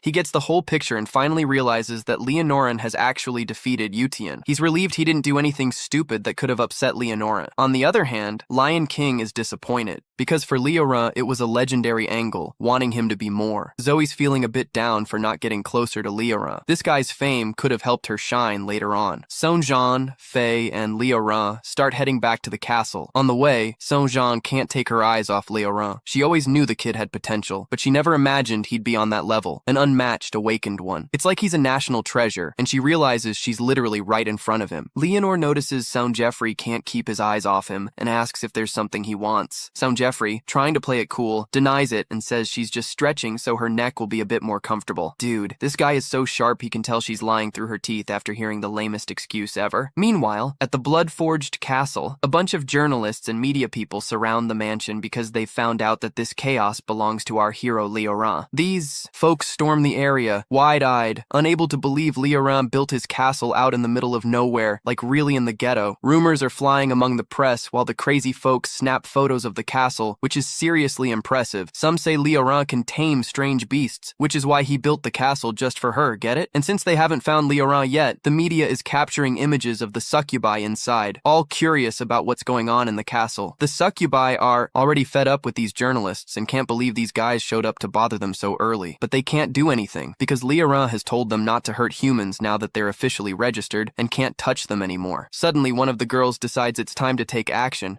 and promises her friends she won't hurt hurt the humans, but she will teach them a thing or two. With that, she heads outside with some of her friends. This quickly grabs the media's attention, who were waiting for Lee Howan. The succubus is ready to give a few life lessons. The journalists are mesmerized with the beauty they're witnessing and struggling to believe that this is the life Leonore has been living all on her own. Everyone starts to lose it, wishing they could be him. In the end, this guy is just having a blast. Suko makes it clear that even with the guys around, she can't match Leroy's legacy because they'll never have the same stamina he does. And just to up the ante, she grabs a whip and starts laying into the guys, making them crave even more. What the hell, man? She keeps going. Like that until Leroy shows up and asks what's happening. He reminds her that he had told her not to lay a hand on the humans. Suko replies that she was just trying to teach some manners, but might have gotten a bit carried away. Actually, Leonore chimes in that the situation escalated because she ignored his warnings and acted wild. Suddenly, Suko gives the whip to Leonore, admitting her mistake and begging him to punish her hard. She throws herself on the ground, pleading with Leonore to treat her rough. What a mess, dude. Rough. As she says this, she can't stop blushing and moaning, and she even encourages Leonore to go for it. Man, Leonore is shocked by the scene, realizing that she was probably expecting him to act like he usually does. What a situation. Since it's what she asked for, Leonore agrees, picks up the whip, but just before he can start, the reporters begin bombarding him with questions and flashes. They even ask if it's true that a sweet thing can make a man see heaven. What nonsense, man. Leonore quickly gets frustrated with these ridiculous questions and starts yelling at everyone. His aura sends a chilling shiver through the crowd, even breaking a few cameras. The guys are stunned and drop to the ground in fear. What a scene. Leonore shoots a threatening glance and tells them to stop twisting the facts, or they're going to regret it, damn it. Meanwhile, Suko is watching from above, dumbfounded that Leonore is already getting into trouble with the media at such a young age. She knows this is just the beginning of her hell with the press. Those journalists are a bunch of manipulative guys who won't stop annoying her. She's worried that the media will turn against her if she doesn't figure out a way to handle these people. Later that night, the centaur pays Leoran a visit in his quarters. Leoran's a bit surprised to see her and asks why she's dropping by so late. Like, what's going on, bro? The centaur reveals that she's developed a new technique and needs Leoran's guidance on it. Hearing this, Leoran perks up, thinking that the centaur had been training while he was away. He then asks her to show him the technique because he's eager to see what it's all about. The centaur reveals that this technique was created just to impress him. How sweet. And then, wouldn't you know it, the centaur transforms into a new form, the mount form. She changes from her giant form to one resembling a horse and asks Leoran if he likes her new look. What a surprise. Leoran feels a bit let down because horse legs are mainly for running and riding, right? Nothing too special. But the centaur clarifies that she's not talking about the kind of mount Leoran is thinking of, and reminds him of what happened in the spider cave. Everyone got super hyped after munching on Bide's tentacles, and had to just watch while the suppos in the building had fun with Leoran. How unfair. But the centaur is confident that things are about to change because she has created a new mount form just to merge with him. She tells Leoran that it's finally her time to enjoy everything he gave to others, and admits her admiration for him is pure and goes all the way to the sky. Like, aw, that's adorable. She begs him not to hesitate to let loose with her since she can't stand playing hide and seek anymore. But still, Leoran remains uninterested, finding it super weird to merge with the centaur given her long horse legs. Meanwhile, man, this is tough. I'm narrating while he's just stuck on that thought. The centaur insists he should lie down with her, dude. Then she asks if he doesn't find her attractive enough. What the heck? At that moment, Leoran gets a system notification saying that the centaur's desires are overflowing and he needs to address it immediately. Otherwise, things are going to cool off. Leoran can't believe the system is forcing him into this weird activity. What a bummer, man. However, he concedes that he's been neglecting Centaur, and this can't just be left like this. He decides he's going to give Centaur everything he owes her all at once, since her affection hasn't reached its peak yet, and she can't give him a brutal weapon. Leoran touches Centaur's face, and you can already see she's melting from it, so happy. She's glowing from finally getting what she needs. This is making her his woman. They both start having fun after a pretty intense session. Centaur's affection hits about 100%. Oh, how delightful. I think I'm going to switch writers. Man, Leoran witnesses her combat prowess while they're together and realizes this is no joke. At that moment, the system notifies him that he's unlocked a mysterious reward, a rare gem called Heart of Nature, which doubles the potential of nature-type abilities when equipped. What luck. Dude, he finds Centaur. Finally, she wakes up. Our boy Leoran asks how she's feeling, and look at that. She flashes a big smile and says she feels amazing, like a goddess. She even mentions that just thinking about it makes her body tingle like she's been shocked. And guess what? Just like Rin, Centaur gets the notification that that she's reached level 6, all thanks to Leoran's essence. Now, Leoran activates Soul Resonance, and out of nowhere, an exclusive weapon emerges from her chest. It's a tough weapon with various stats, and it has an enormous chance to reflect damage. He's blown away by the armor, especially by that specific chance to reflect damage. Dude, that's just insane luck. But wait, he also notices he's gained a boost to his resilience. That means he's going to have a ton of HP. Then he starts getting a little worried about the Heart of Nature gem, since technically he doesn't have any nature-related abilities.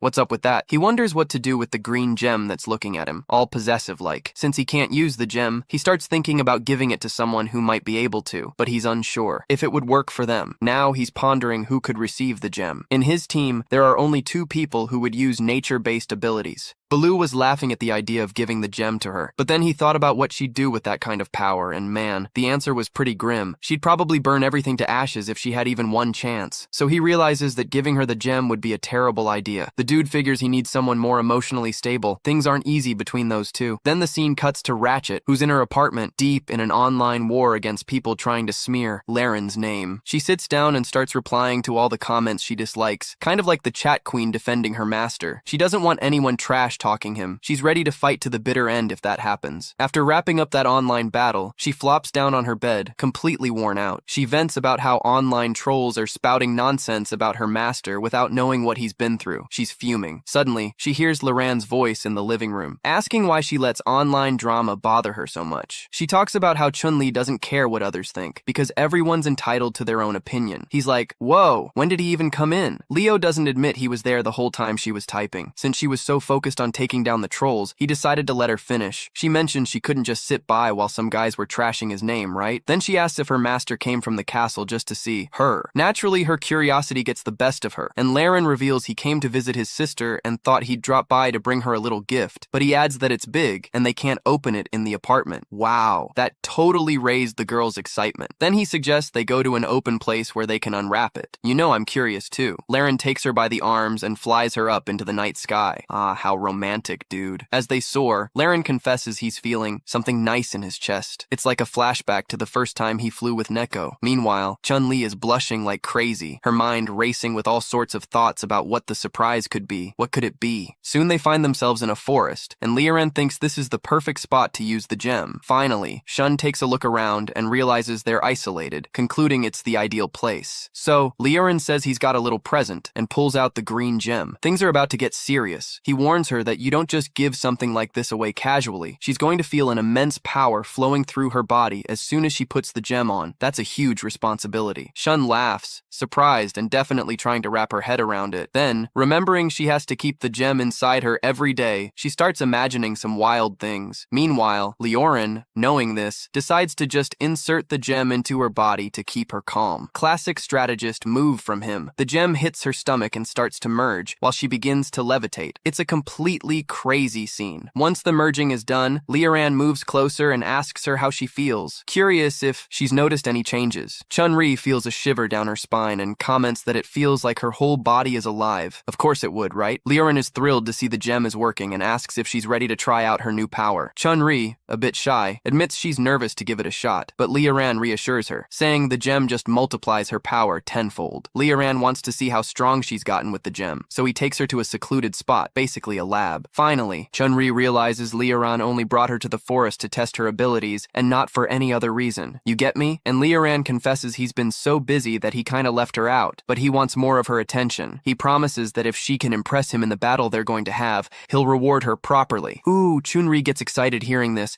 and asks Leoran not to back out when the time comes. The anticipation is just building. Chun-Ri then takes the first step, summoning her 16 ice rings. It's a real show. The rings form around her, and she launches an attack at Leoran. Even Chun-Shi is surprised to see the ice rings. They're bigger than before, a clear sign that the ability worked. She feels confident, believing that this will help her earn Leoran's reward. As the rings approach him, Leoran repels them with a blood counterattack. After preparing for the ice ring, Leoran looks completely disappointed, clearly unimpressed with what he just saw. He mentions that he found it amusing and wants to see some real limits, meaning it's time for the real deal. Leoran unleashes a red storm filled with bats, and the tension rises. The bats swarm around her, though they're a bit confused. But since she hasn't fully reached her maximum potential yet, she decides to show Leorin what she's really capable of. She releases a powerful burst of ice energy that deflects all the bats at once and creates an ice domain that freezes the entire area in an instant. Our hero, Leorin, is caught off guard by Chun-Ri's attack, and wouldn't you know it, the system immediately updates that he's been hit by a cooling ability. What's going on? Suddenly, his speed drops by half, and his attack power is reduced to 75%. Leorin is shocked by her ability to freeze everything around her like it's nothing, and he feels the impact hit him hard. He's thrilled that he decided to give her the heart of nature, thinking it was worth it. At that moment, he finds her laughing joyfully with the master's praise, thanking him profusely, but deep down, she knows she hasn't fully impressed him yet. Determined to push herself even more, she leaps towards Leorin, apologizing for what she's about to do. And can you believe it? She jumps over him, wrapping her legs around his neck, making the scene even crazier and catching Leorin by surprise. She uses this position to drag him down and activates her wicked spell, the Ice Prison. A massive ice structure envelops our protagonist, and you can feel the chill of the ice prison. Then she asks Leorin if he's impressed by this move, even though he's trapped in the ice prison. Thanks to that anger necklace, Leorin becomes immune to its effects. To add a touch of humor, he comments that he tried to take the situation lightly, but to make everything weirder and funnier, he reveals that the part he enjoyed the most was she had him laughing, mouth wide open, because the guy can still move after that scissor move and the ice crystal trap. In a burst of bravery, Leorin decides to step up his game, breaking the ice by saying he doesn't deserve to be called a master. Something like that throws him off. Chun-Ri, stunned, seizes the moment to praise her master, declaring that he's the best. No question about it. She apologizes, thinking she could learn from him, but realizes she trusted her strategy too much, using her best attack to no avail. She admits that the showdown was epic, and that she ended up losing. Chun-Ri, staying sharp, reminds Leorin that he promised a reward, and she wants him to deliver on that. At that moment, a system notification pops up, saying Chun-Ri misses him so much that she wants him around at the very least. And the dude, not paying attention, is about to experience a drop in Chun-Ri's affection. And to make matters worse, if her affection goes below 100%, that's it. The exclusive gear will stop working, and the blood demon essence will vanish. Leorin is stunned by this info. He knows the affection system requires some effort, even though he has maxed out the good vibes with his followers. Leorin isn't about to let all his hard work go to waste, so he jumps into action, declaring that possession is awesome. Chun-Ri, smiling, suggests they move forward with this adventure. Chun-Ri agrees, gives him a kiss, and without a moment's hesitation starts stripping right there in the snow. While this fun and passionate interaction rolls on, Chun-Ri imagines she's playing with bamboo, shifting directions with infectious energy. She's twisting and spinning like a real ballerina, super pumped about how Leorin treats her. After this whole show, she can't help but ask what Leorin thought of her performance. Leorin, smooth as ever, assures her that the show was lit, and at that moment, reveals that he has one last wish. He wants Leorin to join the Red 7 group. She connects the dots and realizes her mom was the one who encouraged her to do this. He gets that his mom is trying to use their relationship as a way to get him into the Red City group. Chun-Ri casually mentions that she wasn't surprised he noticed, apologizing and explaining that his mom insisted, so she had to go along with it. Shuri, on the other hand, reassures him that there's nothing to worry about, since several groups have been trying to earn his trust. But deep down, she explains that now that he's got some status, he doesn't need to join any guild or group. And then, she drops the big news that's going to change everything. He plans to start his own group of Awakened. That's right, this narration has been long, man, and there were some trickier parts to narrate, right? I hope you enjoyed it, and if the series does well on the channel, there'll be more parts. Thanks. Don't forget to share what your favorite moment was, and stay tuned for the next video. Our protagonist, who we will affectionately call the Popular,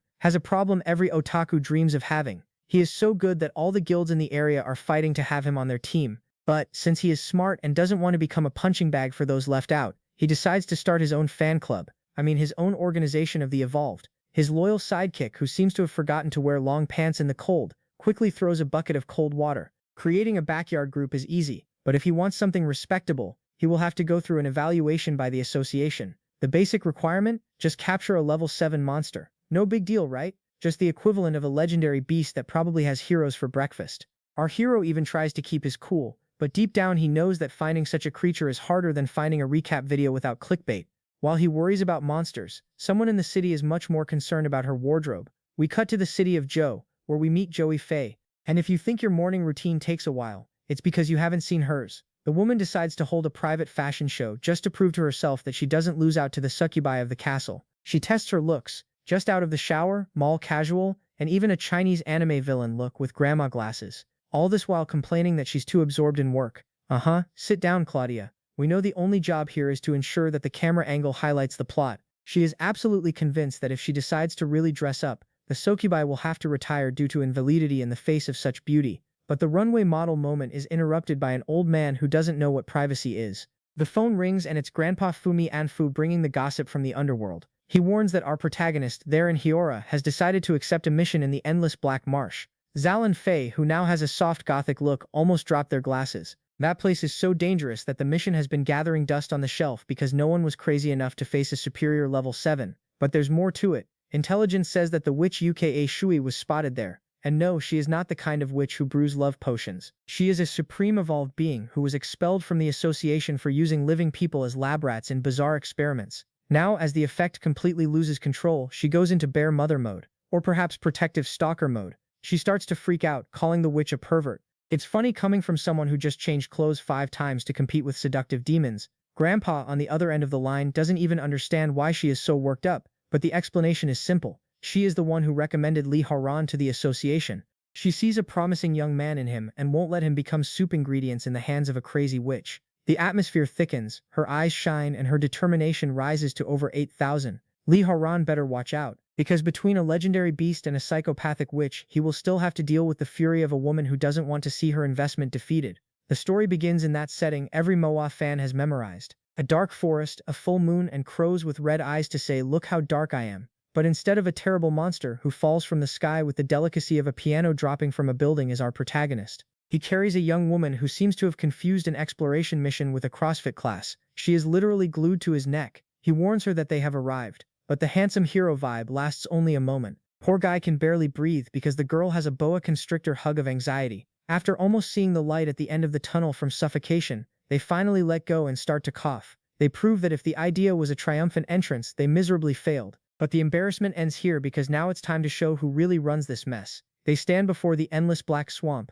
a place that by its name must have a happiness index lower than a bank line on payday. The girl, who until now has only served as a human backpack, admits she is scared. This makes our Lord Haran decide it's time to stop playing around. He activates a magic circle that shines brighter than the Las Vegas sign. He summons his elite squad, or as we call it here, the Combat Harem. The Mime of Tentacles appears, Bid, the Banche Banshita, and the Centaur Balrog Centaur. The guy has a collection of powerful subordinates. They look like they walked straight out of a luxury cosplay event. With the team gathered, Haran decides it's time to give orders. His plan is much less diplomatic than you might imagine. The command is simple: annihilate everything that moves in the swamp. Haran divides the tasks with a rather peculiar logic. The men kill the beasts and the women capture them. That way he can drain their blood later. Because, you know, a vampire lord can't go hungry. He also warns, if you see a rank 7 monster, don't try to be heroes, call me. They nod in agreement and disappear into the shadows faster than your paycheck at the beginning of the month. The scene then focuses on Bibe, the girl with tentacles. Right off the bat, she is surrounded by a bunch of mutant crow women. They think they own the place and start barking, or rather cawing, that the territory belongs to them and that Bibe is going to become dinner. Poor things. They have no idea that their opponent's fetish is their worst nightmare. The crow woman charges for the attack, but Bibe doesn't even break a sweat. In the blink of an eye, she releases her pink tentacles. Let's be honest, they look like they came from a genre of anime we don't watch around family. The villainess is horrified, screaming that the attack is obscene, sticky, and gross, while the crow complains about itching. Whatever that means in this context, Bibi keeps that smile of someone who knows Haran will have a lot of work after this fight. She makes it clear that she is only doing this to deliver a little gift to Lord Haran and, who knows, earn some affection as a reward if he is in a good mood. With the enemies properly immobilized and humiliated, it's time to find out what else the dark swamp hides. What will be the next monster to be embarrassed by this army? The scene begins in that way that YouTube loves and moderators hate: tentacles everywhere. A beauty with pink hair and 3 eyes, because 2 weren't enough to admire her own arrogance, declares that fighting is pointless.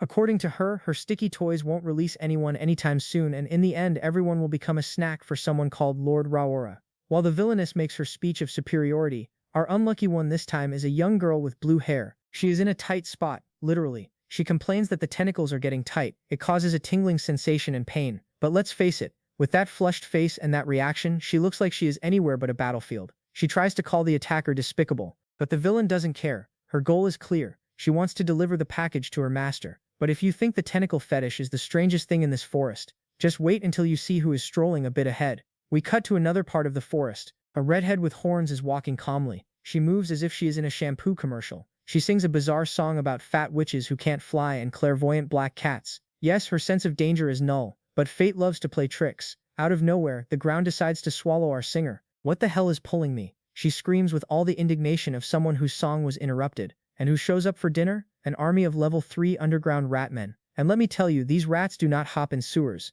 They clearly spend a day at the gym taking expired supplements. Their shapes are more fit than yours. But these buff rodents made a fatal mistake. They chose the wrong girl to try to drag into the hole. The redhead isn't interested in playing cheese and mouse. With eyes shining brighter than a searchlight, she identifies the aggressors as suspicious pests. She decides the atmosphere feels a bit chilly. You like digging holes, huh? She asks before activating her ability, the lava explosion. What follows is a collective barbecue of rodents. She literally spits a fire cannon that turns the buff rats into instant charcoal mash. In seconds, the rat army turns into smoke and ashes. But of course, like every powerful diva, her first concern after decimating a horde of monsters is not danger, it's the smell. Dead rats stink, she complains while cleaning the meat trail. And as she complains about the odor, the system starts beeping non-stop. Someone is gaining a lot from this rodent genocide. While the redhead was doing the dirty work, the system collapses from sending too many notifications of experience point increases. And who is reaping those rewards? Our handsome master strolling through the forest with the calm of someone in a mall. He comments, with the biggest shamelessness in the world,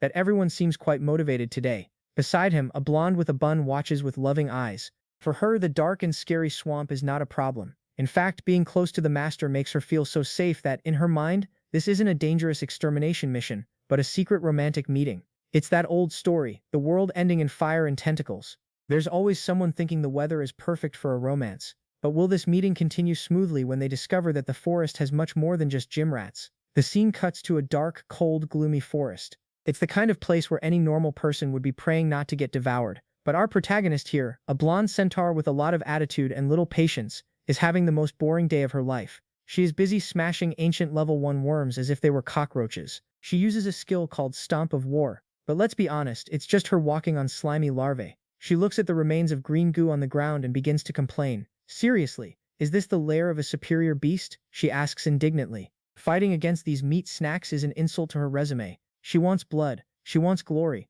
Or at least an opponent who doesn't just die from looking at her hooves. But, as the saying goes, be careful what you wish for. The universe loves irony. Out of nowhere, the ground decides to expel a giant, furious vibrator. It's Lord Ancient Worm, a level 6 creature that decided to show up to avenge his children who became pate. The creature emerges shouting that it will tear the centaur apart, all full of authoritative teeth. Any sane person would take a step back, but our blonde looks at that mountain of purple blubber and lets out the biggest. Is that it? To her, the Great Lord is just a bigger worm. The mockery is so much that the monster must have felt humiliated even before the fight began. It's a classic case of a warrior who has so much confidence that her sense of danger simply took permanent vacation. She's dealing with the problem of a giant plumbing issue in another part of the forest. Things are getting strangely warm. We shift focus to a young woman in a purple dress. She seems to be having a nervous breakdown or a very specific heat stroke. She is sweating, blushing, and having thoughts that YouTube would certainly not allow me to describe in detail. She wonders why, out of nowhere, has my mind turned into a catalog of scenes forbidden for minors?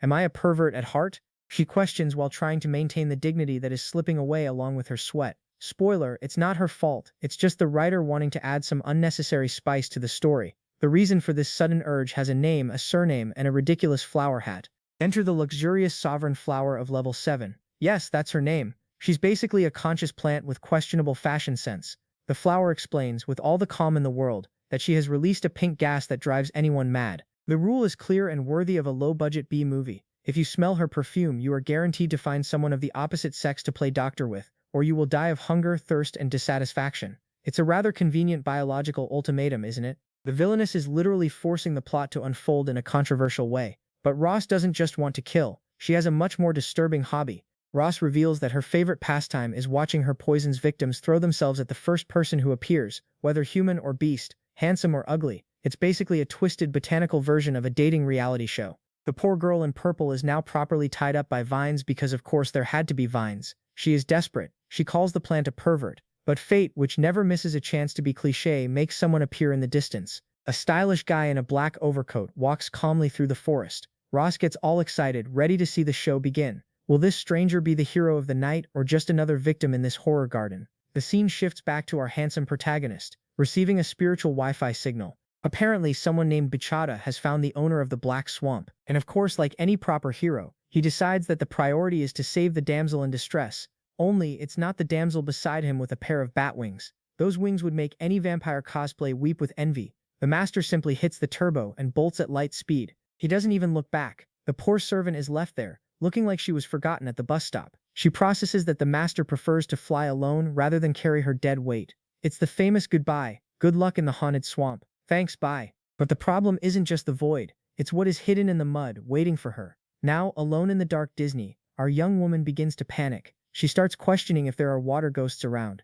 Let's face it, the place isn't helping at all. Suddenly, the water starts to bubble as if someone threw a giant bra into the swamp. Instead of running like any sensible person, she decides to act tough and yells for the ghost to appear. It's that classic intelligence of a horror movie character that we love to mock. If something wants to eat you alive, why not invite the creature for tea, right? Her request is granted, but the creature that appears isn't here to chat. From the depths emerges a level 6 Naga mermaid. She looks like she stepped right out of a questionable budget RPG. The creature comes in hot, saying she's had her eye on the girl for a while, but the master was too strong for her to attempt anything. Now that the winged Uber is gone, the Naga wants the treasure the young woman carries. This is where the script turns into fan fiction. Instead of worrying about the giant spear, our protagonist starts to glow and feels all emotional. She decides that the heart of nature in her chest is not a power item, but rather a token of love from her master. Folks, the girl is so deluded that even the sea monster stops everything to call her a lovesick idiot. The level of silliness she has reached has surpassed all known limits of humanity. The Naga is done with the nonsense and decides that if she doesn't hand over the treasure willingly,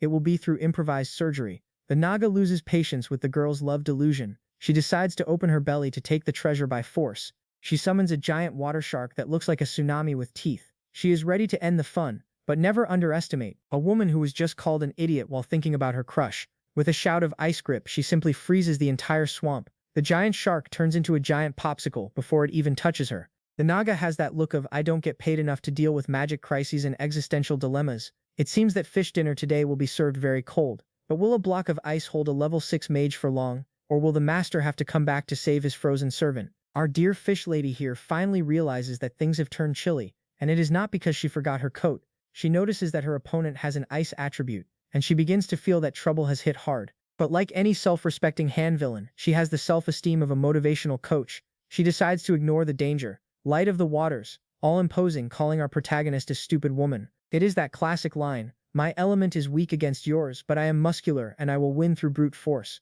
Spoiler, this is usually where the mistake begins. To prove she is not playing games, she decides to use her most original technique, the water prison technique. She screams, thinking she is in the Chunin exam. She traps our ice diva in a bubble. She thinks the fight is over and dinner is served. The fish lady charges with her spear, shouting the famous punch, ready to become the protagonist of the barbecue. But, surprise, in the middle of the way there was an iceberg. In the blink of an eye, the water that was supposed to trap our heroine turns into a giant popsicle. The spear hits the ice, and the only sound we hear is the villain's ego shattering along with the frozen water. Now the fish lady enters a state of absolute denial. The look on her face is priceless. She goes into that mental breakdown of someone who refuses to accept defeat. How could she move? How did she break my prison with just brute force? While the villain does the math to understand how the entire swamp turned into an ice skating rink in seconds, she starts making excuses. Oh, it must be some secret treasure. It's definitely an overpowered item. Yes, of course. Because accepting that the other is simply stronger hurts her scale pride too much. But, while the villain has a meltdown,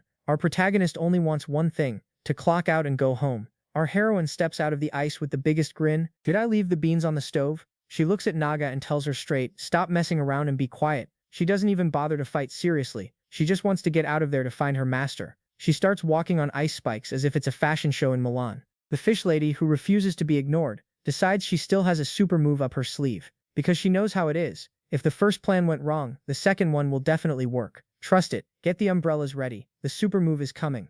Naga summons giant water tentacles. She is putting on the greatest visual show. She shouts that she will fight until the end. It's fire. It's water everywhere. She charges forward, swearing she will turn the tide. And what does our protagonist do? She doesn't even turn around properly. With a look as if judging the fish lady's family for 3 generations, she says, "You overestimate yourself too much." And bam! A freezing beam of light pierces everything. The super move turns into a refrigerator magnet, leaving the fish lady looking like a fish out of water. With the threat properly frozen, now we need to find out where the hell this woman's master went. The scene opens with what seems to be the end of the line for this mutant mermaid. She is coughing up neon purple blood while apologizing to her master.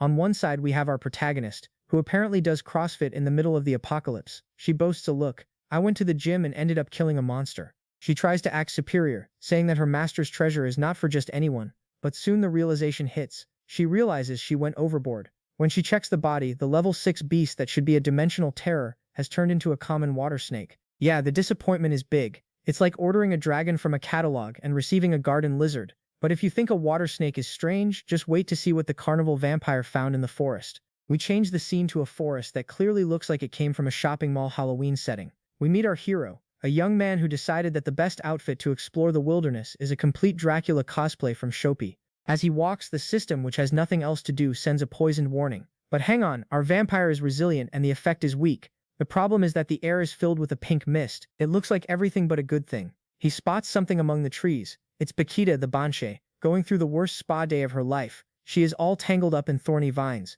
A flower is in her mouth to keep her from complaining about the service. The hero decides to play the knight in plastic armor, but the rescue comes with a very peculiar price. Our Dracula cuts the plants with a stylish blow and frees the girl. However, instead of a thank you, the Banshee starts shaking more than a green rod and turns as red as a bell pepper. She explains with all the subtlety of a fifth-rate fanfic that the flower in her mouth released an aphrodisiac perfume. The diagnosis is serious. She needs intense physical contact in less than an hour, or she will literally die of desire. Yes, the screenwriter gave up on trying to create real danger and chose the shortest path. The protagonist's "what do I do now" face is priceless. While the Banshee struggles against her own magical hormones, if you think Dracula would run away, know that the poison has much more direct plans for him. As the hero tries to process the situation, the Banshee decides she won't wait for Dracula's consent and goes in for a lip attack. That's when we meet the true villain, a sentient flower with a mockingly smug face, watching everything from the sidelines. It reveals the plan. The guy resisted the gas, but the liquid poison via kiss is another story.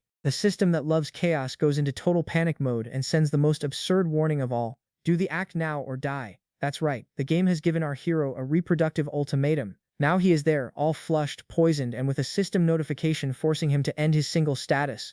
Will he accept this sacrifice for the sake of health, or will he try to find a custom pharmacy in the middle of the woods? We will see that later. Our hero, Lord Haoran, is facing the greatest challenge of his life. And no, it's not a 10-headed dragon, but rather the dirty trick of a creature that plays with the most, let's say, primitive instincts. He is there, sweating profusely, trying to maintain the pose of a saint while staring at his companion's backside. The girl, instead of helping, plays her card. Master of the script, no more need to endure, it's to save our lives. Ah, of course, the famous excuse of vital detoxification. Meanwhile, hiding in the bushes, a monster with horns and little clothing observes everything. She waits for a heated battle. Basically, she is the first subscriber to the recap channel of this neighborhood. But will Raron resist in the name of honor, or will he accept this terrible sacrifice? Raron looks to the horizon. He makes that face like he is about to sacrifice himself for humanity. And he declares, since it's to save lives, I can't care about this anymore. It's a true Mars, ladies and gentlemen. He approaches Benita, who is more ready than a lunchbox on a day of strike. She prepares for the most pleasurable medical procedure in history. But look at that twist. The monster, a voyeur in the bush, is shocked. She expected an irrational beast, but Raron is a knight. He maintains his sanity and decides to detoxify in his own way, with style and personal preference. Who would have thought our protagonist was a sommelier of intimate moments? Now that the tension is high, the audience of one will see something they never imagined. And the costume for space. Raron tears his shirt with the fury of someone who discovered detox requires skin-to-skin contact. The fight, if we can call it that, begins. The green monster nearby goes into a mental collapse. She is used to wild and brutal scenes of nature, but what she sees now is a humanistic spirit. Yes, she is doing an emotional technical analysis of the act. She feels infected by their emotions. Congratulations to the couple. They turn the saving moment into an award-winning play even monsters respect. Benita, of course, doesn't want to fall behind and decides to take control of the situation. She asks her lord to show all his strength. There is a lot of health involved. After such energy spent, what remains is the daylight and a sudden change of life. Suddenly, an explosion of light, sparkles, and the feeling that the world has been saved. Benita is there, lying on the grass, looking at the sun as if she just won the lottery. She delivers that deep monologue. I was a banshee of the dark, I brought bad luck. But now I am a pure bride, bathed in sunlight. People, Lord Haoran's detox doesn't just cleanse poison, it cleans the criminal record and the soul. She ends up stating that Lord Haoran is the light of her world. It's moving, it's beautiful. And it's the biggest excuse the manhwa world has ever invented for a protagonist to raise the arum with the now purified and passionate Banshee, who will be the next victim needing such intensive medical treatment. Back in the dark magical forest, our purple-haired princess wakes up more confused than a blind man in a shooting. She wonders why the hell did it wipe out. Her conclusion is the best. The detox was too intense. When she says detox, she means that our protagonist, Lord Hywarn, took care of her to cleanse a poison of lust. The boy's resistance is out of this world. The girl feels renewed but still has wobbly legs. Lord, with that face of someone who was just doing his charity work, warns that she didn't sleep. She fainted from pure enthusiasm. Well, my friends, the guy is either a hero or a danger to public health. But if you think her sensitivity is the only problem here, just wait until you see who was watching the show from the VIP section. The princess tries to act naturally, but just looking at Lord's face makes her body short-circuit. She is literally having spasms just remembering the previous stimulation. Lord Hywarn, who has nothing foolish about him, or perhaps has everything, notices that her skin is too sensitive. While she is there melting, he switches to annoying detective mode. He is puzzled. Why the hell didn't the venomous beast, which should have been guarding the area, attack while they were detoxing so well? He waited for the strike, but nothing happened. Is it a sinister plan, or did the beast just get shy with the forbidden scene? Little does he know that the beast was too busy trying to process what it saw, and here we have our elite voyeur hidden inside a giant flower. A green-haired elf is having a mental breakdown. She just wanted to sneak a peek but ended up hit by a shockwave of pleasure. By extension, she is so immersed in the vibe that she feels part of the detox. While trying to regain the dignity he never had, Lord Hywarn decides to investigate the local flora. He notices a pink flower that looks familiar. Guess what? The flower is trembling and having spasms, just like the purple-haired princess. Coincidence? In the world of manhwas, it never is. The problem is that the Lord decided the best way to investigate is through inappropriate means. Now things get weird. The Lord begins to poke the flower. The elf inside is going into total panic. For her, each touch on the pistil of the plant feels like he is being presumptuous directly with her body. She curses him as a bastard and complains that she is itchy, but she can't get out of there. And the Lord? Oh, he decides to take the investigation to another level. He smells the flower and says he doesn't feel anything special but notices an obscene odor coming from the core. To solve the mystery of this aphrodisiac, he decides to follow in the footsteps of the ancient sages. If you don't know what it is, just shove it in your mouth and eat it. He decides he's going to taste the poisonous flower. The elf can only scream mentally for help, because her detox is about to get much more personal. Will he discover the taste of victory, or will he end up needing a detox himself? Our protagonist Lee Howan decided that the best pastime of the day was to play botanist with the giant flower in the middle of the jungle. What he doesn't know, or pretends not to know, is that this plant is actually a powerful creature struggling to maintain its dignity and not reveal its true form.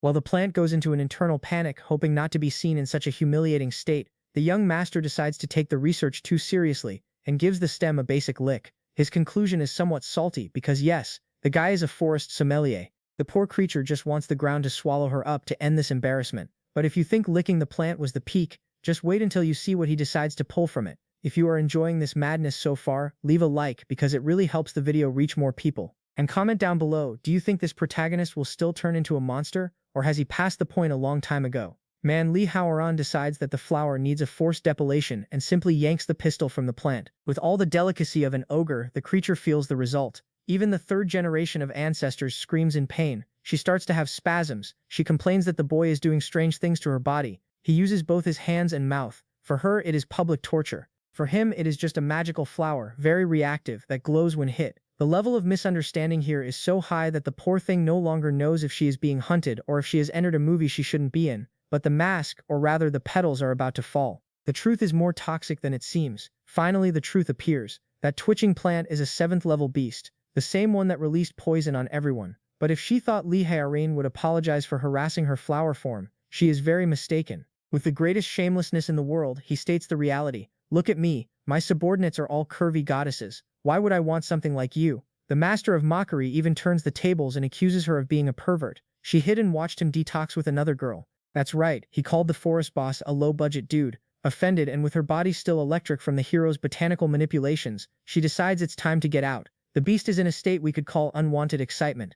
She feels that what Hywarn did to her body was so intense that she can't even fight properly. She urgently needs a secluded place to solve the problem alone. She tries to escape at high speed, swearing revenge. But our protagonist is not the kind to let XP slip away so easily. He chases the poor thing as if she owed him money. He is focused only on the final goal, to defeat this beast to qualify to found his guild. For her, it is a desperate escape for dignity. For him, it is just another day of intense grinding behind a boss who, by the way, is fleeing for quite peculiar reasons. She attempts one last block with her thorns, but will Hywarn let this little flower escape after everything that happened? The protagonist is a young man who clearly escaped from a Dracula cosplay event. He is bouncing through a dark forest because, like any good protagonist, he has nothing better to do. Suddenly he finds himself surrounded by thorny vines. They look like they've come straight from a botanical nightmare. His system, which is more sensible than its owner, sends a loud warning. Caution, this is highly toxic. And what does our genius do? He touches the plant and says he's getting excited. That's right, we have a protagonist with peculiar tastes. He thinks he's found the perfect opportunity to defeat someone. But for now, he just looks like someone who will need a lot of antihistamines. While he has fun with poisonous plants, there are people actually working hard just ahead. We cut to an elf who looks like she's been through a blender. She is breathless, sweaty, and surrounded by the remains of what she calls a great flesh worm. She celebrates her victory, thinking that finally the worm barbecue is over. But the biology of this place is a bad joke. The giant monster simply glows and shrinks into a tiny caterpillar. The poor girl goes into an existential crisis.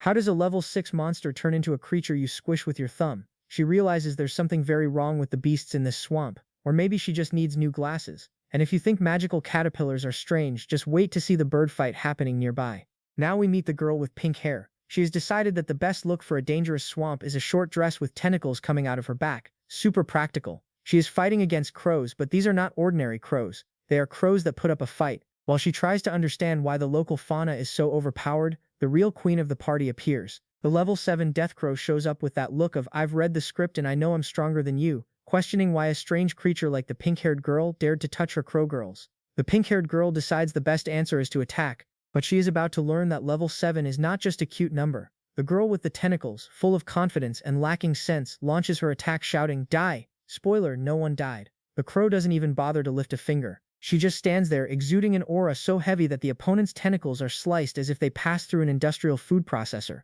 The shocked face of the pink-haired girl is priceless. She realizes it is not a matter of skill. It is a matter of the thief playing on another server with admin titles linked. And, as if passive humiliation were not enough, Karu decides to show how a real explosion is done. Karu charges a red energy sphere that would make the sun jealous. She asks who this Lord Hauran is. "I call him stinky fish and rotten shrimp." With a single blow, she sends a beam of destruction that redefines the concept of deforestation in the region. The result? The girl in pink is now just a heap of bruises and shivers, barely able to stand. She asks if Karu is the beast her master is looking for. The answer is a resounding yes. He is looking for death. It's official, Karu is the new definition of "don't mess with those who are quiet."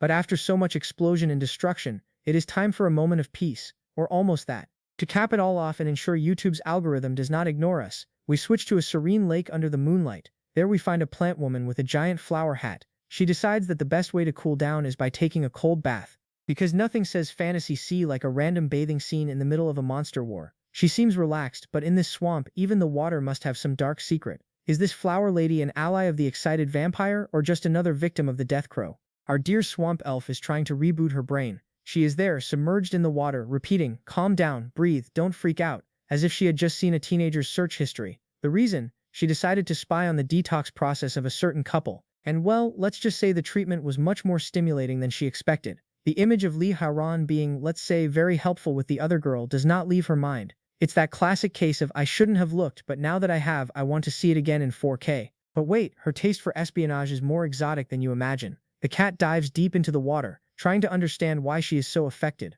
According to her, the black swamp is the end of the world. So the only thing left to do is stalk the neighbors. And look at her spy resume. It's enough to make any Discovery Channel documentary envious. She has seen it all. Passionate orcas cosplaying as tomatoes, lizards in compromising situations, and even a minotaur who apparently likes being tied up and whipped. Yes, the girl is a master at spotting bizarre things. But none of that prepared her mind for our masculine vibe. The problem is that the poison she herself unleashed seems to be taking effect in the wrong place. She tries to convince herself that she is a professional, but her mind is a giant billboard. It has a Lia Ra abdomen printed on it. She describes the guy as a mix of savagery and humanistic spirit. Translating from English to clear Portuguese, she really wants to join that detox. The restlessness or itch for the close ones is so strong that even the cold swamp water doesn't help. She decides she needs to get up and handle this manually. What does she mean by that? Well, use your imagination. The atmosphere is hotter than a PC processor running a heavy game. Yet she forgot a small detail. The owner of her thoughts is a master of stealth.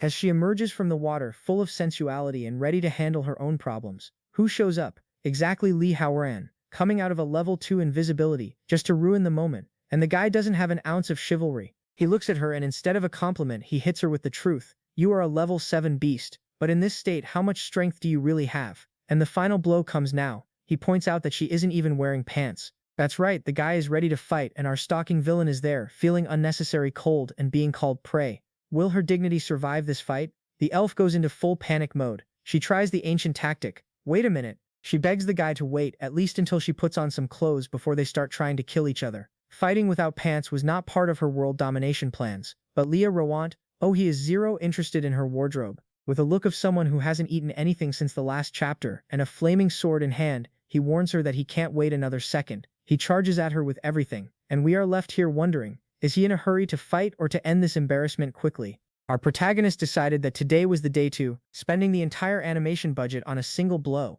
He activates the Scarlet Flash. It is nothing more than good old teleportation. Everyone who wants to save Shoe Souls uses it. The elf, who did not expect the guy to be so hasty, is in shock. He also sends a torrent of blood blades just to ensure the scene looks very red. The result, an explosion worthy of a Michael Bay movie. This should have ended the fight right there. But since we are in a manual, our hero lands in a pose as if he just won a debate on Twitter. He notices that his opponent waved goodbye and disappeared into the smoke. But if you think she fled to cry in the shower, you are very mistaken. While the handsome guy tries to figure out where he miscalculated, he notices some little green seeds flying. And no, it is not the start of a community garden. They are vibration fruits. Basically, our elf, a botany master, decided that organic grenades are the future of war. The protagonist becomes the center of a not-so-festive fireworks show. As he is tossed from side to side, the elf patiently explains that these fruits cause paralysis. The guy, even while taking a beating, still has the audacity to think, wow, using this only as a hidden weapon is a waste. Congratulations on the tactical analysis, while his internal organs are turning into jelly, buddy. Speaking of waste, wait until you see this villainess's #1 priority. In the midst of chaos, in the middle of the fight, what would a normal person do? Finish off the enemy. What does our elf do? A fashion transform. She lets out a sigh of relief because she is finally dressed. Yes, apparently fighting a powerful vampire is secondary to having her witchy look from Shopee in order. She puts on a hat that defies the laws of gravity and a dress made of thorns. Super comfortable for a Sunday afternoon. She even says, next time I'll save my face because beauty comes before survival. Obviously priorities, right folks? Now that the look is complete, she decides it is time to take things personally. The protagonist, who has no time for a fashion show, demands a real fight. The elf, now offended in her fashion pride, decides to use her supreme killing move. She invokes the whirlwind of leaf blades. It's basically a hurricane of cutting lettuce that covers the entire sky. Our hero looks at it and thinks there's no way to dodge this thing. As he accepts his fate, the elf begins her villain monologue. I didn't want to kill you, but you saw me naked. Now it's a matter of honor. It's classic. If you saw what you shouldn't, your death sentence comes in the form of aggressive gardening. She was already ready to celebrate her victory and post on Instagram, but she forgot that the protagonist has a script by his side. The elf stands there all victorious, thinking she turned the guy into organic fertilizer. But suddenly, a wooden dummy appears on the ground. It's the sworn blood dummy, the famous substitution skill that every high-level protagonist has in their backpack for when things get rough. Before she can say what plant that is, our hero appears right behind her. In the best style, he says, nothing personal, kiddo. He gives her that bear hug no one asked for and says, gotcha. The villain, who seconds ago was the queen of the swamp, is now blushing bright red and doesn't understand how the game turned so quickly. Now with the elf properly captured, will our hero want her contact number or continue fighting? The scene cuts to that classic cliché every fan knows too well. The tight, unintentional hug that makes the wife's pressure rise more than gas prices. Our green-haired elf Rice is having a true internal short circuit. She is trembling so much she seems like a phone on vibrate, thinking about how our protagonist's body fits perfectly with hers. The guy, who is no fool, holds her with the authority of someone who knows the script is on his side and says, don't even think about fighting. You won't escape. Little does he know that the danger doesn't come from a sword but from a hormone out of control. But wait, Rice has a trick up her sleeve, or rather in the controversial. She tries to maintain the pose of a dangerous villain, but with that face of someone who just saw an overdue bill. She swears she's not resisting. It's just a natural reaction of the body. Sure. Like our hero, Lee Howan decided to play in zero mercy mode. She chooses to resort to her most overpowered ability, the strange flower fragrance. Basically, she releases a perfume that would put any Saturday night party in a state of emergency. She believes that now the game has turned. Lee Howan will become a little puppy in her hands. However, the spell has a habit of backfiring on the sorcerer. The air turns purple. The suspenseful music rises and Lee Howan realizes, the guy poisoned me. He begins to feel a heat that even the air conditioning on 15 can't resolve. His breath shortens, the desire expands. The Rosa is already celebrating her victory in the WhatsApp group of magical entities. She explains with all the didactics of an RPG villain that there is no cure for this lust poison. Unless, well, you know, the famous instant vapo with someone of the opposite sex. It's the well-known technique of, either you love me or you die of desire. Super healthy, right? But this is where Lee Howan activates the cheater protagonist mode. When the Rosa thought she had the world at her feet, she suddenly smiles like someone who knows that caution is key. She says, I lied to you. Out of nowhere, his heat disappears. The one who starts to melt like ice cream in the sun is her. Yes, folks, our strategy genius ended up poisoning herself with her own fragrance. Now she is there, trembling, sweating, and realizing she fell into her own trap. It's like trying to throw a bucket of water at someone and the wind brings it all back in your face. How did he survive? The power of friendship? No. The power of spending skill points. And Lee Howan, being the good RPG player he is, reveals that he had 2 skill points left. He decided to upgrade his spirit necklace. The item now has 75% resistance to abnormal states and also reflects magical attacks. In other words, he basically activated the little mirror against the Rosa. Meanwhile, the poor thing is lying there, hearing that if she doesn't find a remedy in an hour, she will literally explode from accumulated desire. It's a rather tragic and bizarre way to pass on. Now that she is desperate, it's time to close the strangest work contract in history. Taking advantage of the fact that the elf is more vulnerable than Windows XP without antivirus, Lee Howan throws that shot at the tree just to keep the style. He looks at her and says he is not a pervert who uses love potions. He just has the habit of being a voyeur. She likes to look but doesn't touch. What a beautiful resume, huh, champ? He makes it clear that he doesn't care about her feelings. He only wants her services. If she doesn't want to become a statistic of death from loneliness, she'll have to repeat word for word the oath of eternal loyalty to him. Is the elf's pride greater than the effect of the poison? Rosa still tries to act tough, saying she won't say anything. But Lee Howan begins to walk away like someone going to buy bread, leaving her there suffering. Then desperation hits hard and she blurts out, "Wait, I'll speak." She recites the entire oath to follow Lord Lee Howan until death and never betray him. The system beeps on the screen confirming that he has gained a new follower, Aussie, the tyrant of strange and luxurious flowers. Her profile still reveals that, behind the pose, she likes to peek at others, which explains why she and the protagonist will get along so well. With the new servant properly hired, Lee Howan decides it's time to help her with the poison, but in his own way. Lee Howan looks at the moon with that vibe of someone who will have a lot of work ahead. He says that since his subordinate has been poisoned, he can't just sit back and watch. He prepares to spring into action. The scene cuts with a visual effect of power that leaves us wondering if he will cure her with magic or if the recap will have to change categories. In any case, Lee Howan has just gained a powerful and quite problematic ally for his collection. The young girl with pink hair starts proving that in the world of Manets, having a third eye on her forehead does not prevent her from taking a monumental beating. She is there, sprawled on the ground, gasping and admitting the obvious: the opponent is too strong. To make matters worse, she soils the victorious one with white hair with that look of someone who has just stepped on an insect. She threw out a sarcastic compliment, saying it's impressive how a level 6 creature held out so long against her. It's the classic, "You were brave but now you will become barbecue." But before the final blow could be delivered, something very strange starts to happen in the air. When the villain was ready to finish the job, a whirlwind of green leaves appears out of nowhere. It's the famous narrative convenience leaf cyclone. The albino quickly realizes that the sister, he decided to resort to a special move. But the problem isn't the wind, it's the smell. She senses a strange floral fragrance. Instead of fighting, she thinks it's a great time to run away. After all, if the scent is too sweet in the middle of a dark forest, it can't be a good thing. While one flees, another just walked into a very hot mess. Now cut to the girl in white, who was running to help the master. But she ends up breathing in the forbidden perfume of Jakiti from the shadows. She starts to feel a heat that isn't fever. Suddenly, her clothes begin to tighten and her dignity starts to fade. She transforms into a sort of demon. The redhead with horns is completely out of control. Her inner dialogue is a summary of any website with questionable content. Why am I so excited? Am I that type of woman? Without my face, science calls this a plot to generate fan service. She decides she desperately needs to find Lord Hiron to fix this problem. While she searches for the antidote, the other, defeated, is having a moment of reflection. Back in the hole of defeat, the pink one shows she has excellent health insurance. She possesses a regeneration that would make Deadpool envious. She gets up, all glammed up with sparkles. Dusting herself off, she realizes that the other went after the boss. She knows she needs to prevent that meeting, probably because she knows Lord Hiron's treatment is very specific. She doesn't want to lose her place in line. But speaking of Lord Hiron, let's see how his hard work is going. Here we have our hero, Lord Hiron, shirtless because apparently clothes hinder magic. Detoxifying a green elf, the system keeps beeping. Favorability improvement. The elf is on cloud 9, saying she feels reborn, both physically and mentally. Raoran, with the most shameless face in the world, complains that it's very hard to detox her.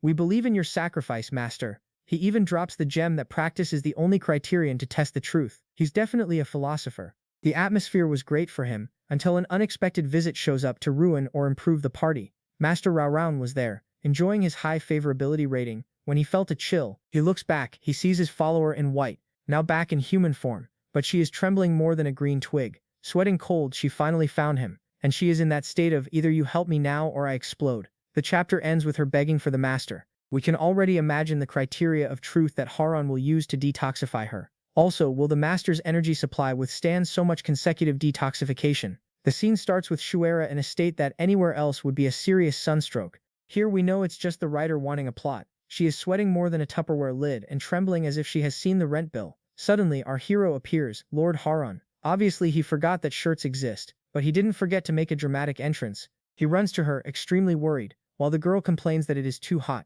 Look, if I earned $1 for every time the author uses the climax "I'm hot," I would already have bought YouTube. But wait, the scientific explanation for all this fire is about to come from the most reliable source possible. Then a girl with green hair appears, with the classic look of "I live in the forest and don't wear functional clothes" to give the diagnosis. Shuera was poisoned by the scent of a strange flower, and the antidote, stick and water, a magical antidote that involves intense physical contact and zero pain. Haran, being the saint that he is, doesn't waste time with bureaucracy or with feelings signed in triplicate. He goes straight for the cure kiss. It's the kind of medicine you won't find in the public health system, but in Marode, Arem, it's more common than a cold. It's winter. As the treatment begins, someone in the audience is not happy about just watching. The green elf is there, watching from the sidelines. She is dying of jealousy and questions why Aurora is trying so hard with the other girl. But hold your heart, because the line for the health center of lust just keeps growing. First, a red demon appears, complaining of an unbearable itch. Right behind her comes a girl with pink hair, saying she is freezing and needs his body heat.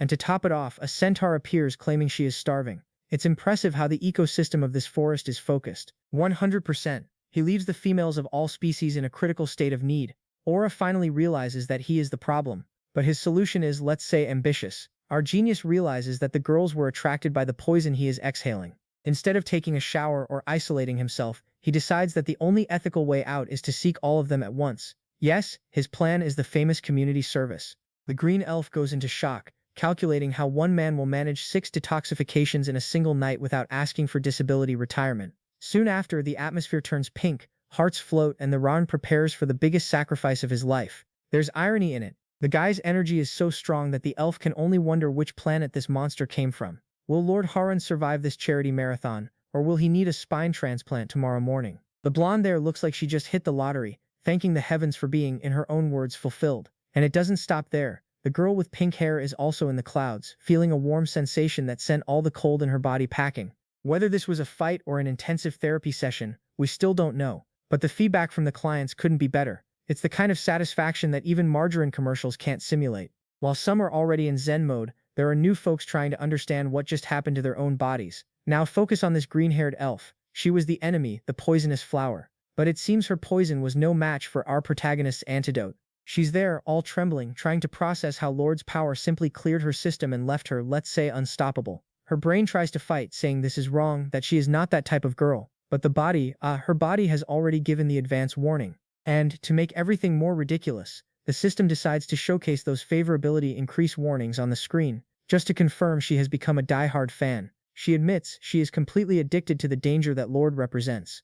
And when you are addicted, there is only one logical question to ask. Oh Lord, now that he is not naive or anything, knows he has the honey. He looks deep into the elf's eyes and asks the million-dollar question, do you want to join us? He watches her face. She didn't even need 2 seconds to think. Her yes came faster than a bill at the beginning of the month. She is so desperate to be part of the official fan club that she can hardly contain her joy. Goodbye to the life of a lonely villain. Hello to a good life, whatever it is they do in that group all day. The celebration of the new job comes with special effects worthy of a low-budget fantasy movie. Suddenly the mood changes. A giant and majestic dragon emerges from the waters. Because apparently nothing in this world is subtle. The elf is in shock, feeling small in front of such majesty. She describes the scene as a demon descending to the world, leaving her powerless to resist. Of course, deep down she is loving every second of this whole drama. As she feels washed by these waves of power, we can only think, man, the life insurance in this place must be expensive with so many dragons appearing out of nowhere. And if you think the other girls would be jealous, you clearly don't know how these scripts work.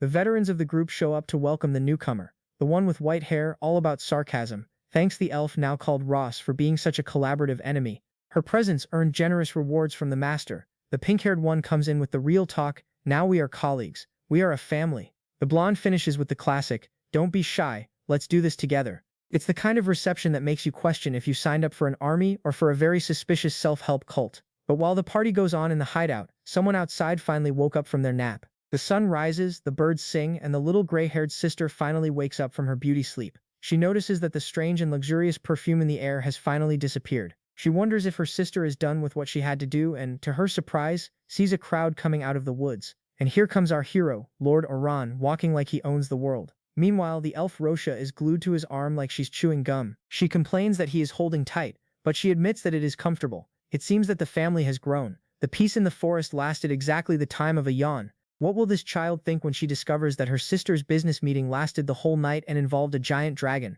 Just when you thought our protagonist's arena couldn't get any more crowded, here comes the crow girl. She clearly didn't get the invite to the little party in the forest. She arrives with that look of someone who knows she lost the group chat, but right away she bumps into her sister and our dear protagonist. The tension is so thick it could be cut with a knife, or better yet, with a wing. Our hero, with the audacity of someone who has a script in his favor, decides to call the powerful girl who messed up a little girl. A fatal mistake, my friend. She immediately shoots back, I am not small anymore, which in the dictionary of the wicked means get ready to get hurt because I'm going to prove that I've grown in the worst possible way. But her size is the least of her problems compared to what she is about to imagine. Kiro looks around and realizes that something is off. The elf is red, the demon is sweating, and even the white-haired extra looks like she just ran a marathon in the Sahara. Kiro stops and thinks, wait, what faces are those? And this is where our young winged girl's mind goes into overdrive. She projects an entire movie in her head, imagining the protagonist used the infamous strange flower perfume to turn the forest into a set for a movie restricted to minors. In her mind, the guy is the master of botanical seduction, and his sister is victim number one of a kiss worthy of a soap opera. It's the old story, where there's smoke, there's fire. If there's a sweating elf who messed up, she already thinks there's scandal. But before she can file for divorce from her sister, a new target appears to unleash her anger. The sister tries to explain that it's not what you think. This is the standard excuse of 10 out of 10 caught in the act characters. But the one who messed up couldn't care less about botany. She wants blood. Suddenly, a girl with pink hair and a third eye on her forehead appears, because 2 eyes weren't enough to see this mess. The one who messed up is indignant. You are still alive. And without even waiting for a good morning, she activates her feather machine gun mode. It's a festival of red cuts. It makes the forest look like an open-air butcher shop. The poor girl has 3 eyes. She didn't even have time to blink her extra eye before realizing that Karo is the type of person who shoots first and asks who you are at the funeral. But she forgot that the owner of the arena doesn't like anyone messing with his toys. The protagonist decides that enough drama for today. He draws his blood sword and blocks Karo's attack with the ease of someone swatting a mosquito. He even delivers that catchphrase, attacking my people in front of me is a bit disrespectful. Translation, don't ruin my arena, I took chapters to set it up. He uses his Bloodblade Torrent ability and cleans the area faster than a housekeeper. Finally off the clock, leaving Karo in shock at such speed. Even impressed, she keeps her composure. She accuses the guy of being a shameless seducer, who used dirty tricks with her sister the elf. In a moment of pure cliché, she leaps in front to defend the boy. This confirms that the scent of the flower really affected everyone's judgment. In the end, the protagonist isn't just a master of swords, he's a master at surviving furious sisters-in-law. For now, the scene begins with that wonderful family reunion vibe, where no one is biting. The young girl with white hair decided that today was the day to be her sister's morality police. With all the delicacy of a mule's kick, she tells the elf to wake up to reality. She claims that the elf is only crushing on the protagonist because the guy is too handsome. And look at the elf's face. She doesn't even try to deny it. She's processing the information with her brain on idle. While the youngest continues the verbal massacre, if you think her brother stopped at looks, get ready. The humiliation is about to get much more specific. The little one has no filter at all and tells it like it is. She diagnoses her sister as a repressed nymphomaniac who loves peeking into other people's lives. And it doesn't stop there. She begins to describe the whole fanfic she created in her head, imagining her sister and the handsome guy under the influence of aphrodisiac fragrances and lustful flowers. The girl's imagination is so powerful that we even get a mental flashback of what that forbidden encounter would be like. It's official, the youngest has watched more dramatic soap operas than she should have, and is now projecting everything onto poor Rose. And the worst part is that the elf is starting to believe the problem is really her. Rose, the queen of flowers, is having an internal meltdown. She wonders if she really is a freak because of her brother. Her sister keeps kicking the dead dog. She said the elf is the kind of person who only has the courage to look but has never tasted the forbidden fruit. Basically, she called her sister a goody two-shoes in front of everyone, using the hardest words she found in the dictionary. Rose's dumbfounded expression is priceless. She is discovering that having a younger sister is worse than facing a level 100 boss. But Rose has an excuse on the tip of her tongue, or rather in the servitude contract. Rose tries to defend herself, saying it's not her fault, it's just that her body and soul now belong to the master. She swore loyalty and is now trapped in his system. However, the little sister, instead of understanding, goes into protective psychopath mode. She decides that to restore the family's honor and hide this scandal from their mother, the most logical and sensible solution is to kill everyone. That's right, no therapy or conversation. Let's just erase all witnesses of this forbidden romance. And when an anime loli decides she's going to kill everyone, you know the light show is about to begin. The girl activates her RPG villain mode and starts emitting an aura that would worry anyone. She is determined to eliminate the hidden dangers. This, in her mind, means anyone who saw her sister being embarrassed. She transforms, gains crow wings, and a look of someone who hasn't slept in 3 days, surviving only on hatred and energy drinks. It's the classic moment. I'm going to save you, sister, even if I have to destroy the whole world to do it. The problem is that our protagonist doesn't seem impressed at all by this drama. The little birdmaster sends an army of crows at our hero, thinking she's crushing it. But the guy is so cocky that he just pulls out his red sword and calls the attack trivial trick. He starts slicing the little birds as if he's playing Fruit Ninja on easy mode. The girl gets furious. She shouts at him not to get cocky because the real show hasn't even begun yet. It's that classic fight where one side is giving their all and the other is thinking about what to have for dinner later. Now she appealed. She summoned the giant barbecue. Things got serious. The youngest invokes the golden raven, which is basically a jacked phoenix with enough fire to roast a continent. Even the pink-haired extra, who was just watching from the sidelines, is shocked by the absurd energy. Rose herself realizes that her little sister has completely lost her marbles. That power jump is on a different level. The little one is no longer playing house. She wants to turn the battlefield into a shopping mall parking lot. The final attack comes in full force. The protagonist finally needs to stop yawning. Destroy them all, she screams, sending the firebird diving like a nuclear missile. The protagonist finally admits that the energy is extraordinary. He manages to hang in there but looks around, worried that everyone else might turn into instant barbecue. The impact is a colossal explosion of light and flames that makes it seem like the sun fell in the middle of the forest. It's the kind of attack that ends the chapter with "to be continued" in big letters on the screen. But amidst the dust, someone decided to restore order. The smoke hasn't even cleared, and the youngest is already there, all proud, thinking she saved her sister's innocence. But, to absolutely no one's surprise, Rosa survived and is not happy at all. Using her own magical roses to block what's left of the flames, the elf finally takes control of the situation. She looks at her sister with that face of "enough of the embarrassment already." She forbids any further attacks. It seems the time for playing genocide is over. The older sister finally acted like a true older sister. Will the little one accept it, or will she push back? Or will the next battle be even more explosive? We'll have to see. Ross, the new follower of our protagonist, decides the best way to protect everyone is by transforming into a demonic version of Thumbelina inside a giant rose. And wouldn't you know it, the plant works. Even the elf next to her, who probably forgot how to use real magic, is shocked that a flower managed to block an attack. Our dear master, of course, makes that face of someone who already knew everything, while receiving praise for being a rank 7 superior. Classic moment. The guy didn't lift a finger, but gets all the credit because his subordinate's plant is tough. Meanwhile, the one who made a mistake is there, all red and flattered. She proves that the charm of this master must be some kind of hypnosis spell. No one in their right mind would be so happy with such a casual compliment. But, as the joy of the protagonist lasts little, there's always someone to ruin the mood of cheap romance. Out of nowhere, the sweetest sister-in-law in the world appears. She immediately asks what everyone wanted to know but had no courage to ask. So, how far did you go last night? The one who made a mistake shorts out, trying to explain that it was just a compliment. But the sister doesn't want to hear any nonsense. She looks at our master with the kind of disdain we reserve for overdue bills and tells the truth. You only know how to hide behind women, right? Done. She hit a nerve. The master's ego, which is bigger than Rosie's rose, inflates at once. He decides that, to prove he is a rank 7 alpha male, he needs to fistfight with a girl half his size. Super mature, 10 out of 10. And she didn't come to play house. She brought a really heavy toy. The girl summons nothing less than the heavy hammer, the crying crow at night. With a dramatic name like that, you already know the damage will be great. She charges with the grace of an out-of-control tractor, promising to turn the master into meat pie. He, trying to maintain the pose of being too cool to worry, draws his shiny red sword to block the blow. But the shock is real. The impact is so strong that the master realizes he should have hidden behind the rose after all. The short girl is rough, and his block almost turns into a forced hug with the ground. Even those watching from the sidelines started to doubt if the master could handle it. Rochi, who is no fool, notices that the little one is literally overpowering the master with brute strength. It's a beautiful scene, the guy who thinks he's the best being squashed by someone who looks like they came out of a chewing gum commercial. The girl jumps in a way worthy of the Olympics and brings down the hammer with all her might. The result? An explosion that makes it seem like a meteor hit the garden. Lots of dust, lots of smoke, and a huge crater in the middle of the hole. There's our protagonist, sitting as if waiting for breakfast. He tries to act like being hammered into the ground was part of his training plan. He survived, but now he decided to use the most dangerous weapon of all, the mockery.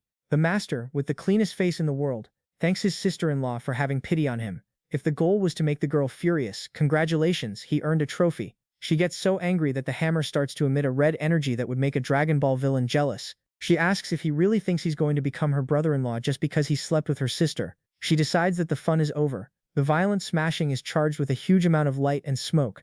Either the master has a very good plan, or he will find out if he has life insurance for rank 7. Will the master keep laughing when this red sun explodes in his face? The next chapter promises to be explosive, literally. The day begins super calm, with that nice vibe of mass destruction. Our dear Koro, who clearly skipped anger management classes, decides that the best way to welcome her possible brother-in-law is to obliterate the scene with a giant hammer. The impact is so subtle that the extras around almost lose their shoes from shock. But for Koro, destroying half the forest is still not enough. She thinks she's being too nice, and decides that the ground is still too whole for her taste. It's the kind of affection you only get from someone who wants to see your CPF cancelled. While she plays demolition, some are watching from the sidelines and drawing interesting conclusions. As the ground shakes, we have the privileged view of Koro's sister, an Elva who seems to have walked out of a medieval shampoo commercial. She observes the destruction and thinks, wow, Koro is really putting in the effort. Is it because I made out with Lord Heiran and she's jealous? Yes, my friends, the motivation could be as simple as, maybe they slept together. Nothing like family drama sprinkled with seismic hammer blows. Koro finally stops hitting the ground, which has been begging for mercy for a long time, and gets real. She just wants to know if this Heiran guy is worthy of joining the family. Spoiler, if the DNA test is based on survival and hammer strikes, the family tree will be a mess. The problem is the suitor doesn't seem keen on becoming a pancake. Koro decides it's time to stop hitting the ground and focus on the target. But Lord Heiran has a trick that annoys anyone. He is too fast to be hit by anyone. With an angry oyster, she attempts a direct attack. She ends up taking a counterattack that makes her question all her life choices. The guy simply uses teleportation as if he were ordering an Uber. This leaves the poor girl hitting the wind and wondering if he is a hacker, or if she is just bad. He appears behind her, in front, on the side. It's basically high-speed magical bullying. When our protagonist's patience runs out, he decides to ask for permission for what everyone wanted to do. The hour grows tired of playing hide-and-seek and decides to get straight to the point. His strength is cool, but his speed is a joke. Darling, he starts to move so fast that the owl's eyes look like two disco balls trying to keep up with the rhythm. In the end, he stops next to the elf sister and asks with all the politeness of a lord, "Your sister is a bit hot-headed, huh? Do you mind if I teach her a lesson?" The sister's response is the pinnacle of family unity. Feel free, she should be thankful you're going easy on her. That's it, folks. If even her own sister wants to see her get a smack, who are we to disagree? Now it remains to be seen if the chorus will learn the lesson, or if they will need an even bigger hammer to compensate for the bruised ego. Our beloved hammer girl tries to maintain her composure, even though she looks like she was run over by a moving truck. She is there, bleeding more than a horror movie extra, but she swears up and down that she doesn't need mercy. According to her, our protagonist's attacks are gentle. It's that classic moment. The guy almost sends you flying, but you say it was just a little caress. She screams that she will never give up her sister, acting as if she still has teeth in her mouth to bite someone. That's a lot of self-esteem for a low health bar, let's admit. But what she didn't expect is that her own family would decide that enough is enough of the embarrassment for today. Suddenly, thorny vines appear out of nowhere and boom, the hammer girl is immobilized. And who did that? The sister herself. The elf in the giant hat, who is clearly the only one with 2 functional neurons in this family, keeps it real. My daughter, this is ugly, you've already lost. It's that beautiful moment when your sister shoves you aside in front of the crush and the enemy at the same time. The elf explains that our protagonist did not turn the hammer girl into pate because he is a nice guy. He decided to fight only with his fists, keeping the sword on his back. If you think the humiliation stopped there, just wait to see the resume that the sister started pulling up about the guy. The elf sister goes into TED Talk speaker mode. She begins to explain that the protagonist had millions of chances to slice the hammer girl into thin steaks, but he chose the diplomacy of the fist. While the hammer girl cries and pouts, the sister continues, "He did this for me. And look, he has all the potential to be a great brother-in-law." Yes, my friends, we went from a deadly battle to an episode of Want to Date My Sister in record time. The poor hammer girl is there, tied up, listening to the guy who just beat her up being described as the dream son-in-law. But the guy's resume is even heavier than they imagined. Then in comes Rasa, the blonde who doesn't want to be left out of the gossip. She reveals the beast's name,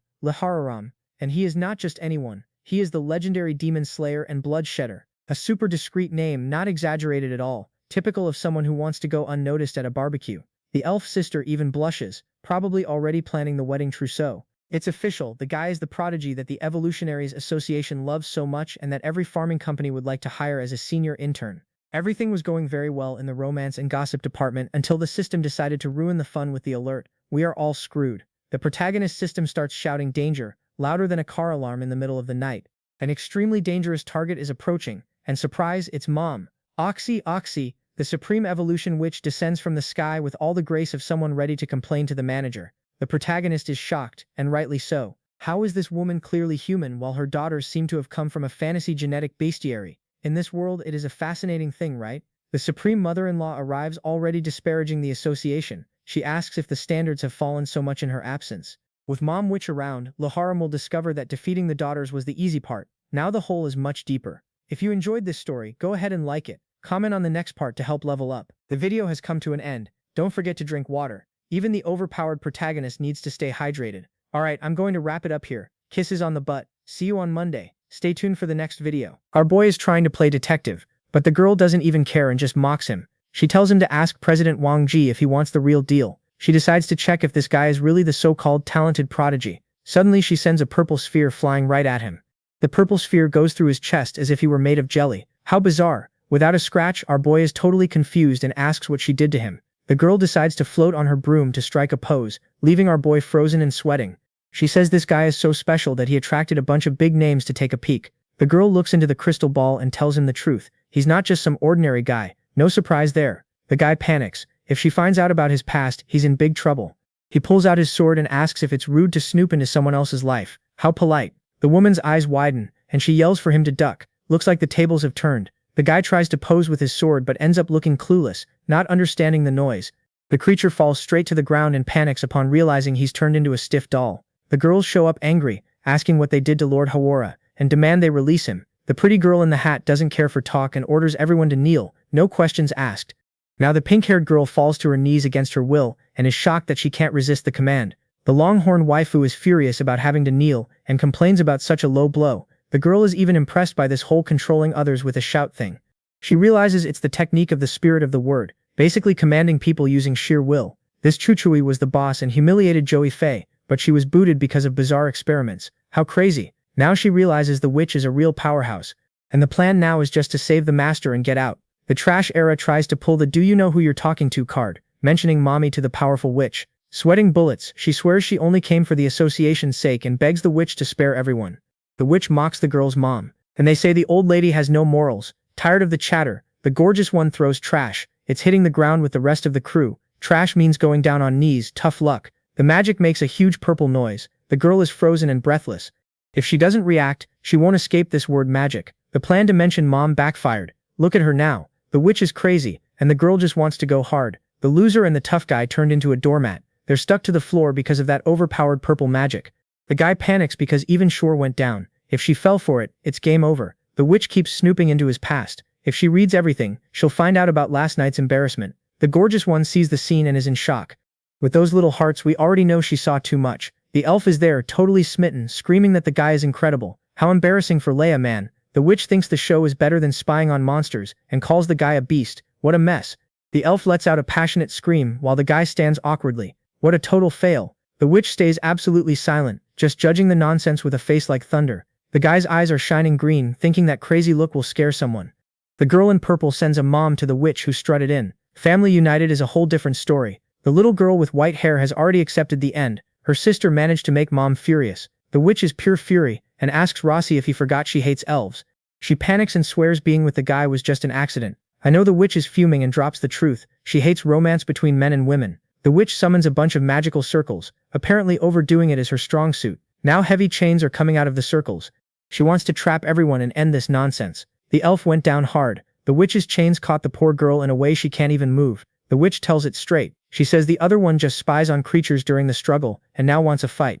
The witch is pissed and tells it like it is, saying the other one is a total idiot. The elf just screams in pain while getting beaten up. What a humiliating situation for her. Man, the little girl jumps in the middle. She begs her mom to stop laying into the poor girl. She swears her sister learned her lesson. She asks her mom to forgive just this once. The witch is furious and keeps it real. She says the little one is just as useless for disobeying. What a great mom, right? She lashes out at the girl and throws it in her face that she gave them power. Pure toxic gratitude. The witch is really mad and asks who the girl thinks she is to want to teach her something. She swings the whip without mercy. Blood flies. The mom of the year is really inspired today. The whip keeps coming down, and blood splatters everywhere. What a lovely example of maternal love, huh? The guy finally decides to take action. He puts his hand on the ground. With that red aura, he looks like his eyes are on fire. He warns that no one messes with him anymore. The easy times are over. He tells everyone to stand up while a brand shines. The protagonist is tired of being a punching bag. He releases this flashy red glow. Looks like the power mode finally kicked in, right? He unleashes a giant red pillar filled with strange letters. This guy really wants to make an entrance. The beam of light explodes on the ground and sends lightning everywhere. The damage is huge, huh? Lee Howan is shocked that the guy broke the witch's magic. Is this an exaggeration? Not at all, right? With pink hair, she's never seen anyone break that magic. She's totally the guy's #1 fan now. Of course, the witch is fuming and admits it's no wonder. The association is watching him. The protagonist turns into a giant and speaks his mind. He asks if she really knows how to be a mother. The protagonist has turned into the family coach and says that whipping kids for authority is way too ridiculous. He glances at the villain and gives his diagnosis. This woman must be crazy. The witch asks what the kid knows and holds him responsible for seducing her daughter. She tells him to look behind him and says all the girls are fired up and dissatisfied. What a mess. The one with pink hair gets all nervous and complains that these guys are worthless. What a drama, huh? The protagonist turns into a demon and warns that the old lady can't insult his people. Things are getting heated. The guy turned into a stylish bat and unleashed a giant laser from his sword. He's feeling himself. The fire beam comes crashing down. It's making a huge noise. It looks like the damage is going to be massive. The witch sees the giant laser coming and tries to dodge. The hit is almost at her door. She mocks, saying that the attack is strong but way too slow. The old lady thinks she's untouchable. This green energy decided to give the guy's laser a hug. Looks like his attack flopped. The green tape keeps wrapping around the entire laser. His genius plan lasted 3 seconds. The green tape flies out and takes the witch with it. His attack turned into a ride for the old lady. The protagonist looks up at the sky, all confused, wondering what this thing is. Poor guy is totally lost. The green ball explodes with force. His genius plan turned into colorful smoke in seconds. Now, a bunch of green balls has popped up. The guy made what was already terrible even worse. The green balls explode in sequence, making a deafening noise. The sky turned into a bizarre light show. The mysterious woman appears on her broom and firm says stop. The fun's over, everyone. The explosions keep going while the mage appears from behind. The focus of the scene feels a bit off. She says that the kid is brave, but complains that young people are so rude. The broom owner decided to teach the kid a lesson. She's acting like the teacher of the year. She looks at the destruction and is stunned, wondering if the kid is who she thinks he is. The protagonist is panting, holding his sword, while the woman floats far away. Tired already, huh? He's shocked by the level of the fight, saying any hit destroys the world, except for his. The protagonist keeps it real. The old lady almost blew up her own daughters. What a shining example of a mother, right? The witch stays quiet, filled with rage, letting out a rough like she lost the argument. Oh, the pink-haired one seems smitten. The guy risked his life for everyone, and now she thinks he's amazing. The other girl is all sweet. The system is notifying that her affinity has shot up. What a cliché, right? The mage says the guy is insane for putting himself on the line to save people he doesn't even know. The protagonist starts the drama, saying he was abandoned when he was weak. The dude is pure trauma. The protagonist delivers that classic speech about never abandoning a companion. What a hero, right? The trash is on the ground, all melted. Thinking of her master as the most responsible guy in the world, she's totally smitten, remembering that he took her virginity. Turns out she didn't choose wrongly. The system alerts that Rose's affinity just shot up to 95%. This guy's become a magnet. With the affinity hitting 95%, he's already acting like the master of victory. The hero plan didn't last long. He spits blood and realizes life isn't a walk in the park. The system warns that his HP is fading. His body is begging for mercy and all he can do is groan. This guy has turned into a magical sieve. He realizes he's been pierced by her magic, and his HP keeps dropping. The witch mocks his speech, saying if she were younger she might even be moved. He's become a magical kebab. The system warns that his HP is dwindling while he's taking a beating. The guy's floating around like a wacky inflatable tube man as his HP disappears. What a phase, right? He realizes the witch injected magic into him and wonders what her plan is. The witch has one eye sparkling, and the protagonist swears she wants a deep connection. Not quite, right? She lets out a breath. After rummaging around, it must have been a total bore seeing what's in there. The witch says the guy is the perfect test subject she's always wanted. What luck he has, huh? The protagonist is in shock and asks what she means by calling him a test subject. Not good. The witch says he's rebellious and needs to tone it down. She's itching to humiliate him. If he survives 1,000 lightning bolts, she promises to make him her kid. What a bizarre and frightening proposal, huh? The pink-haired one warns that this mommy trick wipes everyone out. No one escapes this chilling fate. Rose panics and begs them to stop. She knows the protagonist can't handle this. Rose is outraged because she's frozen while her master is taking a beating. She swears she'll die alongside him. The scene turns into a blur of energy. Clearly the witch's patience has run out. The sky darkens and lightning starts striking everywhere. The atmosphere is absurdly tense, right? The protagonist becomes a human lightning rod. He's getting shocked in ways to knock some sense into him. Chuchui calls upon the mystical thunder to fry this guy for good. The witch has blood in her eyes. The green-haired girl. She decides to stand up to her own mother to save the protagonist. What a family drama, right? The sky delivers a harsh dose of reality. Lightning strikes everywhere. What a gorgeous day. Now we are in Chaban Forest, where even the roots seem fed up with the weather. The sky has decided to fry everything with a giant lightning bolt. Today's tree barbecue is guaranteed. The girl panics and yells for the guy to hold on. She doesn't want her man to turn to ash. The witch gets furious and calls her daughter ungrateful for challenging her. But here's the catch. She tells it like it is. The girl still has a lot to learn before she can stand up to her. The sky decided to send a shocking reality check to the forest. Lightning strikes everywhere. What a sight. The protagonist is right there, sweating bullets and becoming a human lightning rod. Lucky him, huh? The guy turns into a human lightning rod and lets out a wow. He seems to be having a blast. The heavens crash down and everything explodes. The protagonist's barbecue is almost ready. The sky has turned into a disco of blue lightning. The protagonist is in the thick of it, frying like a pastry. Thunder hits hard to finish the job. If he hasn't turned to ash, he's definitely a human lightning rod. The girl screams for Lyra, begging him not to die. What a drama straight out of a Mexican soap opera, huh? She's all dirty and frozen, trying to say something. The shock fried that poor girl's neurons. She screams that she doesn't want him to die. Bit late for the warning. The guy is already getting fried. Just look at Lyra. He looks all messed up, bleeding, and like he's ready to give up on life. The witch is disappointed. That so-called prodigy of the association is just a pathetic failure. A noise cuts through the silence. Looks like the witch celebrated her victory a bit too soon. What? Shuai loses his patience and warns that the old beatings taught nothing to those who messed up. The witch's eyes light up and she warns that now the real trouble is about to start. The girl's heart is bound by magical chains. It's the witch's spell tightening mercilessly. Kueho begins to scream in pain. It's so bad that all she can manage is an eagle. Kueho is spitting blood like a fountain. The witch's spell is no joke. One cries out for her sister, but the other orders to ignore it. Zero empathy in this group, huh? Uncle Chuan warns, if you turn traitor, you'll be in deep trouble like the other one. The witch has zero patience today. The girl panics, wanting to know about the master, but she sees nothing lying around. What a bad position, huh? There Chuan notices the spell has worn off and he can finally move. A miracle, right? She runs out shouting for the master, because what she heard didn't smell good at all. Trash. She calls for the master in the rain, in that little outfit. The cold hits before the guy. The girl is in shock.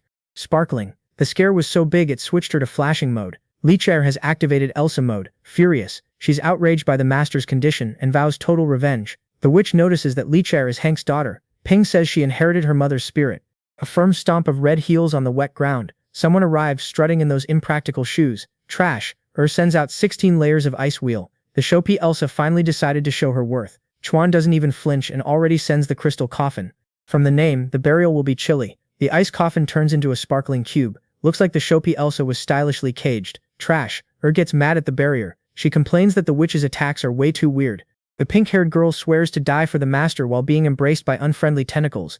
Our horned redhead activates fire mode and calls the witch old, promising to beat her up till the end. The brightness explodes with a crazy noise. Apparently the witch decided to flaunt her special effects. Now all wrapped up, the girl complains that the witch is evil and feels useless for talking to the master. Our horned redhead is furious, trapped in the barrier, vowing to burn everyone. The girl threatens to smash the crystal coffin, but the witch warns her it's pointless. The girl insists the coffin is unbreakable from the inside. Without the witch, everyone is in big trouble. She laments that the team will be wiped out and her sister is gone. She even liked the guy, but it's over now. Liko just stands there, while bizarre red rain falls. What a lovely weather for a stroll, huh? She realizes it's blood rain and gets freaked out. What went wrong this time? The Oxuan sees the hour of blood. He realizes the kid is still alive. What a surprise, right? The witch can't believe the boy survived the lightning. This guy is tough to kill for real. A crimson explosion bursts from the ground. The kid decided to turn into a blood volcano to impress everyone. In the midst of the glow, a silhouette with red eyes appears. This creature is pure hatred. The system alerts that the squirrel has activated. The kid needs to nearly die to turn into a vampire.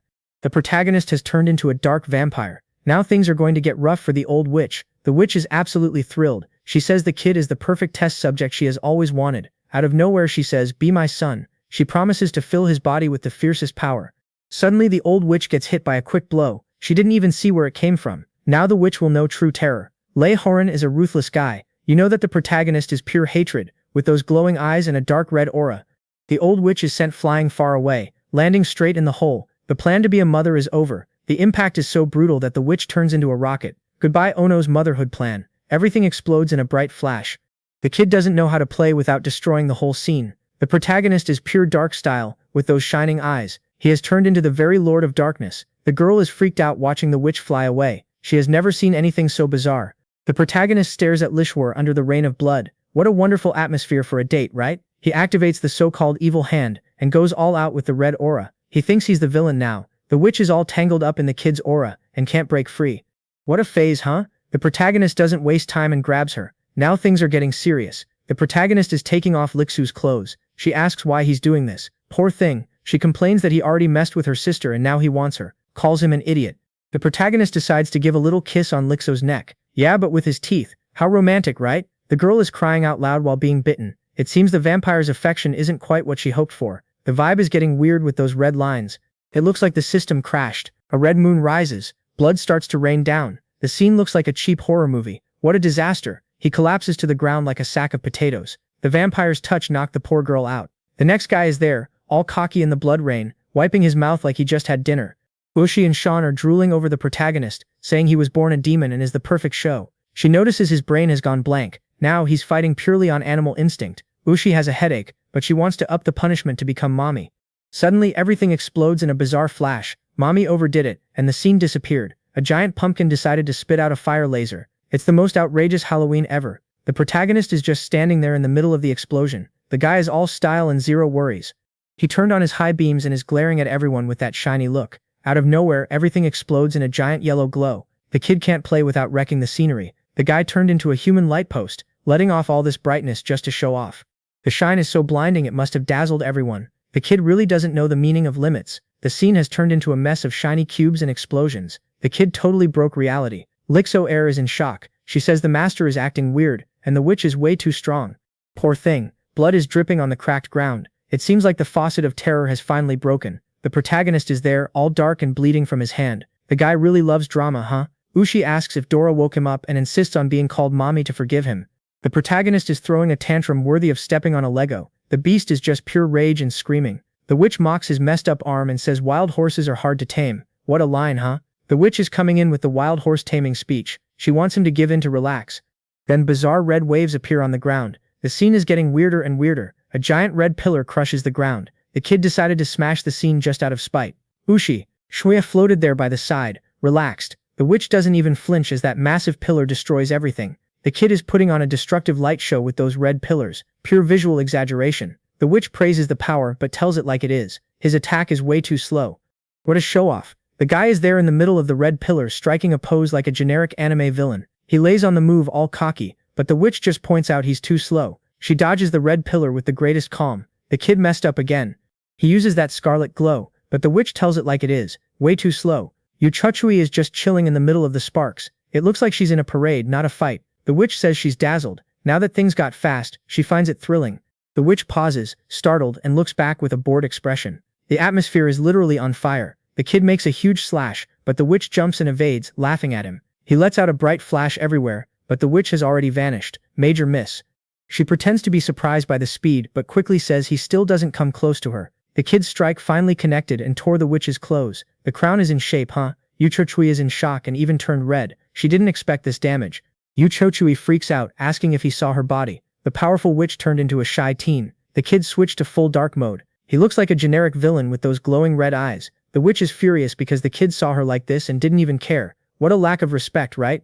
Now she's really mad and is already preparing her little shine in her hand. Things are about to get serious. The kid keeps posing like an angry goth, with his glowing red eyes in the dark. Now he activated a gravity field 50 times greater. That's a lot of weight to bear.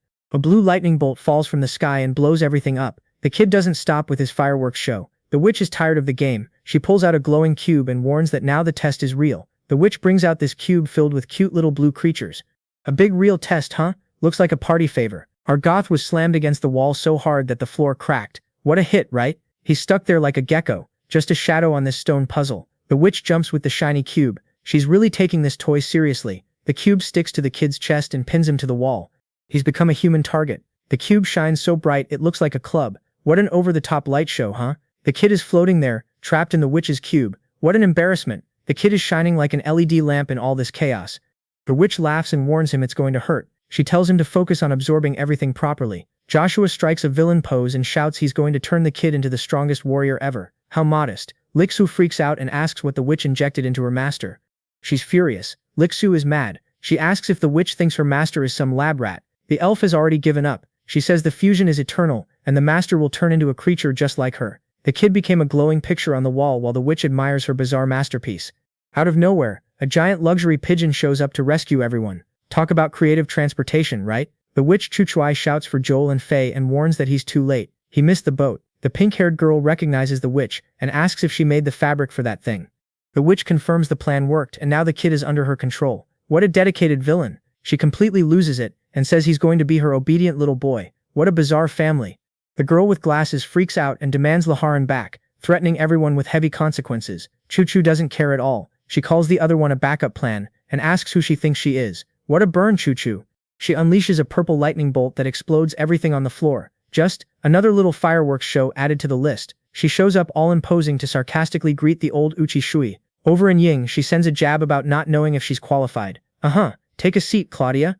She pulls out a shiny weapon and warns that it's been a while since she stretched. Things are about to get messy. Grandpa Lee Jianho arrives, shining, and warns that he's going to deal with the witch. As a lab rat, how bold. The witch is just sitting in silence. Grandpa OP left her completely speechless. His eyes are shining. The girl with blue hair just watches the chaos. The girl in glasses freaks out and demands that the reading of the hour be returned, or everyone is in big trouble.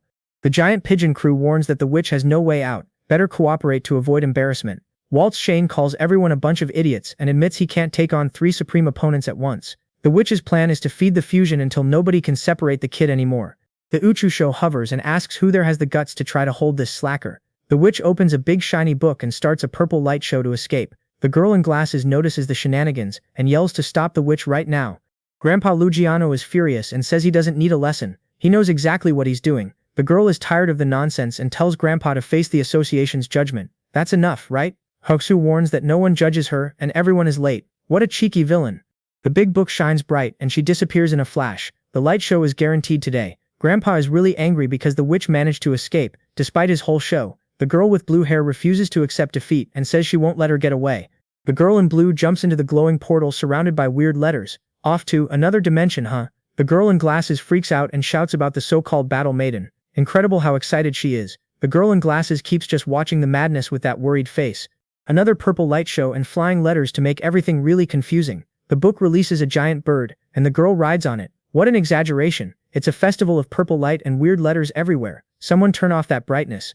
The big book shines brighter than a burnt-out bulb and shoots letters everywhere. What a visual mess, huh? They call the guy an idiot and compare him to the so-called maiden. The mockery is strong now. Everyone entered the book's dimension, and the spells malfunctioned. The coffin and the followers became useless. Everything explodes in a white flash, and pieces fly around. It's the end of the line for this visual nonsense. The girl poses action while the scenery crumbles. Style? She's missing that. The rest of the crowd has vanished, and only Grandpa Liu remains. Judging by his expression, he doesn't inspire any confidence. The girl steps heavily in her high heels on the stone. At least her shoes are sturdy, right? Another one gets sucked into the book. The guy wonders what magic this dude has to attract so many women. The Uchiwa floats in this sea of colors, looking utterly confused. She gasps and asks if this is really her book, totally lost. A red lightning bolt cuts through the sky. Someone decided to set off fireworks in the middle of the chaos. The girl notices that Lord has stopped breathing. Perfect time for a freakout, right? The horned girl finally finds out where Lord's aura went. Took her long enough. From the book, a purple leg with a heart-shaped tail emerges. What a weird design, dude. Another one gets sucked into the book. Grandpa Liu wonders what magic this guy has to attract so many women. The old man swears he used to be a looker, but he's bitter since he never had this kind of attention before. We've officially entered her book, a fancy name for a scene that looks like a hallucination. A girl seems to be shouting for her master. The noise in this place is evidently overwhelming. Our hero wakes up all sweaty and disoriented, letting out a huh. Real smart. What a wake-up call. The girl warns that the old witch stuck something strange in him. The master is literally just exhausted. The guy says everything feels normal in his body, but there's one detail he hasn't figured out. He looks at the horned girl and asks why she looks so weird. Someone approaches wearing a ruffled outfit. Is it a vintage style, or just bad taste? The protagonist notices it's not just the horned girl. There are more people surrounding the poor guy. The horned girl claims she did all of this just to save him. What a sacrifice, huh? She complains that even she's stuck in this weird situation. The drama is real, folks. The guy wakes up all twisted, calling for the ground. And Faye is more lost than a blind man in a shootout. The horned girl with sunglasses announces that she's here too. Quite the subtle look, huh? The girl is angry. She spills her drink and tells the guy to take responsibility. The drama is that our hero is completely lost and without memory. He's trying to figure out how the warrior turned into this creature. A light shines in the sky, while everyone screams for Lord Haeran. What a mess. The badass and drink were causing trouble with her. She hears a noise and goes on high alert. The horned girl jumps onto Lord Haeran's neck, screaming that she finally found the guy who sticks around. Nicole is crying with emotion. She says she was worried and is super happy the master is okay. What a scene. The guy apologizes for making Nicole come from the castle to here. He is a magnet for problems. She thinks his touch is too gentle, and says it's unbearable. So much drama for just one video. The master and the succubus keep yelling into the void, telling anyone hiding to stop messing around and show themselves. And wouldn't you know it, someone heard them. A high-heeled boot stomps down, ready to cause chaos among the petals. The horn girl welcomes everyone to the first chapter of the story. What a warm welcome, huh? The title is Lust. With that succubus look, no one would guess, right? The girl thinks she's the goddess of lust and warns, either they hit her or they rot here forever. The succubus sees a chance to return to normal and announces she'll crush the other one. The girl lets it be known that in the chapter of lust, no one beats her in a brawl. Ignorance is not understanding anything, and the goddess explains that the rule of this chapter is lust. The girl warns that to get out of there, everyone will have to follow her rules. A giant pink light explodes on the ground. The magic show of lust is about to begin, folks. Out of nowhere, a fancy bed appears in the middle of the street. The goddess is pretty direct with her intentions, huh? Ignorance is not getting anything and wonders what the crazy girl plans to do with the bed. The girl stutters, all red, realizing the rules of this goddess are pure naughtiness. The goddess confirms that ignorance hit the nail on the head. It's exactly that scandalous thing you're thinking. The girl warns that the bed is the battlefield. Only those who win can leave. And look at that phase she's in. The goddess boasts about being a professional, and asks if the girl really wants to face this embarrassment. Ignorance freezes and admits she has never been with anyone. The poor girl is a newbie and is desperate. The guy notices everyone. He looks around, wondering why everyone is staring at him. Poor guy, he's lost. The goddess gives him the lowdown. He's the only one who can handle this. If not him, then who? The girl puts the blame on him and tells him to own up. Soon the master accepts the challenge, claiming he's a great pilot too. What a phase. The goddess calls him a gentle rival and says everyone likes him. What a line. The master wants to know how to win this battle in bed since he's totally clueless. The goddess drops the truth. Whoever taps out first loses. What an obvious rule, right? She activates the skill Crimson Shimmer, creating a light show to kick off the chaos. The master asks if she's a succubus. The girl rolls her eyes, saying it's obvious, right? The goddess notices he's a bit too eager and asks if he's already struggling. He mentions he scored a cool item in training and decides to test it now. Good luck, champ. He becomes the succubus exterminator. Now the girls get sensitive, and he can take way more heat. The protagonist is feeling himself and tells the succubus to start the attack. How brave, right? The girl says he's bluffing and promises to defeat him in no time. We'll see about that. Suddenly the master is shirtless. The succubus is already eyeing his physique.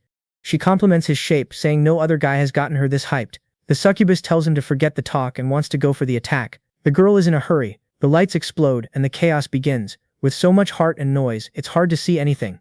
The guy is shocked by the power of lust. Even with a bonus, it's tough for him. He feels like prey being squeezed by an octopus. Without the title, the protagonist would have already lost. The girls scream for the master not to fail. Everyone believes he can handle it in bed.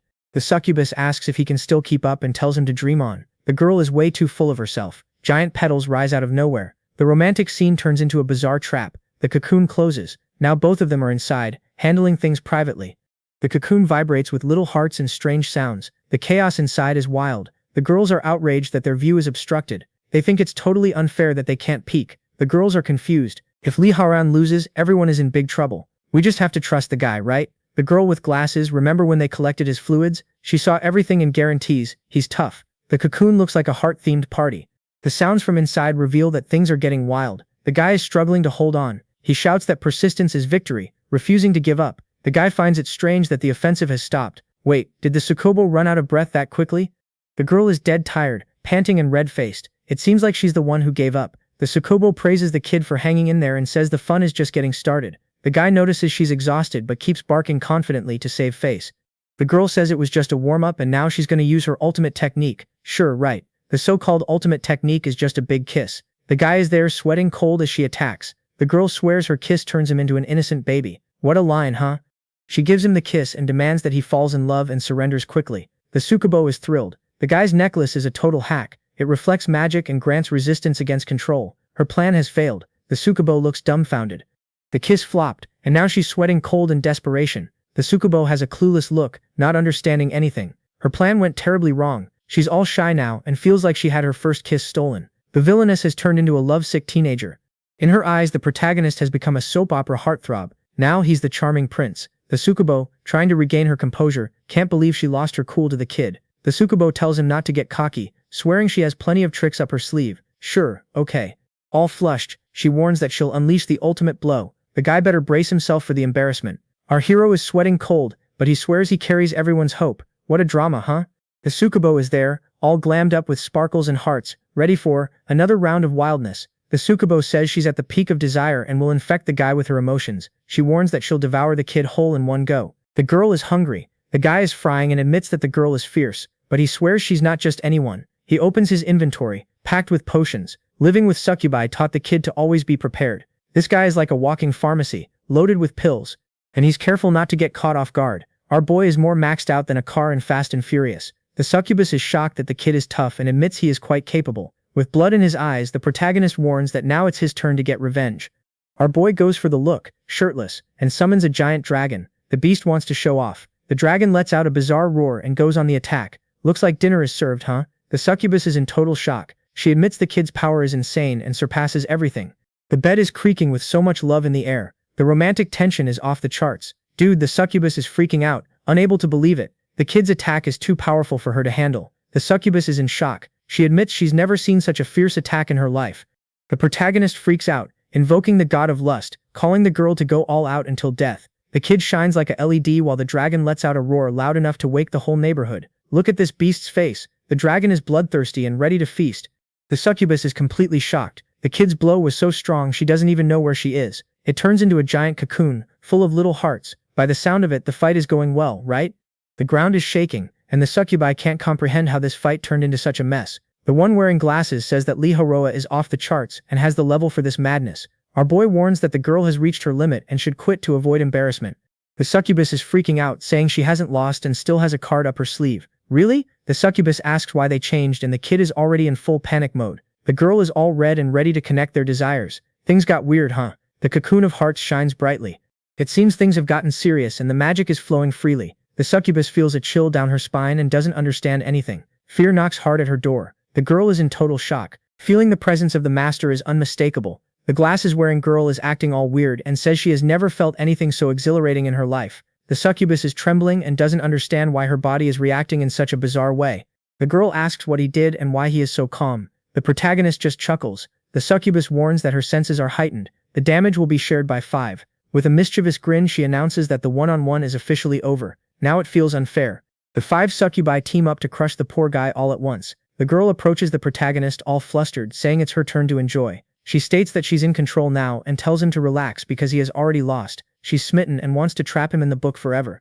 She means it. The guy grabs her horn. She goes into shock and asks what he is doing. Our boy keeps it real. There are hundreds of succubi outside. Why would he want to be trapped with her? The succubus is turning red and sweating nervously. His touch left her in shock. She complains that he is rude, but soon asks him to be gentle. The girl is indecisive. The guy is sweating buckets and screams that he wants to win through effort. This fight is heating up, huh? The protagonist swears he will take her down in one blow. The guy is filled with rage.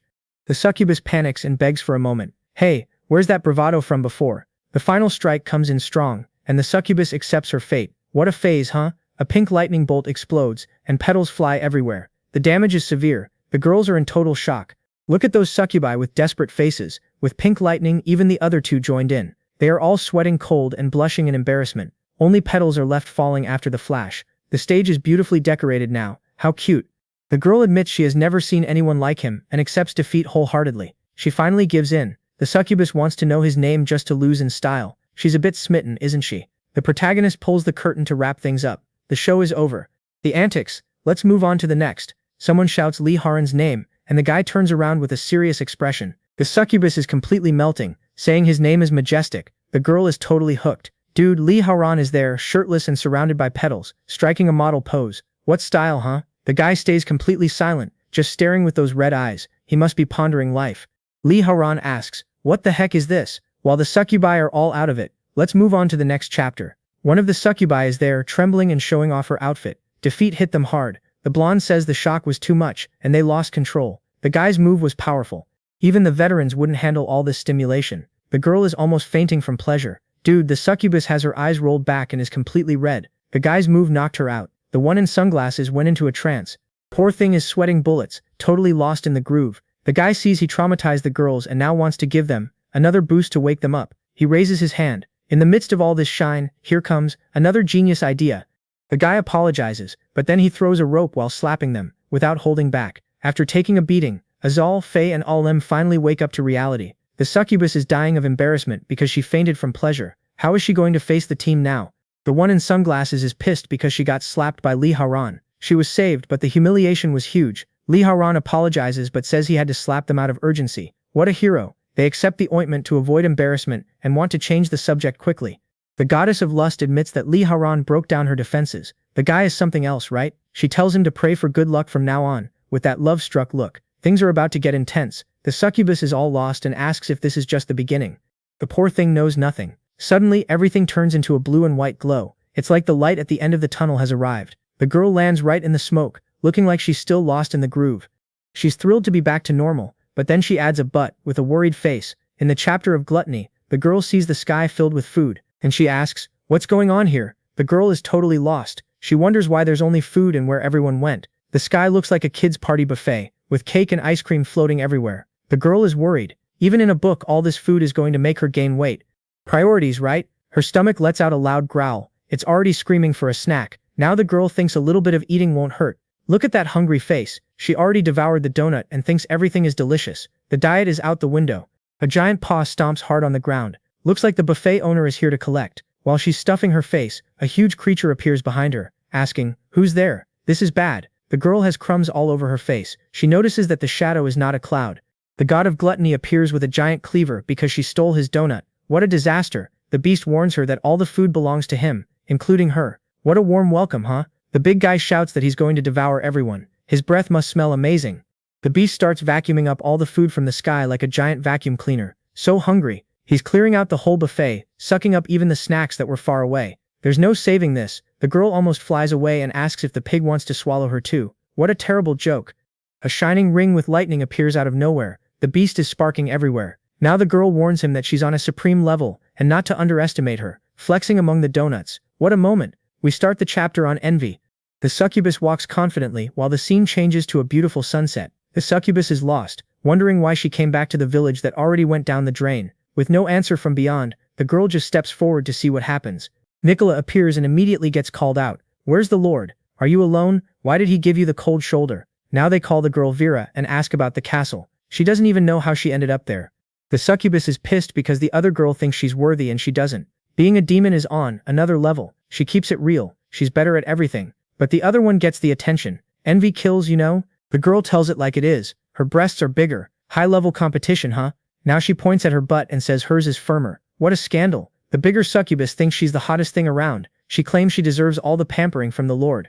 She screams that Vera doesn't deserve anything. Poor sister is just sitting there sweating bullets. The blonde warns that if the other one disappears, the Lord will be hers. What a creative plan, right? Suddenly a flash happens and the scene cuts. The crazy one's plan is already in full swing.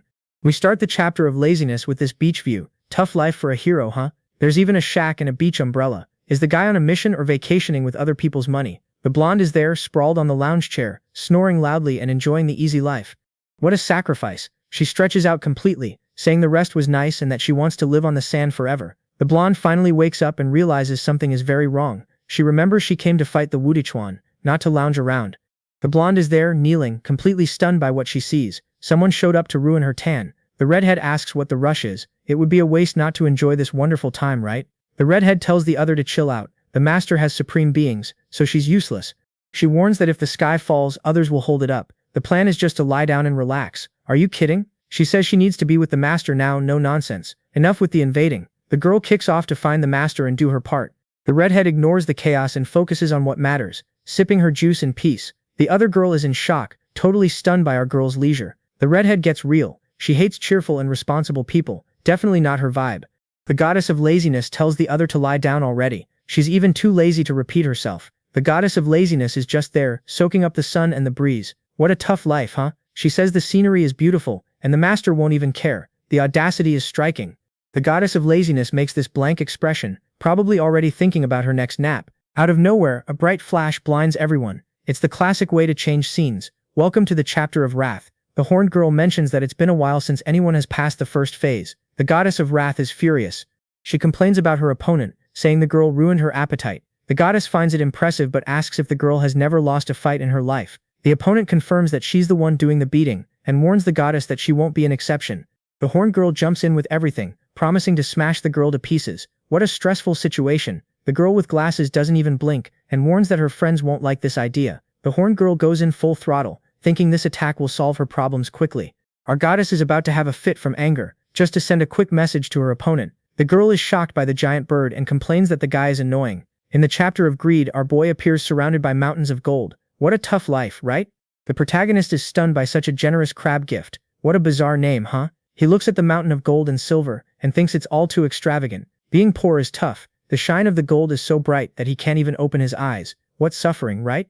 A voice asks if gold is enough, and the protagonist, confused, wonders who is speaking. The god of greed appears in a suit and announces that he has finally found the king he's been waiting for. The scene cuts to a blank beige background, leaving everything in an awkward void. The neatly dressed guy tells the protagonist to take a seat on the throne to own everything and gain supreme power. The big-eared guy adds that he'll have benefits no man could refuse. What a pitch, huh? The guy offers an endless harem of beauties. It's every otaku's dream, right?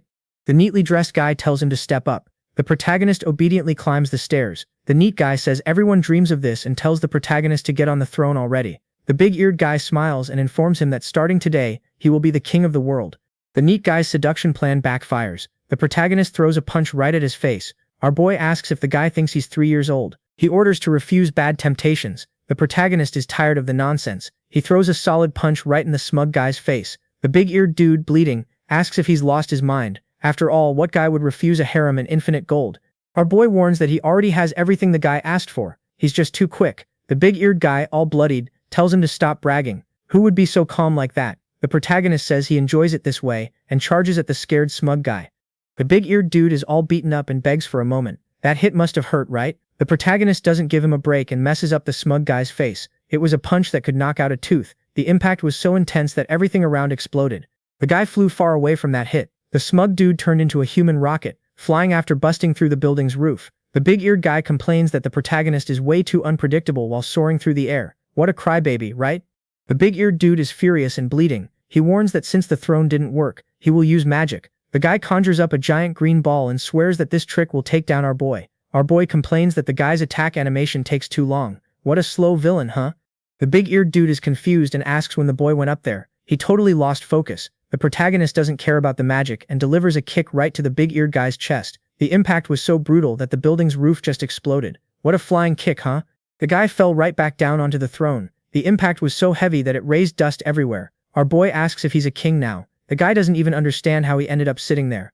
The big-eared dude is desperate and warns that anyone sitting on the throne becomes barbecue over the strange fire. And wouldn't you know it, the bizarre fire really appeared. The place turned into a giant oven. The big-eared dude is turning into barbecue on his own throne and screaming like crazy. What a genius plan, huh? The punk protagonist says that the throne plan almost worked, but he's not just anyone. We begin chapter 7, titled Arrogance, with this glowing purple circle in the middle of nowhere. The guy with the little wings looks surprised because he already changed chapters. He's in quite a hurry, isn't he? The girl with pink hair says that the guy didn't disappoint. She was super eager to see him, right? This is the goddess of pride. She wants to be alone with a guy, without anyone annoying getting in the way. The MC asks if she's the boss and notices that the girl looks much younger. The girl says she got all dressed up just to welcome the mythical beast.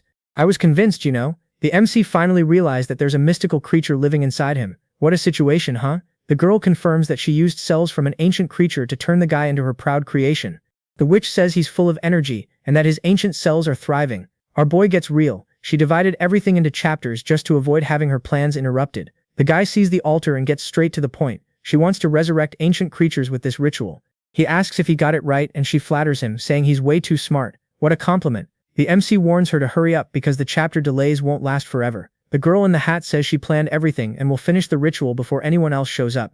The girl with the pink hair grins widely and announces that the ceremony has finally begun. Suddenly, a giant pillar of light erupts from the altar. The ritual has really kicked off. The witch warns that his cells are booming, and she's going to use magic to multiply everything.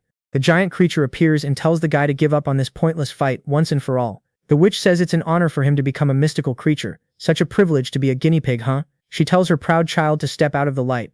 What a strange conversation for a monster mom. The witch goes completely silent, watching the light. It seems like her brilliant plan went south. She freaks out, asking why he seems fine when his cells are perfect.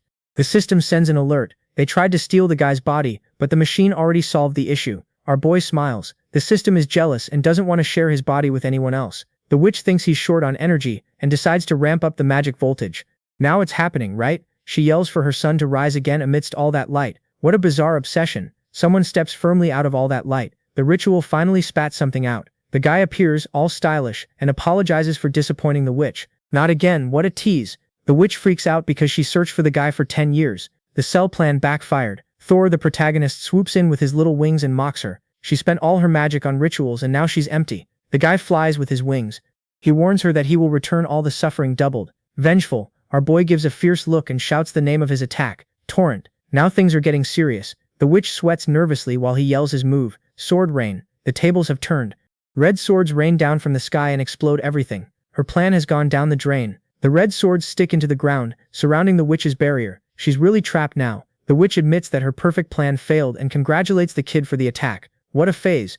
The witch asks what the guy did to make the ritual fail, since he didn't even seem surprised. The protagonist puts on a shameless face and swears he did absolutely nothing. The attack explodes everything on the ground, turning the stones to dust. What total destruction, right? The witch isn't stupid and jets off before she gets grilled, flying on her broom. Uncle Shuai is sweating bullets, but he promises he won't back down, even with the ritual going wrong. Right, sit down. Our boy shows up looking all dark with his wings and tells her she's completely wrong about not falling. What a tease. The witch looks up and sees that giant glow. Looks like the portal decided to show up. The girl appears from nowhere, shouting that she finally caught her. The witch's vacation is over. The witch is confused and lets out a confused huh. She has no idea what's coming. She takes a punch straight to the face to stop being foolish. Her face even twists from it. The ally sends the witch straight to the ground with a precise blow. Fly, little witch, fly. Wu Tishuan falls like a meteor and explodes into the earth. What a crash landing. The witch panics, asking how the battle line got so strong. She must have been stuck in chapter 2. The girl warns her that it's supreme level now. Trying to stop her with a pig was arrogant. The guy even blew up the little purple one. Let's be real. Ever since the other one deserted, their levels have changed completely. Accept it, it hurts less. The witch is in big trouble. She points a finger and tells her rival to stop bragging. What a sore loser, right? The girl is floating effortlessly, surrounded by sparkling orbs. She's really feeling herself. The green spheres shine brightly and start popping in the sky. The light show has begun. The sky turns into a festival of green explosions. The witch just watches, trying to figure out what happened. All that's left on the ground are smoke and burn marks. The villain remains standing, but she's in bad shape. Uncle Owen complains that he only got surprised with a punch, and the other is already acting all high and mighty. All bruised up, she asks if she hasn't convinced her yet and warns that now things are going to get serious. The girl screams that she's going all out and jumps with full force. The ground even cracks from the impact. She creates a massive crater, but the witch keeps floating, all calm up there. What a waste. The witch whines that she's skinny and can't take a beating. What a lame excuse for someone who's losing.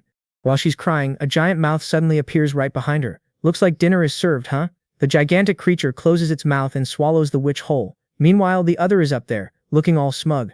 She calls Chu Chui arrogant, and asks if studying strange stuff has gone to her head. She's speaking the truth. The girl with the pink glasses warns that no one can beat them together. What confidence, right? Zhu and Fei arrive quickly and start mocking.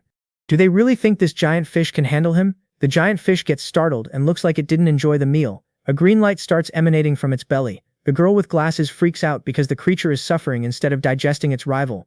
A giant magic circle bursts from its belly and shoots out a powerful green laser. What an over-the-top move, right? Jel and Fei are shocked and ask if she opened a hole in the fish's belly. The witch freaks out and blames everything on Jel and Fei. It's always like this, huh? She complains that he took her daughter and made her use magic. Now they're all going to die. Zhao and Fei realize she's blaming him and notice that the old woman is at her limit. The witch, in terrible shape, swears that no matter what happens, she'll kill that guy first. The system lays it down. Either he kills the witch in 5 minutes, or things go bad. The couple, Ife, warns that now it's life or death. It's her fault for being so aggressive with everyone. The witch is just floating there while the snow falls out of nowhere. Where did all this ice come from, huh? The blonde appears shining and gets straight to the point. She worked hard to be #1 in effort. The blonde gets pissed off at being called spoiled. She warns that this god of laziness won't stop. The witch has turned into a giant popsicle, stuck frozen in the ice. What a disaster, right? The blonde warns that the ice won't last long and tells everyone to scramble to fix her problem. As the dust settles, a girl with white hair floats with a crystal structure in the middle. Everyone starts yelling, "Hurry up, time is running out." And wouldn't you know it, the girl steps out of the ice crystal with a smirk. Let's go. She's definitely Li Hanping's daughter. The crowd comments, impressed. Her hand starts glowing, releasing some creepy blue sparks. Things are about to get serious. She dives headfirst, literally, and unleashes everything. Full power, she yells, sending a giant bolt of lightning to the ground. The impact is insane, blowing everything up. What a strong impact, the girl thinks. You could expect this from Ling Ling. Out of nowhere she screams desperately. You two, get out of the way. The witch appears floating with a giant bird. She warns that the previous attack wasn't enough, and that the next one could hit her allies. Wow. What a little witch. My friends, she rushes forward, flying at high speed to unleash her attack. Her attack manifests as multiple energy blades cutting everything in its path with full force. The girl is taking hits, bleeding, but still mocks. You think you can beat me? Cut it out. Lee Howan has had enough, channeling all his magical energy into one strike. His sword turns into a giant red bolt. Like, this dude is unleashing power like crazy. With red eyes, Oran yells that this is the final move. It's meant to wipe them out. The blow descends with full force, and it seems that the pink-haired witch is right in the middle of the chaos. The red energy explodes on the ground, leaving a trail of destruction. No one survives this, right? The boy's attack was so strong it cracked the earth, opening a giant red fissure. The fissure stretches, revealing the absurd destruction caused by the strike on the ground. The attack hit the witch hard. She is lying at the bottom of the chasm. The girl is shocked and screams that Uchu was sliced in half by her master. But our guy warns that it's not over yet. Out of nowhere, a shining magic book appears, releasing mysterious purple energy. The vice general is on the ground with a purple snake tail growing, but he warns that he has a backup plan. The purple snake, clever as ever, says it will sacrifice its friends to recover. Genius. But wait. The human vice general appears, sword in hand, staring at the purple snake with glowing eyes. He reveals, I was waiting for you. Shushwai doesn't fool me, Liu. The purple snake is caught off guard. The guy shouts, die. But her brilliant escape plan lasted 3 seconds. Because the snake gets impaled through the mouth, blood gushing out. The vice general, with the snake wrapped around his sword, is pissed and says it got in the way of his prey.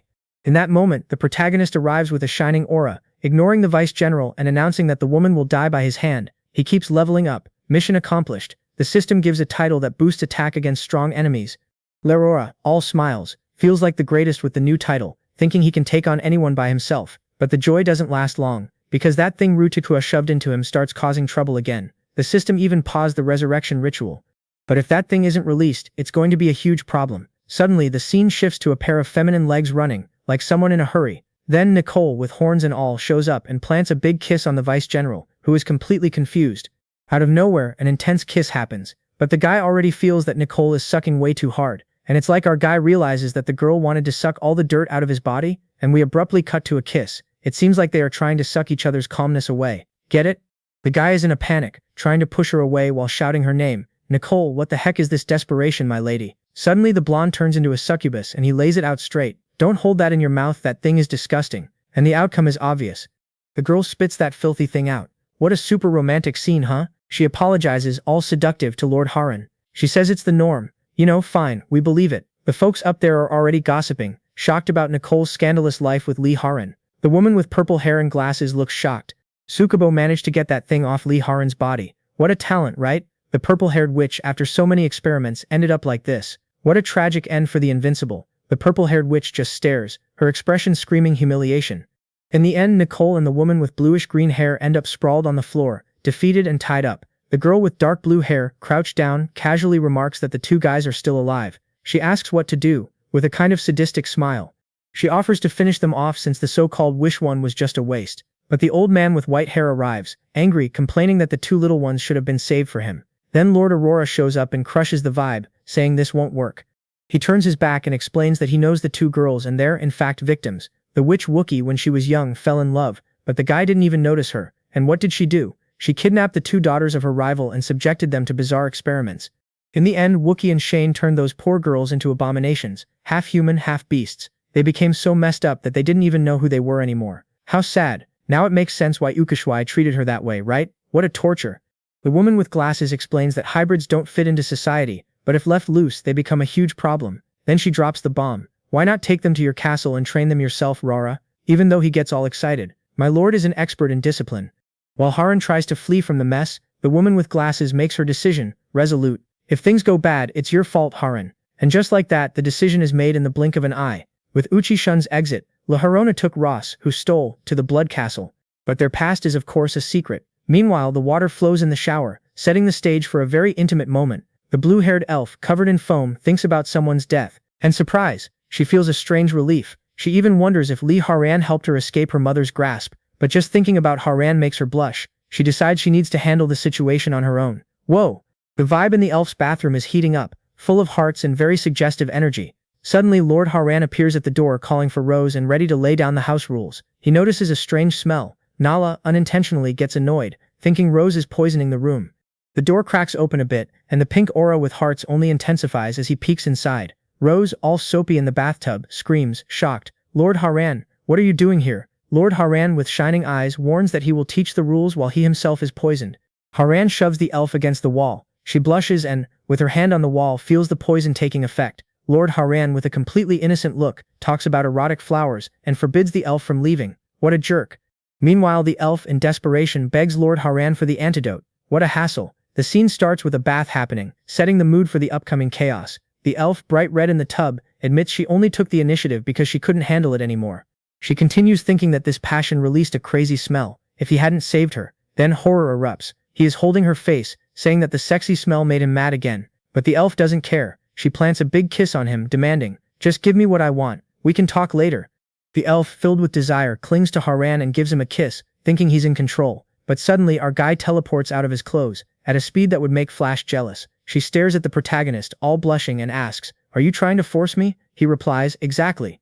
Aaron, with his glowing red eyes, adds, "No, it's exactly what you wanted." The tension rises, with a sinister energy. The elf is there in the tub, suffering terribly from the poison, desire hitting hard. Then Lord Haran appears with a thoughtful look, like, what just happened here? Wow. The scene cuts and they're both already in bed. Haran thinks, this is the guy. He continues to think that things have gone this far again, despite his resistance, but looking at the elf sleeping with a big smile, he thinks she enjoyed the night. Out of nowhere, the system beeps and says his followers' favorability has hit 0%, but it unlocked divine rewards. Quite the glitch, huh? The reward is insane. He gained a slot for a secondary weapon. If he uses 2 of the same, he gets a 20% bonus to his stats. This guy is ready to go all out. Haran, already shirtless and deep in thought, jokes, "Well, 1 sword is strong. Imagine having 2. The goal now is to create another blood blade ASAP." Cut to the next morning. The elf is already awake in bed, all cheerful. She says, "Lord Haran, you stayed up all night and are already up." With a little smile, she mentions that his energy is unreal, and that she loved the night. And guess what? She leveled up too. The elf, now named Ross, is stronger. The protagonist asks if she's into more intense stuff. Ross confirms that she discovered this yesterday. The elf gets excited, her eyes sparkling. She says, "Seriously, so what are we waiting for? Let's use it already." Haran, with red eyes and a psychopathic look, replies, "As you wish." With that, he activates soul resonance. Ross is shocked, feeling all the strength in her body go to her chest. She starts to sweat, her eyes wide open, sensing something is about to explode. Ross feels a little pain, and suddenly a giant glowing whip appears. The protagonist curiously grabs the new whip, all intrigued by the toy. Haran, shirtless, warns that the whip is hard to use and doesn't give the same bonus as the blood blade. With a suggestive look, Ross asks if he didn't say he needed to practice a lot with the whip, and Ross offers herself as a test subject, asking him to whip her hard, without mercy. The protagonist Haran is there, all blushing and thoughtful, like Gulu after the night, and he thinks, "You're into masochism," mocking the situation. Meanwhile, the other girl is hanging out in the mansion, totally, in bliss. Then Ross's sister arrives. Every gun is asking if he's not satisfied yet. The desire is intense. She, all angry, still shows the bite marks on her neck and swears he's going to pay. Then, we hop over to Country M, with the Statue of Liberty and everything. This is serious business. We arrive at the center of the Evolved Association. Check out the building. Inside, a guy in a suit announces that the list for the global competition of evolved beings is out. There's someone top tier. The guy in front confirms it. Several angry evolved folks show up, and some catch attention. The first he shows is Federobi, the legendary evolved from the country and a beast in the ring. Then, we meet Mel, a fierce nun from Country F, who's like a top-tier evolved. They cut a piece of the nun's robe. Dude, shortly after, Ken Kobayashi appears, the supersonic ninja from Country R. He's seriously intense. Meanwhile, a pink-haired girl, sipping a soda, asks about Amelia from Country Z. Amelia is our vice president from Country M. Remember that guy Yu from Country Z who had a quirk? A guy in a suit can't believe it. That's another bombshell. He's dead. The pink-haired girl, sipping casually, is shocked and exclaims, "What the hell is this?" Then, the suit guy spills the tea. They say the killer is on the guest list, a super rookie. Amelia grabs the clipboard and says, "I'll see for myself." She starts reading the documents, looking like she's processing everything. The pink-haired lady discovers that the guy wiped out you in the Elite Center. How crazy is that? The pink-haired woman finds out that the protagonist helped to kill a supreme evolved with the power of alien beasts. Shocked with the info, the pink-haired girl grabs a drink to process it all. Wow. While drinking, the pink-haired girl warns, "Lee Haran, I'll remember you. This dude is something else." Then the scene shifts with a cool effect, preparing us for the next stop. Suddenly there's a creepy gothic castle with a red moon and bats. What place is this? The protagonist Haran is there, cracking the whip, making a loud noise. But he already sees that mastering the whip isn't easy. It only serves as a bonus, for now. Suddenly a mysterious figure arrives and addresses Haran as master. With her towering legs, it's the woman with silver gray hair. She immediately announces that he has been invited to a global competition. Haran is confused and asks what competition it is. She simply says he is too much of a rookie. The silver-haired woman explains that it's a global event for the evolved that happens every 4 years. She continues, saying it's a stage for everyone to show off and a power struggle among nations.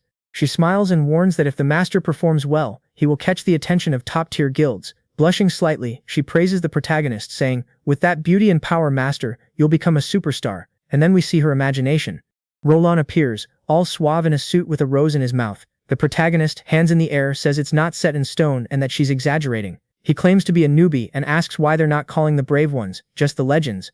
The boss lady tells him he doesn't know everything. She explains that supreme geniuses are rare and follow orders that are hard to gather. The incomparable evolved ones are like secret weapons of few powers. No one comes close, not even justice or maintaining the level.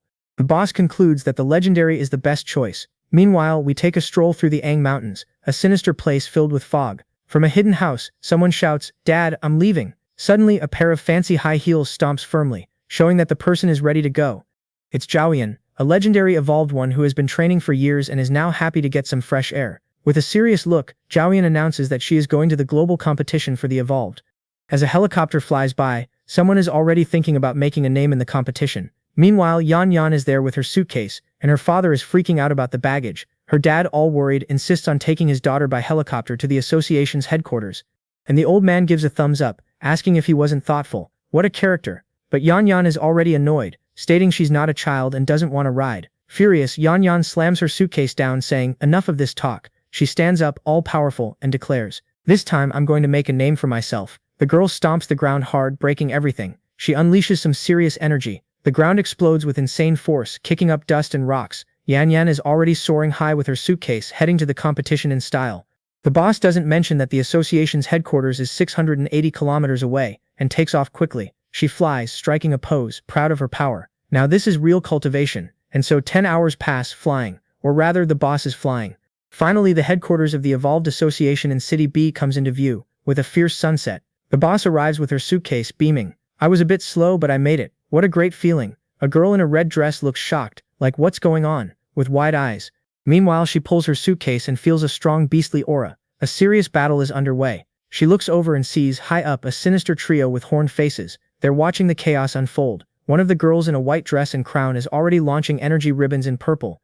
The other, with horns and wings, is summoning giant fireballs. Things are heating up. We can see a fierce blonde centaur, wielding a spear and shield emanating golden energy. Then, another girl with pink hair appears, sporting giant tentacles. How wild. Then comes a green-haired witch, covered in vines, already shouting, "Go all out." And if that's all, how will it help the Lord? Aura, the protagonist, hears the witch explain that she has followers, but can't summon them without a champion's contract. Then Raoul thinks that only those from the arena can participate and reflects that the roadhouse would be perfect for the camp. Whoa! A Rose, with her post-battle whip, rushes in, learning from Ayana with some creepy vines. Ayana gets super angry, staring at a Rose and saying, "What an audacious monster! How dare you cause trouble here?" A Rose, the fierce elf, is shocked and shouts. At that moment, the gray-haired woman retaliates with green vines, tossing Rosa upwards. Rosa flies far, crashing against the building wall with a thud. What a hit! One of the evolved looks stunned. Talking like 4 of them together couldn't beat this challenge. She continues. But this woman wiped out the challenge with a snap of her fingers. I didn't even see where she came from. The gray one gets into a fighting stance. She's wondering what's going on with this woman who has yellow eyes and red hair. The tough gray-haired woman warns, "I'm already warmed up. Bring it all at once." The demon girl is shocked. She asks Aurora why the woman attacked like that. But he calmly points out that the protagonist with red eyes realizes it's Cheon. He thinks he'll take the chance to see what she's up to. The fiery redhead, furious and ablaze, charges in with a fiery punch, shouting, "Who do you think you are, you idiot?" The gray-haired woman counters with a fierce attack, unleashing energy and calling Jaeon reckless. Jaeon flies away, upside down, her face smashed from the blow. The gray-haired woman steps on the fallen Jaeon, mocking her for being too weak. Then 3 new evolved ones show up, furious, complaining that they should not interrupt their training. The gray-haired woman just smiles slyly, staring at the newbies without fear, and she gets right to it, trapping all 3 evolved ones with a massive yellow power. The blonde centaur feels the impact, her face twisted in pain. The pink-haired one with a third eye is also sweating and looks like she just got zapped. The purple-haired girl doesn't fare any better, feeling the hit and rolling her eyes.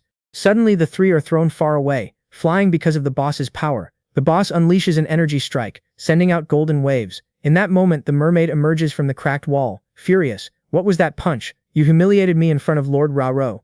The boss, with a sly blue smile, managed to get up after my slap. "You're quite a beast, huh?" The mermaid retaliates, already summoning a tornado of leaves. She was caught off guard in a direct confrontation. We'll see who wins. She doesn't waste time, unleashing a whirlwind of giant leaf blades, flying alongside the attack. Roz sends a whirlwind of green leaves towards Yanyan, who waits calmly for the attack. In that moment, Yanyan, with a sly smile, faces the attack, and she asks, a direct confrontation, is it? Yanyan explodes. Yellow energy disintegrates the whirlwind of leaves from Roz. Now Yanyan's energy destroys everything. Roz down below can only see her attack turn to dust. She's shocked, unable to believe it. She destroyed my leaf attack with fist techniques? How is that possible? The gray-haired fighter rushes forward, brimming with energy. She launches a direct strike. No excuses now. She stretches out her hand, unleashing a massive power, and announces the fourth move, the Jade Plum Blossom Piercing Hand. The persistent grunts. Meanwhile, the protagonist activates the Crimson Flash ability. As Roz watches, shocked, Haran releases a huge red and yellow power, hitting the gray-haired fighter and knocking down the other evolved ones. A giant explosion begins to destroy everything, sending debris flying in all directions. The brawl continues, and the energy only intensifies, with the sky turning completely red. The windows shatter, all of them, from the force of the impacts. Then, a giant fish of light rises into the sky, showcasing the overwhelming power. The boss is stunned by so much power. And the demon girl can't even believe it. This girl is too fierce. Meanwhile, the gray-haired woman is ablaze. Protagonist Haran also unleashes his red aura. Roz is completely shocked and blushing, realizing that Lord Haran threw himself in to save her. How cool.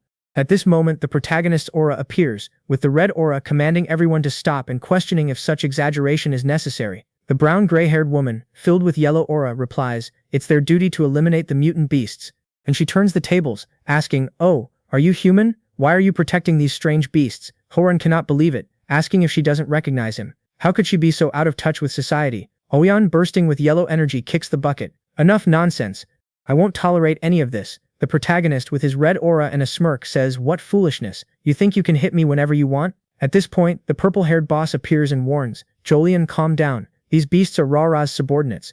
She turns stylishly and asks, are you all invited to the competition? Why are they fighting before reaching the Jolien? She looks shocked. These beasts don't know anything about him. Tensions rise and the scene shifts quickly. It's clear that the conflict is far from over. Faye has explained everything about the protagonist Rora, and the misunderstanding has been resolved. But the two girls are already fully furious in the middle of the chaos. The crowd is still angry. The blonde, the little witch, and Jolien are all fuming with rage.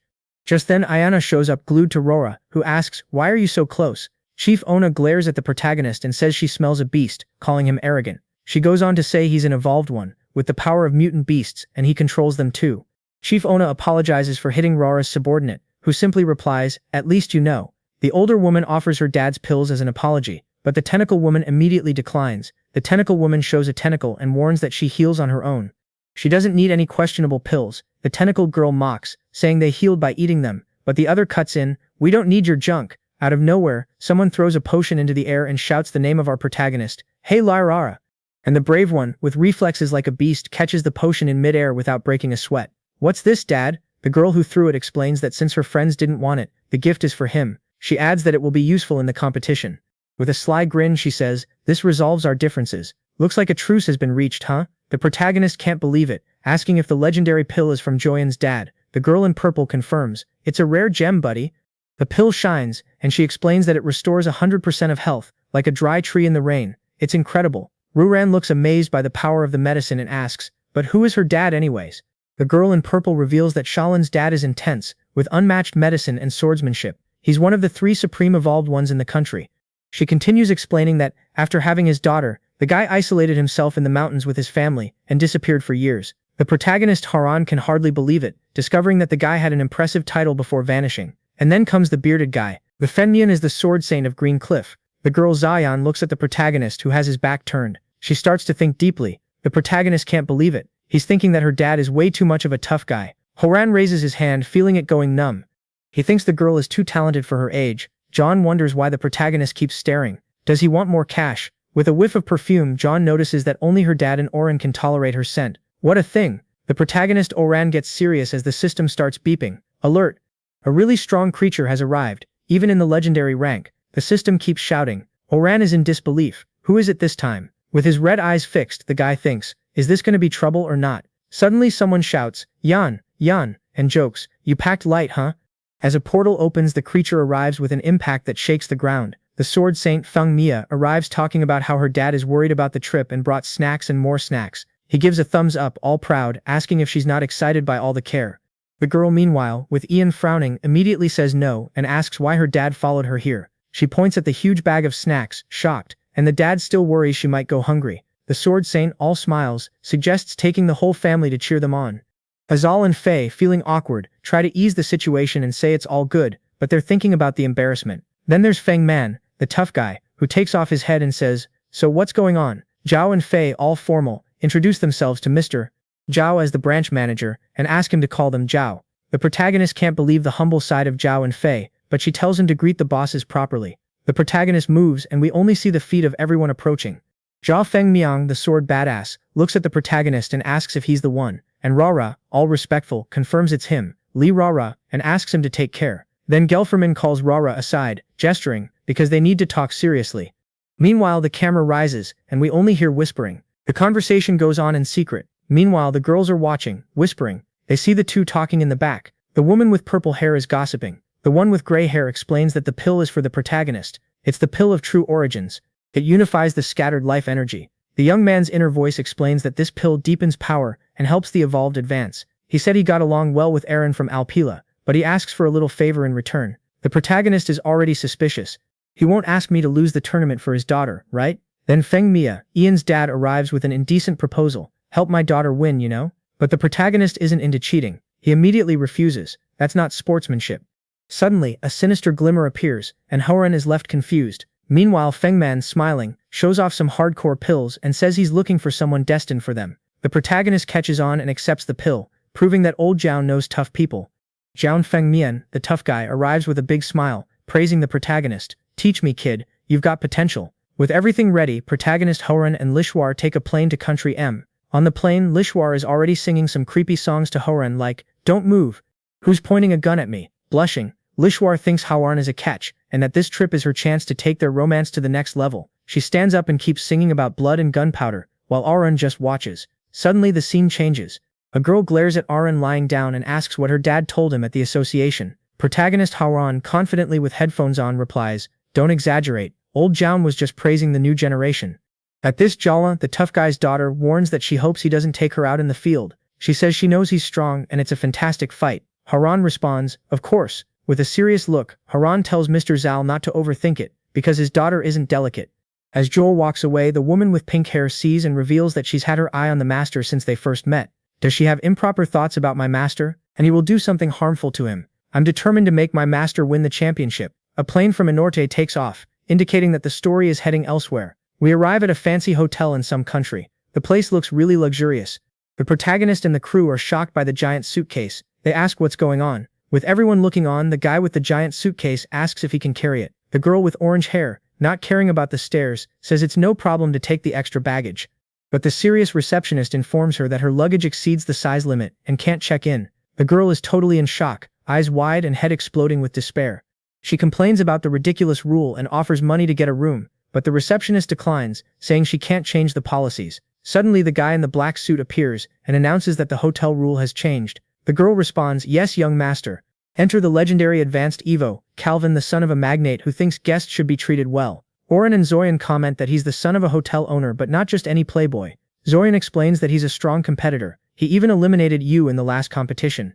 Calvin walks past, ignoring everyone. Auran thinks, "Hey, this guy is ignoring me." But Calvin soon recognizes Zoyan, the daughter of the Sword Saint, and thanks her for the presidential suite. The blonde guy Kelvin shakes Zoyan's hand and says it's an honor to have her at the hotel. He immediately asks if she'd accept his invitation to dinner, but Zoyan cuts him off and says, "Let's skip dinner. I don't like the food here." Since she doesn't want to eat, Kelvin suggests, "Then let me show you around." Suddenly, Auron appears next to Calvin and says, "Crab meat isn't included." Calvin replies, "Lim." The protagonist explains that kissing the hand isn't a greeting in his country. Zoyan gets real with Calvin. "Why are you insisting?" Calvin, feeling attacked, asks who the girl thinks she is to criticize him like that. The blonde boasts, saying he already eliminated players from her country in the last tournament, and this year won't be any different. But the protagonist, with a smirk, says, "Let's wait and see, huh?" Calvin is furious, but since he can't fight on the field, he vows that Roren will regret it on game day. The girl is shocked, yet she trusts that the protagonist is looking out for her, and that he's reliable. Meanwhile, everyone is arriving at the stadium because it's the opening day of the global competition for the Evolvers. The crowd is super excited, talking about how the quadrennial competition has finally begun. What a buzz.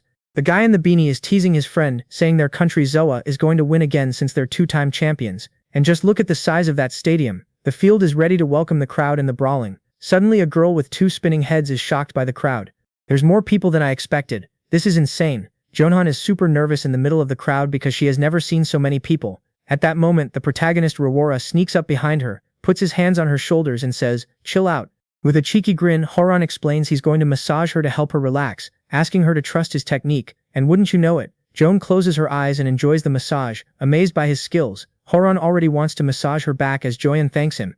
Calvin watches everything, angry from a distance. With a scowl, Calvin is annoyed that the protagonist is getting along with Jayan. He thinks, this is ridiculous. Still mad, he thinks about Jayan's father's elixirs that he'll grab if he wins her over. In the middle of the crowd, Calvin decides he won't let Horan ruin his plans. He's going to take that guy down in the fight. And suddenly a pair of red high heels descends, making a grand entrance. The crowd goes wild, filming everything and shouting, "It's Amelia! She's gorgeous!" Everyone is ecstatic about Amelia's arrival, the Brava planet from the Evolution Association. Meanwhile, Ian and the protagonist are shocked by her fame. Horan senses that she's incredibly strong. Amelia, on the stage, thanks everyone for coming from afar to see the event. She introduces herself as the head referee, and explains that the tournament has two phases, preliminary and elimination. Amelia continues explaining that the preliminary round lasts 3 days, and is for hunting exotic creatures to score points.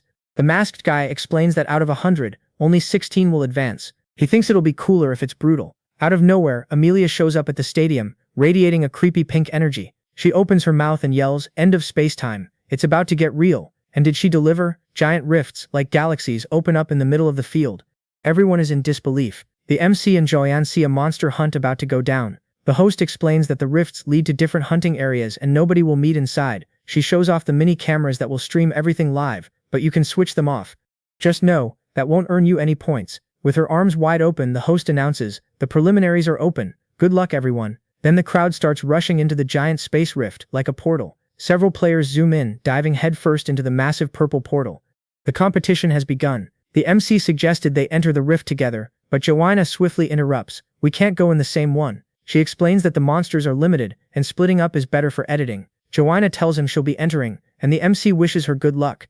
He thinks she's tough, calm and smart, even without her dad. Then Roran sticks to the plan and enters. Another rift. Challenge accepted. Everyone is in shock when Sinbuster Miles appears, the legendary champ who can clear a rift solo. Best to avoid him, right?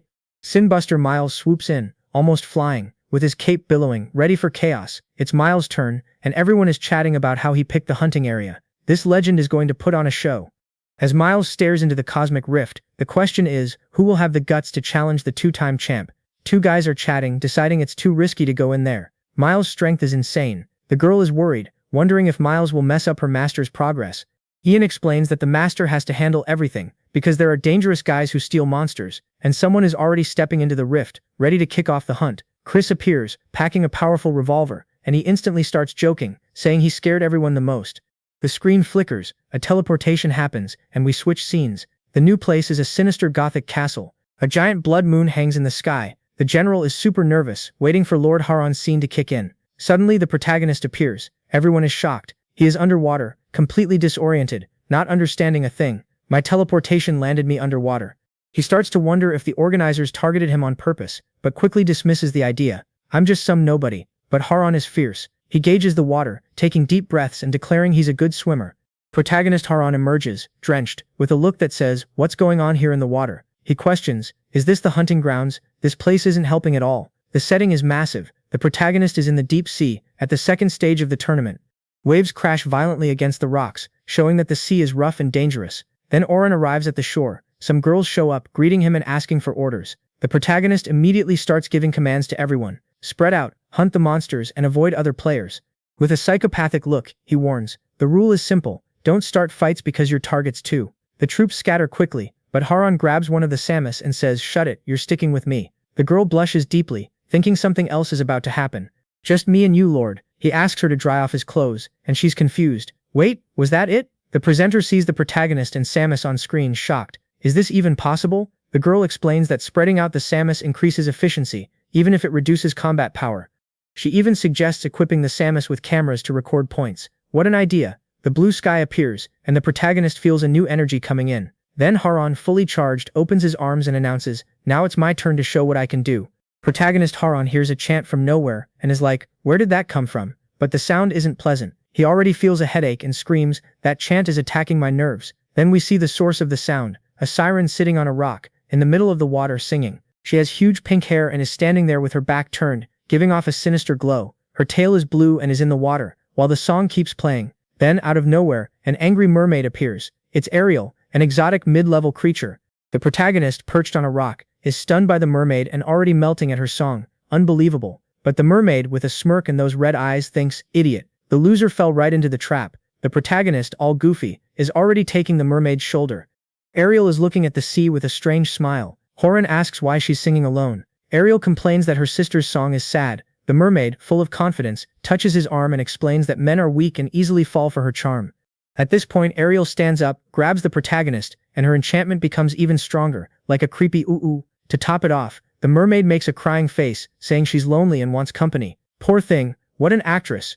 The protagonist, being a gentleman, tries to calm the mermaid and reassures her that she won't be alone. Suddenly the girl just lunges at him and plants a big kiss on his lips. Wow, but her thoughts reveal her wickedness. The best time to strike is when you least expect it. Edit that and done. Poor Haran is completely frozen against the wall, utterly speechless. With a mischievous grin she says she'll help him with his loneliness, and things go south. While the buzzing drone films everything, the scene of the protagonist with the mermaid is happening live. Some girls are shocked, covering their mouths, unable to believe the audacity. Meanwhile, some guys are totally thrilled, hearts in their eyes, finding the scene way too hot. It seems like a dream come true for them. Yes. Balo, back at her place, is watching all of this on the couch and is shocked by what she sees. Balo is furious, smoking a pipe and yelling at Haran not to let lust cloud his judgment. The protagonist is holding the mermaid's wrist, which leaves her stunned while trying to play the victim. But the beast already has red eyes and fangs, warning her that she's going to use her mouth, but not hers. And then, without mercy, Haran bites the mermaid's neck, causing blood to flow. Ariel, the mermaid, feels the impact and screams in pain. Tongue out, eyes wide open. What a weird expression, dude. Lying on the rock, the mermaid cries and asks why he bit her, but the protagonist tells her to stop pretending. The mermaid Ariel, with red eyes and scale marks, starts to let it all out. I don't need to pretend anymore. Then Ariel turns into a mermaid for real. She summons some turbulent, sinister waves, but out of nowhere, a giant dark whip appears in the sky, coming in fast. The thing wraps around Ariel, leaving her shocked and tied up by the dark whip. It was the protagonist Rara, wielding a whip. He tells the mermaid to bow down. Protagonist Rara doesn't waste any time, and strikes with an energy whip, causing a sinister impact. Ariel, all tied up and writhing, thinks the guy is tough but still dreams of escaping to the sea. But the big guy doesn't let up. He steps on the mermaid's tail, showing who's in charge. With his foot on her tail and a whip in hand, the big guy asks about the sea. The mermaid immediately apologizes, saying she was just playing around, with a somewhat sinister smile. Laura remembers her sisters in the sea and asks if she can call them. The mermaid Ariel, still tied up, tries to play the victim, saying she cried because they isolated her. But the protagonist isn't fooled. He puts pressure on her tail and asks, "Who are you trying to fool?" The mermaid can't take the pressure and lets out a scream of pain, showing her act is over. Raran doesn't stop hitting and demands, "Are you going to call them or not?" She pleads and promises to call. Ariel gives in and promises to summon all the mermaids from the sea. The protagonist, up high, enjoys it. This is better. The girl, all stylish, assesses that the protagonist wasn't honorable but did well. She keeps saying that, with a mermaid as an informant, Ra's diction is on point. The evaluator thinks that the little guy Oram must be doing fine but worries about Zhaoyan. Then she grabs the remote and changes the screen, which now shows a desert. The screen changes with some colorful stripes, setting the scene. Then, the screen reveals the Howling Gobi Desert, the first hunting ground, with Zhaoyan in the middle. The girl is sitting on the desert floor, all focused, with a little jar in front of her to call the mermaid crew. Light an incense that summons only demons and monsters. Ariel, who is sitting down, gasps in surprise at what's coming. Her eyes shine brightly, revealing that the creature approaching is formidable. Is that a giant eagle man, a level 6 alien beast, charging in? The creature lands with a massive explosion, kicking up dust and creating a loud impact. It crashes down hard, but the evaluator in glasses swiftly dodges like a ninja. She stabilizes in mid-air, showing she's not easily scared by a giant monster. The eagle man is taken aback by the dodge and announces he's super pumped for the fight. He's bloodthirsty, finding it amazing, and promises to tear the girl apart. But the evaluator doesn't flinch. She kicks the ground and charges forward. The evaluator arrives, delivering a powerful kick to the beast's face without mercy. She declares, "Let's do this." The creature flies back, bleeding, impacted by the blow. Poor thing. But the eagle man recovers quickly and leaps at the evaluator, who is still on the ground. The creature, now bright red with disbelief, thinks, "This girl is too fast." Oops. The evaluator rises, her arm glowing with a yellow aura, and unleashes the move Jade Plum Blossom Hand. The Eagle Man retaliates with a flurry of attacks, and Zaoin narrowly dodges each one. However, Junhan isn't playing around. She counters with numerous strikes to the beast's face. She stands tall, surveying the chaos she created on the battlefield. The Eagle Man, poor thing, lies on the ground, thoroughly beaten. Zaoin has scored big and gained 100 points. Her father, bursting with pride, cheers, "That's my girl, she's incredible." The main character, Rolaun, with a mischievous grin warns Yan Yan that the incense has some sinister side effects. It ignites the killer instinct of the beasts, making them even angrier and more powerful. And Raram, with a look of mischief, challenges Yan Yan, "Now's your chance to prove yourself." Meanwhile, Yan Yan finds herself alone, surrounded by a bunch of giant shadowy monsters. The monsters are shocked that a girl took down the Eagle Man, and begin planning to attack together. Gillian Saria tells her father that he's tough with a sword, but she doesn't like using it with that light glowing from her chest. She warns that she's going to prove she has her own path. Out of nowhere, a red spear comes flying in full force. It shows that the girl means business. It's her spear, the power of Jayan, shining right there. It proves that she's pure determination.